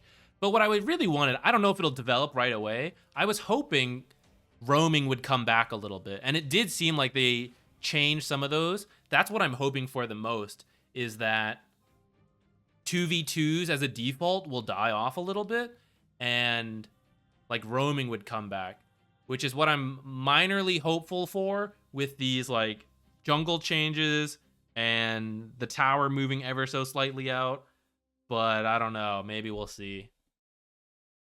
Ricky, strength gain up, mana cost. I never got slippers. My toes are still cold. Mana cost rescaled. Blink strike now slows the enemy. Oh, that's kind of useful for him. Tricks of the trade. Sleeping dart is dispellable. Good. Good. Excellent. Level 10, 8 strength replaced with 70 AoE, 25, 20.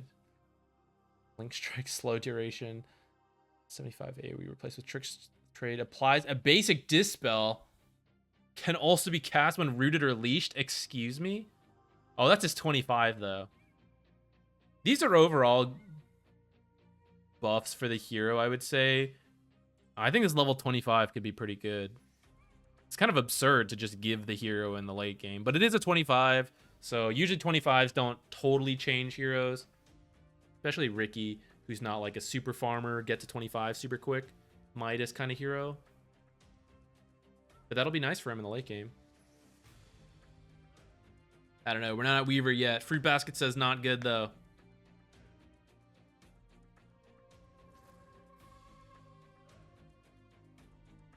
Rubik, lift duration increased. Ooh, that's like a 50% increase on level 1 lift. And it's even 0.1 longer at the end. Okay, nice buff to telekinesis. Let's go. Telekinesis is really awkward because you kind of had to take this ability level 2.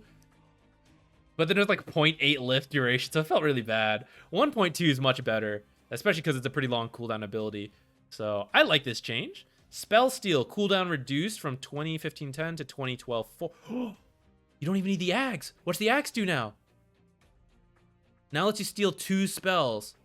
Note, if you steal a spell with 2 sub-abilities like Sunray, it will take both your spell slots. But if not, I can have like Venge Q and Jakiro stun. Or I can steal like both Shadow Shaman ult and the thing. Tinker Rearm is no longer stealable. Fair, fair. Oh, I think that's really good. Not needing an Ags for the lower cooldown is already good. And now you can steal 2 spells. I like this. I don't know how often I'll get the Ags, but even without the Ags, I feel like this change plus the telekinesis is very nice. I don't think Rubik was even in a terrible spot. That's pretty exciting.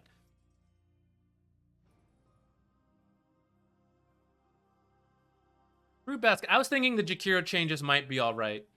Do you know if the dual breath still does the instant damage? They said it went down to 10 instances, so I wasn't sure if they took away that first instant damage again, because that would be sad. That means people can just blink out.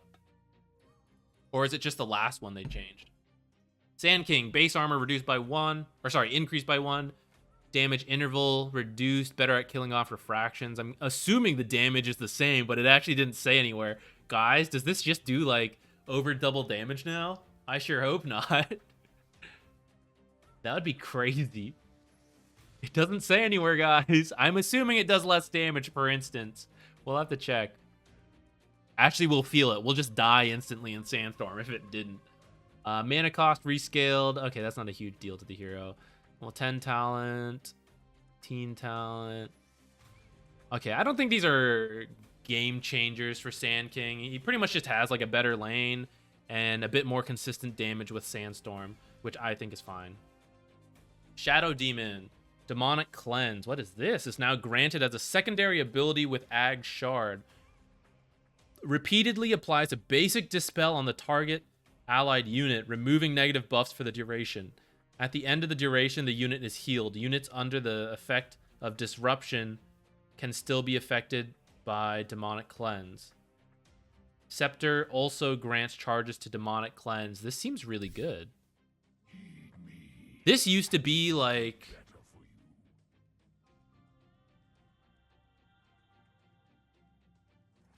I mean, Demonic Cleanse is pretty much what Demonic Purge used to be when you cast it on an ally, right? Is it a strong Dispel?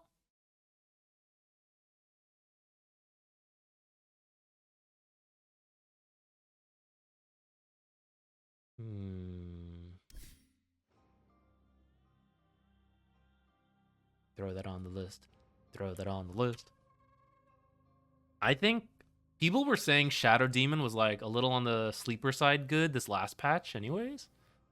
This seems like a good shard, especially that you can pick it up at 15. You're gonna have to see. Authentic, no, I didn't see it. What was it? What was that?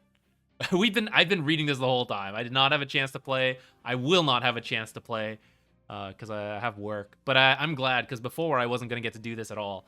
So I originally had to fly today, and then my flight got canceled. I got to the airport, canceled, patch dropped on my way home.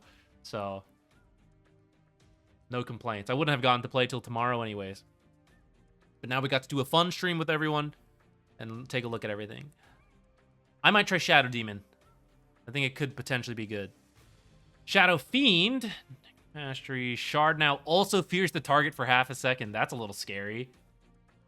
That means he now has a way to like cancel teleports and stuff and channels with his like crit hit here. Requiem of Souls now also debuffs the enemy with less magic, so they lose magic resistance after they get hit. But after they get hit, not before. So you can't like continuously one-shot people, maybe. Plus 25 Shadow Ray stack damage. Okay.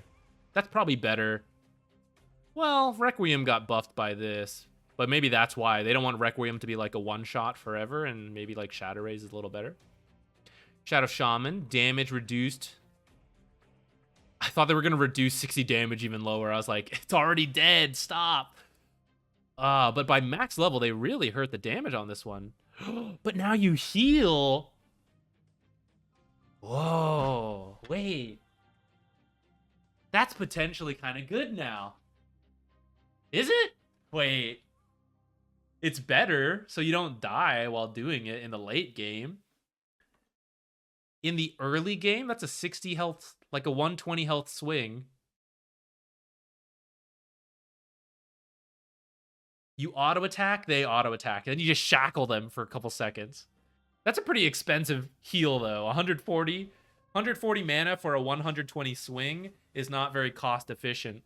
But by level 2, that's kind of good. This is giving me more reason to max Shackles instead of Hex. A lot of the times people would max Hex over Shackles because the overall duration is the same, whether you level one or the other, but Hex is more reliable because you don't have to sit there.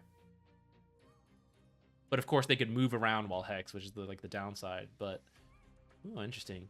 Mass Serpent Wards, creeps hit to kill Serpent Wards increase from 2 to 4. Oh, this is also very nice for him. The creep waves would just demolish your Serpent Wards. You're staying them twice as long now. No, Silverbird! Ah, they did remove the first instance. That's kind of painful then. That means you can't cancel blinks and stuff anymore. That's pretty annoying.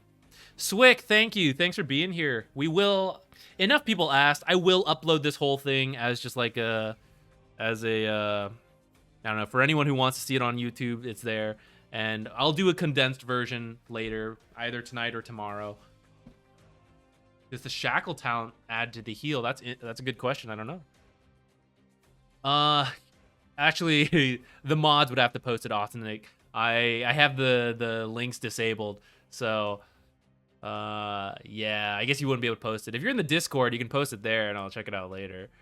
Or if any of the mods are here, you could send it to them. But it's no big deal. Silencer, very annoying lately. Arcane Curse, mana cost increased. Okay, so he can't spam this as heavily. Glaze of Wisdom. Shard now also increases install. That's kind of scary for core Silencer, though. Now he's like guaranteed stealing big int. Question is, can we do it as a support? Can we buy the Shard just to steal more int? But the Shard is not very good for support Silencer. Nerf Arcane Curse damage on the talent. Change 400 health to -20. Okay, I kind of like that, actually, the 20 change. Not that supports hit level 20 that often, but this is fair. Silencer just did like a crazy amount of damage, I feel like. Skywrath Mage, damage multiplier increased by 0.1. Damage increased. Oh, this is very good cost per damage now at level 1. Well, at all levels, really, but 80 mana for 120 damage is pretty solid, especially because it's only like 15 seconds. Ancient Seal magic resistance reduced, though, by 10% at every level. Mystic Flare damage increased from 750. It's increased 800. Oh, it's only 50 more damage at level 1, though. 25 at level 2, same at the end. Okay, these are just buffs overall to Skywrath. Where's Rudy? This is good for him. Okay, Slardar. Sprint passive. River speed reduced. Targets leave water trails for 8 seconds behind them. Oh, that's kind of good. One, it reveals where they're going, which I guess you didn't need because you see them with Corrosive Haze anyways, but I don't know. It's kind of fun to see the tail. And then Slardar can now chase faster after them. Oh, that's a really nifty change. I really like this. And then if you have the Ags, you're also like stronger as you chase them. You're not like stuck to your puddles so much anymore. I think this is a really cool change. I'll be interested to see how this looks animated. Level 20 talent plus 125 into 150. Okay, that wasn't a big deal. Sean, maybe. Maybe that is the build. Slark, base strength, down by 1. Yeah, screw Slark. Now deals 40 damage on contact. I'll be honest, I thought it did. Was that just in like an Aghanims game or something? I thought Pounce had damage associated to it already. Latch radius, slightly higher. Ooh, increased leash time. Tax bleed. I don't play enough Slark to know exactly whether this is overall good or bad for him. But I mean, this part's a small buff to the Pounce. Support Slark? No. Maybe? Snapfire. Here's a hero we actually play. Scatter Blast. Ooh, more damage at level 1, but less later on. Cooldown, slightly higher at level 1. Mana cost, a little bit more expensive, but this is worth it for the extra damage, actually. This is a pretty good level 1 spell. 85 mana for 150 damage if you hit them with the inner cone. 100 mana, 100 damage still later. That's still pretty good. Shard, well, I guess it's kind of average maybe, but the inner cone value. Shard now increases point blank damage by 35% instead of a flat 125. I didn't know that's how that worked, actually. I didn't even know. I thought it was just 125 flat damage to everything that then got amped by 50%, but I guess not. Shard stun decreased by a little. Okay, that's not a huge deal. Armor reduction decreased again. Okay, They're tired of this little shredder build. They want people to go QW, and they made Q a lot better for it. Gobble up mana cost decreased a little bit, not a big deal. Talents. Ooh, 0.3 extra stun. That's kind of nice. 1 second scatter blast slow, replace fire snap cookie, restores at 25 health. Okay. Ooh, level 15, 2 extra little shredder attacks though. And then level 15 scatter blast extra damage. So the scatter blast build feels a little bit better, I think, with the shard. Even though some of it got nerfed. I think it's overall okay though. Little shredder. So what's the total negative armor reduction then? 8 attacks at 0.5, 4 armor reduction. That's still actually a nerf overall. Little Shredder really got hit with some of these nerfs. But Scatter Blast is a little better. I think she'll still be okay. Yeah, I actually think QW is more fun as well, Fruit Basket. You go like the Shard Blink QW. I'm kind of okay with this. Maybe Ags now too. It's cheaper, so you can afford it. That could be fun. I'll have to think about the items, how they play into. Sniper, take aim. Okay, just give him some mana cost, sure. Concussive grenade. I mean, no one was really building this. Were they? Did I miss something? Support sniper, I don't think is going to come back with this stuff, guys. Spectre, search radius down by 25 for Desolate. Damage, a little higher at the start. I don't think this is a huge deal.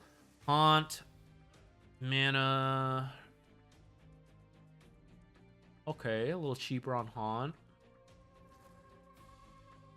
Talents, minor nerfs. Okay. Spirit Breaker, everyone's favorite. Mana cost, okay. He doesn't have a ton of mana, so any kind of mana cost, and this is a lot, 20%. Bulldoze, move speed bonus, reduced by 3% max level, status resistance, down by 5% at max.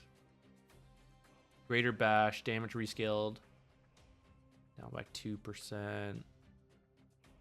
Level 20. Okay, so not totally dumpstered, I'd say. Everything kind of got reduced by a little bit. So I think he should still be playable, but maybe not like first pick all the time in pubs and everything. Maybe you like actually have to want to play him, you know, kind of hero.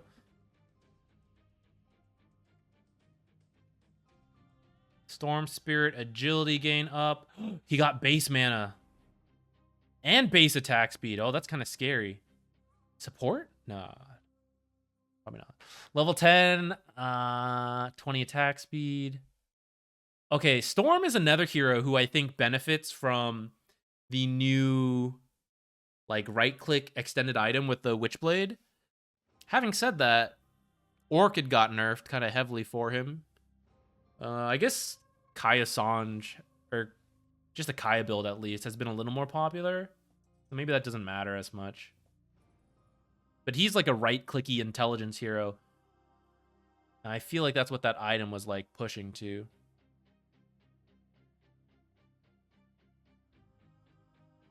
Okay. Sven, agility gain. Scepter now also dispels the target. Rework shard. Warcry is undispellable and passively grants 5 armor to all allies in a 1200 radius.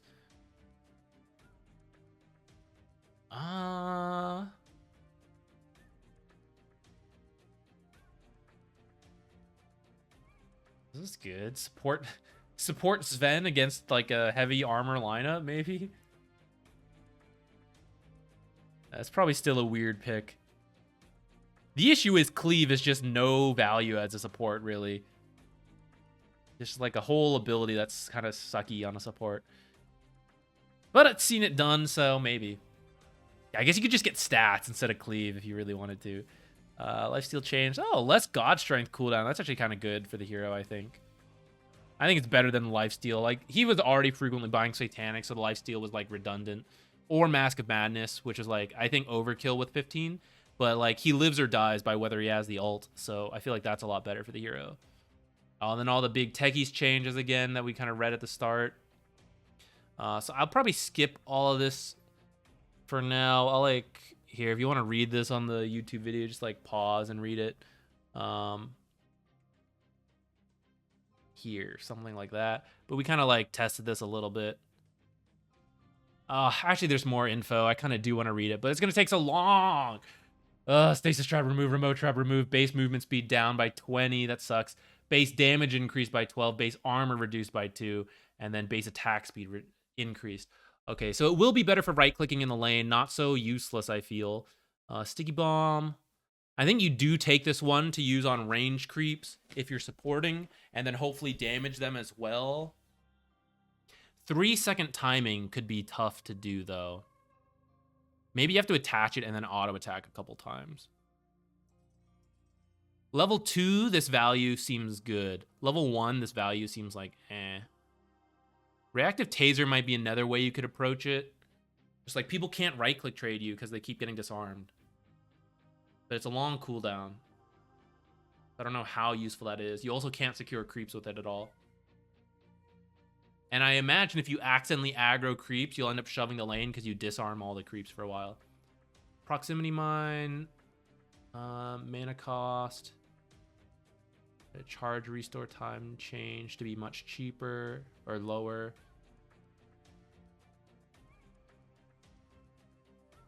Oh, you can put them closer a bit. They'll explode sooner.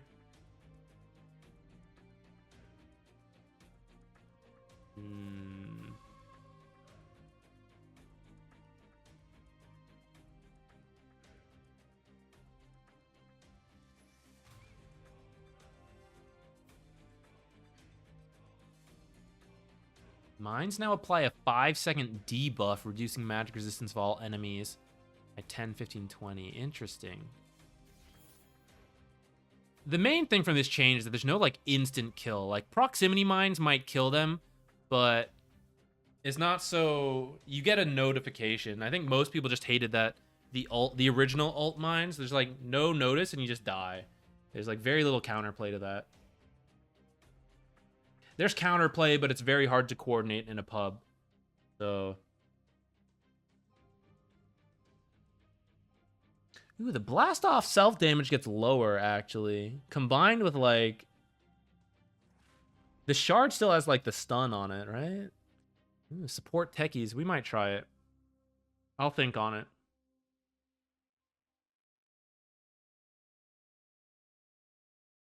$100 sticky bomb damage. And minus 15. Ooh, replace with 0.8 proximity mine activation delay, which means there's much easier to like drop that ult and just explode someone. Interesting. Well, techies, old techies is definitely gone, but new techies might be maybe considered less toxic, so we'll see. TA, Psyblades. Spill range rescaled from 1.5 attack range. Okay, there were some insane spill range things. So now they're setting flat values to it, which I think still look kind of similar, actually. But maybe when you just get, like, all the right items, it looks less absurd. Like, Dragon Lance, Telescope, all that stuff, maybe. I'm not fully sure. I don't know if this is a buff overall or not. TA player, someone let me know. 15 talent. Place with 120 attack. Oh, that seems nice. 20 small changes besides that one. So I'm not too sure how to understand this one, guys, because I don't play TA. Terrorblade agility down by 0.4, but gain 10 base attack speed. Mana cost way cheaper at level 1 on Conjure Image. You can jungle a lot faster now. Meta, or not faster, but like, you know, less mana into it. Meta duration rescaled, so it's mostly the same. Kind of shifted around. 2 extra seconds at max level, though, is the important part, I think. Level 10. Ooh, 10% Conjure Image outgoing at level 10 already, so that's good for the hero for jungling. I don't know if I like Terrorblade that much, though. I don't know if I want to see him that much in my games. The rest all seems like some small small changes to the hero, but they're generally buffs, I would say. Not sure how to read. I guess this one is kind of painful, but the rest all seems like a buff. Maybe I'm too tired to know. Tidehunter, Kraken Shell, damage block. Slightly more damage blocked. Excellent. Anchor Smash. Shard bonus reduced. Okay. Timber Saw, Whirling Death, damage increase. 200. Okay. Primary attribute reduction, 12%. Cooldown increase from 18 to 20. Damage per second reduced from 90 to 80. All right. Base damage reduced by 2. Tinker. Defense matrix. Status resistance reduced from 20, 30, 40, 50 to 10. Okay. Nerf. Channeling time increased. Nerfed. This late game one is the most important. This is like the chain stunning and everything. Which is still possible, I think, with his extra 0.25, but just shortens the window. Laser. Nerfed. Warp Flare. New ability granted by Shard. So I guess March of the Machines is gone. New ability granted by Shard. Throws a grenade toward a unit, dealing 50 damage, teleporting it 600 units away from Tinker, lowercase, unplayable, and reduces their cast and attack range by 40% for 3 seconds. Mana cost 150, cooldown 15, cast range 700, projectile 9. That's pretty interesting. You just like push him away from you.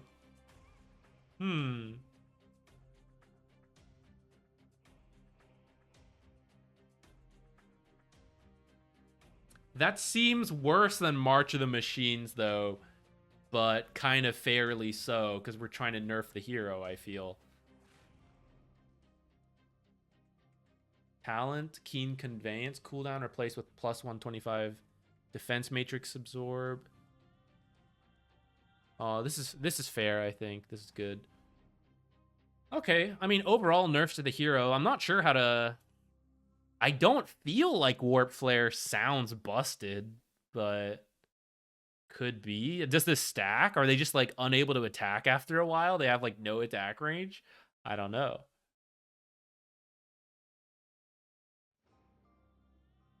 Weaver Orchid feels great, by the way.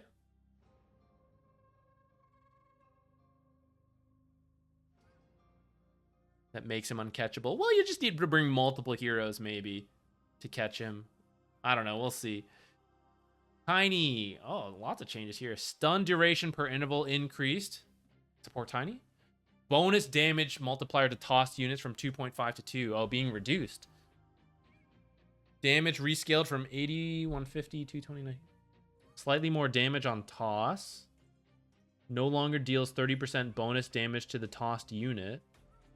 I mean, those are all nerfs to like support Tiny, combo Tiny, I feel like. Grow.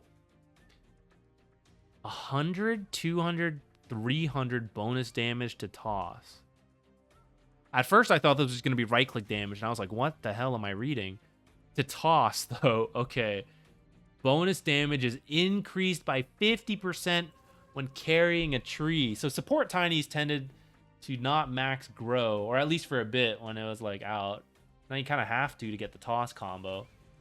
Tree grab bonus damage rescaled from 20% to 20 flat damage. Bonus building also reduced.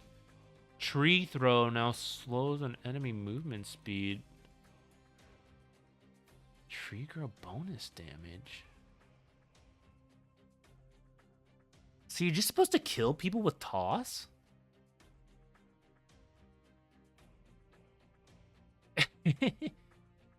B-Town, I was like, what is this? Why did they do this to him? Well, I mean, he was super irritating at TI, right? But then they nerfed him.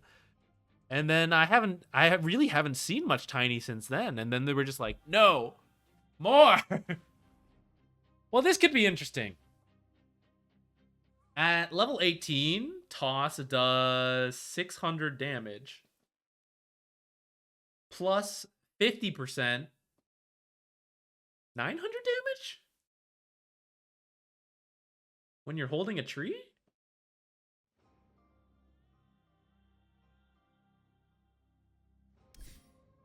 Is this what we're doing now? Be all that we see or seem. Oh, bonus damage, so maybe just the 150, not 900, but 750 total. I mean, my question is still why, though? Would you look at that? Oh, wait, not the axe. The, Better get ready.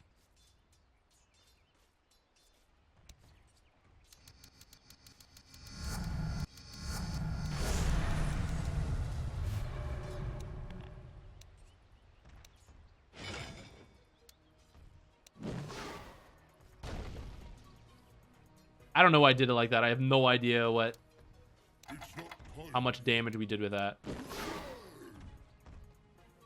It doesn't damage him.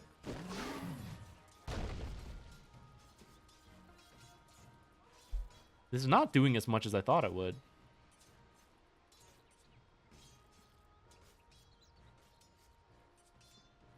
Toss bonus damage should be doing like extra. Is it only to the target?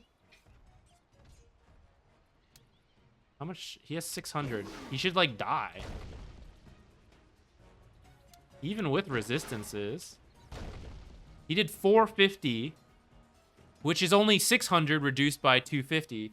I'm holding a tree though. Oh, maybe it's talking about my bonus physical damage, not my bonus toss damage. That would make a little bit more sense.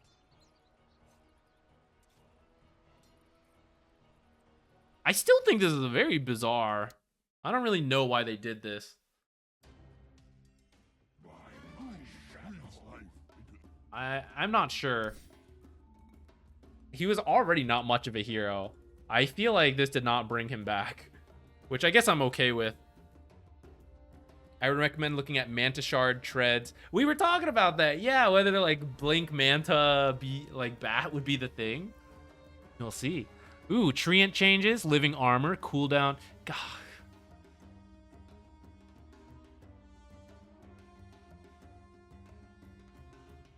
Ooh, Treant. Okay, living armor, cooldown increased.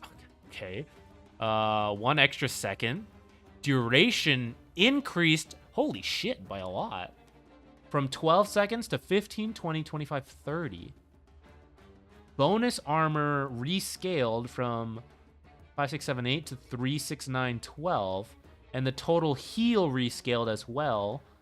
So it's the same at max, but just worse off at the start. 45 seconds.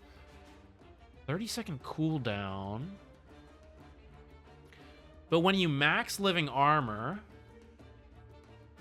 and in fact, by your 3rd level, you can have 2 living armors off at a time. Do they stack? That would be a bonus 24 armor on someone. They call me tight. Max tree build? Or max heal build on tree? And then we build our meteor hammer back as well? Now this part's unnecessary, but I do want to see bigger cast range. Earlier shard at 15. Places. Well, anyways.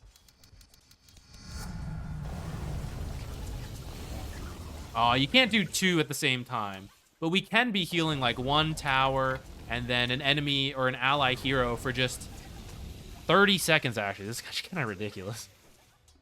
Or you can use it like on 1 creep wave and then like check back in years later and you're like, ah, that creep's still going. This time it is the demon good time. 180 heal over 30 seconds. That sounds awful for a heal. For a single target. Yes. Overall, math-wise, how are we? Heal-wise, I think it's worse. But, like, the armor persisting for so long is probably what they're going for. So before, let's say you could get 3 casts within the same time frame. And you would heal for a little less than 600, so like 540. And now in that time, you only heal 180. That part's garbage by comparison, now that I say it out loud like that. But the armor is better.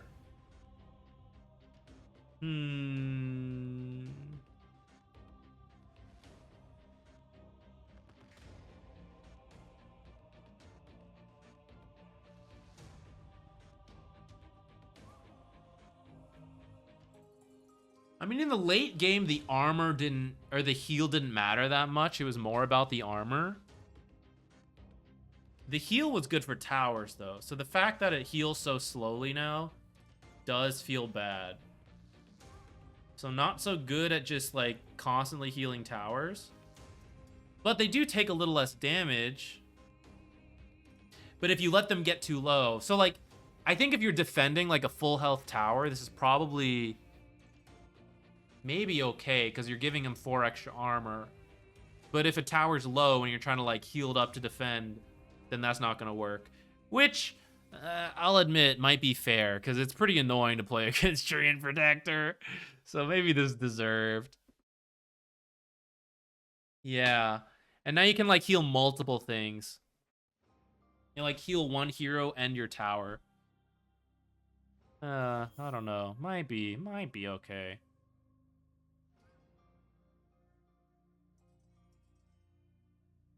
Troll. Now grants phased movement speed. Okay, fair. Talent, 20 replaced with 50. Wait, what's... It's going to be 55-second cooldown? That's kind of scary. It's going to be hard to kill this guy. 25. Replaced with Whirling Axe. Pierce immunity. Oh. Slow BKB targets. Okay. Ooh, Tusk. So 5 less move speed. Slightly more damage on Shard. 5 scaling per level. Snowball. 60 extra damage by max. Walrus Punch. Cooldown. Ooh, significantly reduced. Mana cost. A little bit higher, maybe, to compensate at the start, but then lower by max level. And critical damage also reduced a little bit to start. Still, 20 seconds. As a support, that's really good. You just get it. You're not really there for the damage. I mean, a little bit. But it's mainly just the BKB piercing punch. A 20-second is now really nice. That's even better than, like, your level 2 ult previously. So, I feel like it's a huge quality of life buff for support Tusk. And even core Tusk by level 18 is 10 seconds, which is better. Walrus Kick, longer cooldown. Cooldown is now reduced by 50% if you kick a creep. Also deals 350 damage to all other units within 250 of the landing area. Okay. So now unit and vector targeted. Oh, shit. So now you have way more control about where people go. Oh, damn. Level 10, 0.4. Walrus Punch stun duration increased to 0.5. But then the crit reduced a little later. Oh, this is interesting. Oh. I think this could be overall good for him. He did lose some movement speed, but the rest seems relatively good for him. Put him on that list. Tusk? Underlord. Remove Dark Rift. Oh. Oh. Firestorm. Shard no longer reduces cast point. Shard now also reduces wave and burn intervals and duration by 25%. What? So instead of, like, lasting 6 seconds, it's reduced and things just go faster. So it does more damage at a quicker rate, is my understanding. Fiend's Gate is now the ultimate. Opens 2 portals, one next to Underlord and one in the target location with global range. This was his Ags or Shard. It was his Ags before. Heroes can channel a portal for 3 seconds to teleport to the other side. Allies that pass through the portal temporarily gain damage reduction and move speed for 5, 6, 7 seconds. Casting Fiend's Gate will cause Underlord to immediately start teleporting. 140 seconds down to 100 seconds. Rework Scepter. Fiend's Gate spawns a Pit of Malice under both portals. Pit of Malice slows enemies by 40%. Essentially, you target it somewhere, root everyone, and you all pop out right on top. 5, 6, 7 seconds, which means you can, like, go back to defend your base and then rejoin your team. Your whole team can fountain and then return. Something. This will be pretty interesting. This will take some getting used to, the new Underlord. Undying, Soul Rip. We're almost at the end. 10 units the whole time. The damage rescaled. Math. Oh, thank God they put this here. So overall, mostly the same. A slight buff. Mana cost. Also slightly buffed the further you go. Cooldown. About the same at the end, but much better at the start. Shard cooldown reduction from 30 to 35 seconds. Okay. Ursa. Level 25 talent. 500 Urshock range replaced with -3 Urshock cooldown. That probably makes more sense. Why is this one backwards? 25 then 20. And enraged status resistance from 15. Okay. Reworked Shard. Bounces once on an enemy prioritizing heroes. Increases cast range by 100. I don't know if this is the buff I was hoping for support Venge. You now stun 2 people with a magic missile.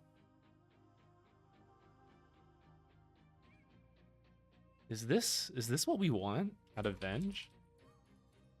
I feel like not many people are playing her, and this is like the one change that you have to buy a shard, and then, you know? This feels very weird. Hold on, let me just ban this bot real quick. Parzi, hey, what's up?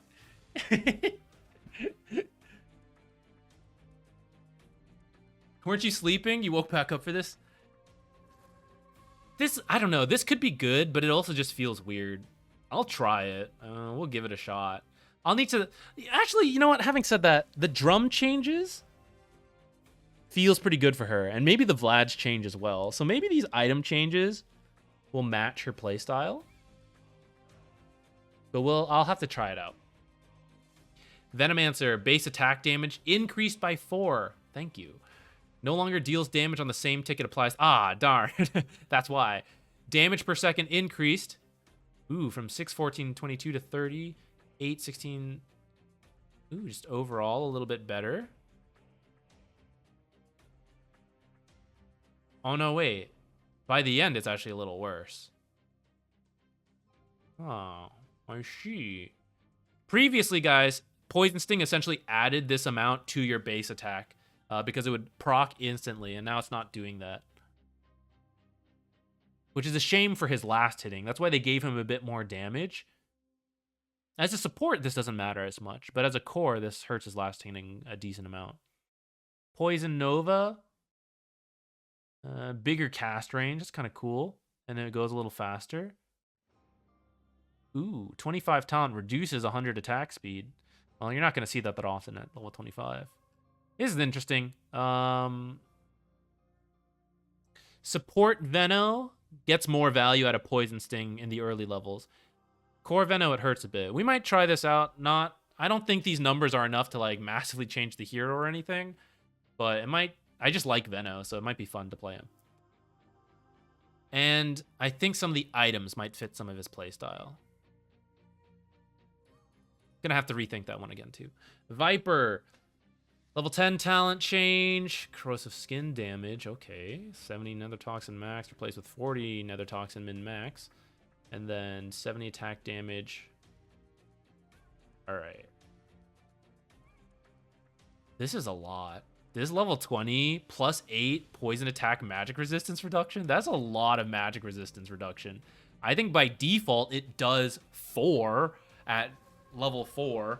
So, like, adding an extra 8% seems kind of absurd because this stacks, which means I think you can reduce people, like, so they're taking 25% extra magic damage, which is kind of crazy. That seems really good. I don't know. Am I misunderstanding this? This seems kind of absurd. Visage. Familiar vision range is up by 10. Okay. And they can attack slightly further. Oh, actually a lot further. 150. Attack acquisition. How's this different? As in they start attacking someone? I'm a little confused by what this is. Acquisition range. Level 10. Plus 25 attack damage replaced with plus 8 damage to Visage and Familiar. This is probably better for him. Corruption replaced with 1.5 corruption. Oh, that's also good for him. I don't like playing against Visage either. Stop buffing him. 40 familiar replaced with 30. Oh no. Oh no. I feel like these are visage buffs. Oh no. Dealing with visage as a support sucks. I hate this. I hate dealing with visage. Void Spirit, Astral Step, max distance, increased level 1 by 100. That's kind of nice for him.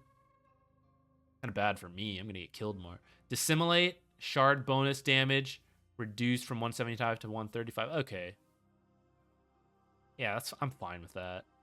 Void Spirit's been pretty prevalent since he first came out. So seeing some nerfs to his damage will be nice. He can like reach further, but he like does a little less damage. I don't think it's a massive change to the hero. In fact, I think getting more cast range is probably overall nicer. Warlock, Upheaval, cheaper. 2 Shadow Word duration, and then reduce the cooldown. Unless the meta shifts, I don't think Warlock will be hugely favored. We'll see. Weaver, hero attacks to destroy, reduced. Oh, thank goodness. Makes this less irritating at the start when everyone has lower attack speed. Shikuchi, increased. Okay. Lives or dies by Shikuchi. Literally lives or dies. So, support Weaver. Now having a much longer Shikuchi at low levels. It's going to hurt him. Core Weaver will max us out pretty quickly, so it won't matter as much. Time Lapse no longer reduces its cooldown. Oh, the Scepter no longer reduces its cooldown. Okay. I'm fine with that too. Saving people like all the time on low cooldown is like very irritating. You can save people once. I'm fine with that. 40 seconds? Yeah. No, the Gale Force. I never even got to use it. The Wind Ranger Gale Force now has a 1500 cast range instead of global. I mean, totally warranted, but still disappointing I didn't get to try this. Because I really wanted to try her more, actually. Shard cooldown decrease from 40 to 30. Okay, so you get to use it a little more often. Damage reduction rescaled from 50, 40, 30 to just flat 30. Bonus attack speed rescaled as well, though, to compensate for that. Reworked Scepter. Wind Run is undispellable, slows increased by 20%, and enemies affected by it are blinded by 40%. Whoa, okay. So you can't even ignore her, because you're now still going to miss hits on other heroes. I mean, you kind of still ignore her, but, you know. Level 10 talent. Oh, that's interesting. I wonder how that math works out. For the less power shot reduction. 15 power shot damage replaced with Wind Run cooldown to go with the Ags. And then you change 15 talent to 225 radius. That's huge, actually. It's like a massive AoE slow when she's like using Wind Run. That's pretty interesting. Winter's Curse. Range buffed by 100 by max level. Okay. Casks. Stun duration on non-heroes reduced from 5 seconds to 1. Oh, they want the jungle creeps to mess you up. Damage on non-hero units rescaled from 75 to 2 times hero damage. Can you farm a little better with Paralyzing Cask now? You can push out the wave a lot better for sure. You're doing way more damage. You didn't, like against the wave, you didn't care about this sun time. This was good for jungling, but like extra damage is actually probably better to speed you up overall. Paralyzing Cask buff, potentially. I mean, I think it is a buff, but like how good? I don't know. But that seems good. And then Death Ward, cooldown reduced as well. Oh, guys. Witch Doctor on the list. WD. Put him on there. Jungle buff. Jungle Witch Doctor. Wraith King, base agility reduced by 2. Lifesteal reduced a bit. Kills from units under Wraith King's control and within 1200 also give progress towards skeleton. Okay, that's fair. It was really annoying. Like if his skeletons killed things and he didn't, he would just get no charges. This is a good quality of life change. Reincarnation. Allied heroes revived by the Scepter upgrade now have a health bar for allies only. Okay. Is that really necessary? You die anyways. Why do you need a health bar? I'm not really sure. Maybe for the mana? Oh, well, whatever. Zeus! Last one. Arc Lightning. Mana cost increased from 80 to 80. Okay. Damage increased. 20 more damage at max level. Static Field. No longer a basic ability. Now granted by Shard. Whenever Zeus, it deals 9% of their current HP. Heavenly Jump is now the basic ability. Zeus performs a Heavenly Jump, shocking the closest visible unit, reducing their movement speed. Zeus gets 900 unobstructed vision around him for 3 seconds. Can't be cast while leashed. This seems really good, guys. I think Zeus will be back. This is one of the biggest weaknesses with the hero, is the lack of mobility and the easiness to gank him. Now that he has Heavenly Jump as a default ability, I feel like that's pretty good. And in fact, is this usable as like a support? Test Zeus.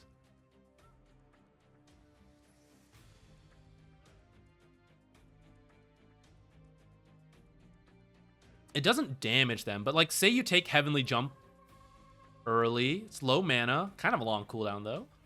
And anytime they want to trade with you, you jump. It gives you some distance and it slows them a bunch. So even if you continue to right click trade, it's good for you. But only for a very short amount of time. It's probably not enough to make him a support actually. But I'm kind of curious.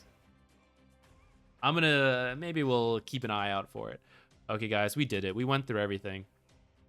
I will not try to play a game now. And in fact, I will probably take a break and then decide whether or not I even have it in me to make like a quick video, like the highlights. Trinkle, thank you for the sub. Tomorrow we will stream and we'll actually play. Just to summarize it for everyone here though. The jungle's whack, but very interesting. I think some changes got added to allow for a bit more roaming. I'm not sure if it's enough, and it may take some time for people to really embrace as well, but we'll see. In pubs, I don't know. I think if it is going to happen, pros will figure it out first, because pros pay the most attention to these like streaks, kill streaks and gold and XP stuff more than pubs. And once pubs do it, or once pros do it, then the pubs copy them. So I'm not sure how quickly we'll see this, but if it is going to happen, probably has to happen at the pro scene first. Move the bounty runes away from the triangle. Wait, actually, I don't even remember. Here, let's open one lobby. This will be... Oh, it's because it's out of date. Okay, never mind. I'll do this later, guys. Parsi, don't worry. I will, but just not on stream. I will be reading this and watching other people's analysis and stuff like that. And I have to read over it a couple times just because there's so much. I wish there were kind of more big changes. I'm low-key hoping that roaming comes back with some of these changes that aren't so obvious, but I'm not sure if they will or not. But if it did, that would be a big change. I'm also hopeful that the neutral creeps add some craziness for fun. Because otherwise, some of these changes were not like the biggest, most obvious changes. The neutral creeps being the biggest one. So, we'll have to see. We might actually learn Chen. That's probably the biggest takeaway. We might learn Chen and see how that goes. Oh, man. Okay, guys. I am so tired. We'll finally play a game tomorrow. Who should we raid? Let's see. Should we hop from one stream to another? Should we go to Tsunamis now? Guys, do you want to hear the... I know you guys like hearing me read it, but how about hearing someone else read it as well? Or do you want to see gameplay?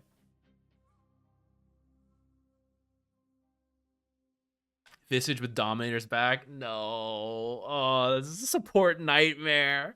I want to be killed by Visage. I think you're right, though. Visage changes looked promising. And then who else? Crystal Maiden got some nice changes. There's some goofy ones we might try. But Crystal Maiden looks promising. Chen potentially as well. Dazzle changes are interesting. I gotta try him out to see how it actually plays out. I think Earth Spirit looked like he had some good changes. Curious about Techies. Not sure how Omni Knight will work out, but I think that could be okay.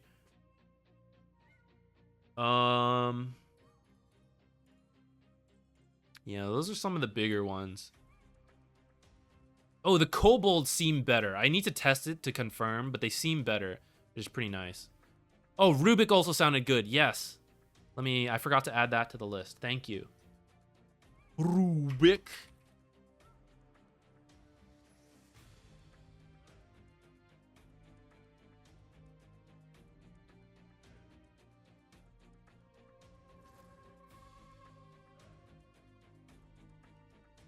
Okay, guys, I'm done for the night. I know we didn't even play Dota, but that will come tomorrow. There will be a stream tomorrow. We'll finally play it. I will dwell on this, and there'll be a patch highlight coming out soonish.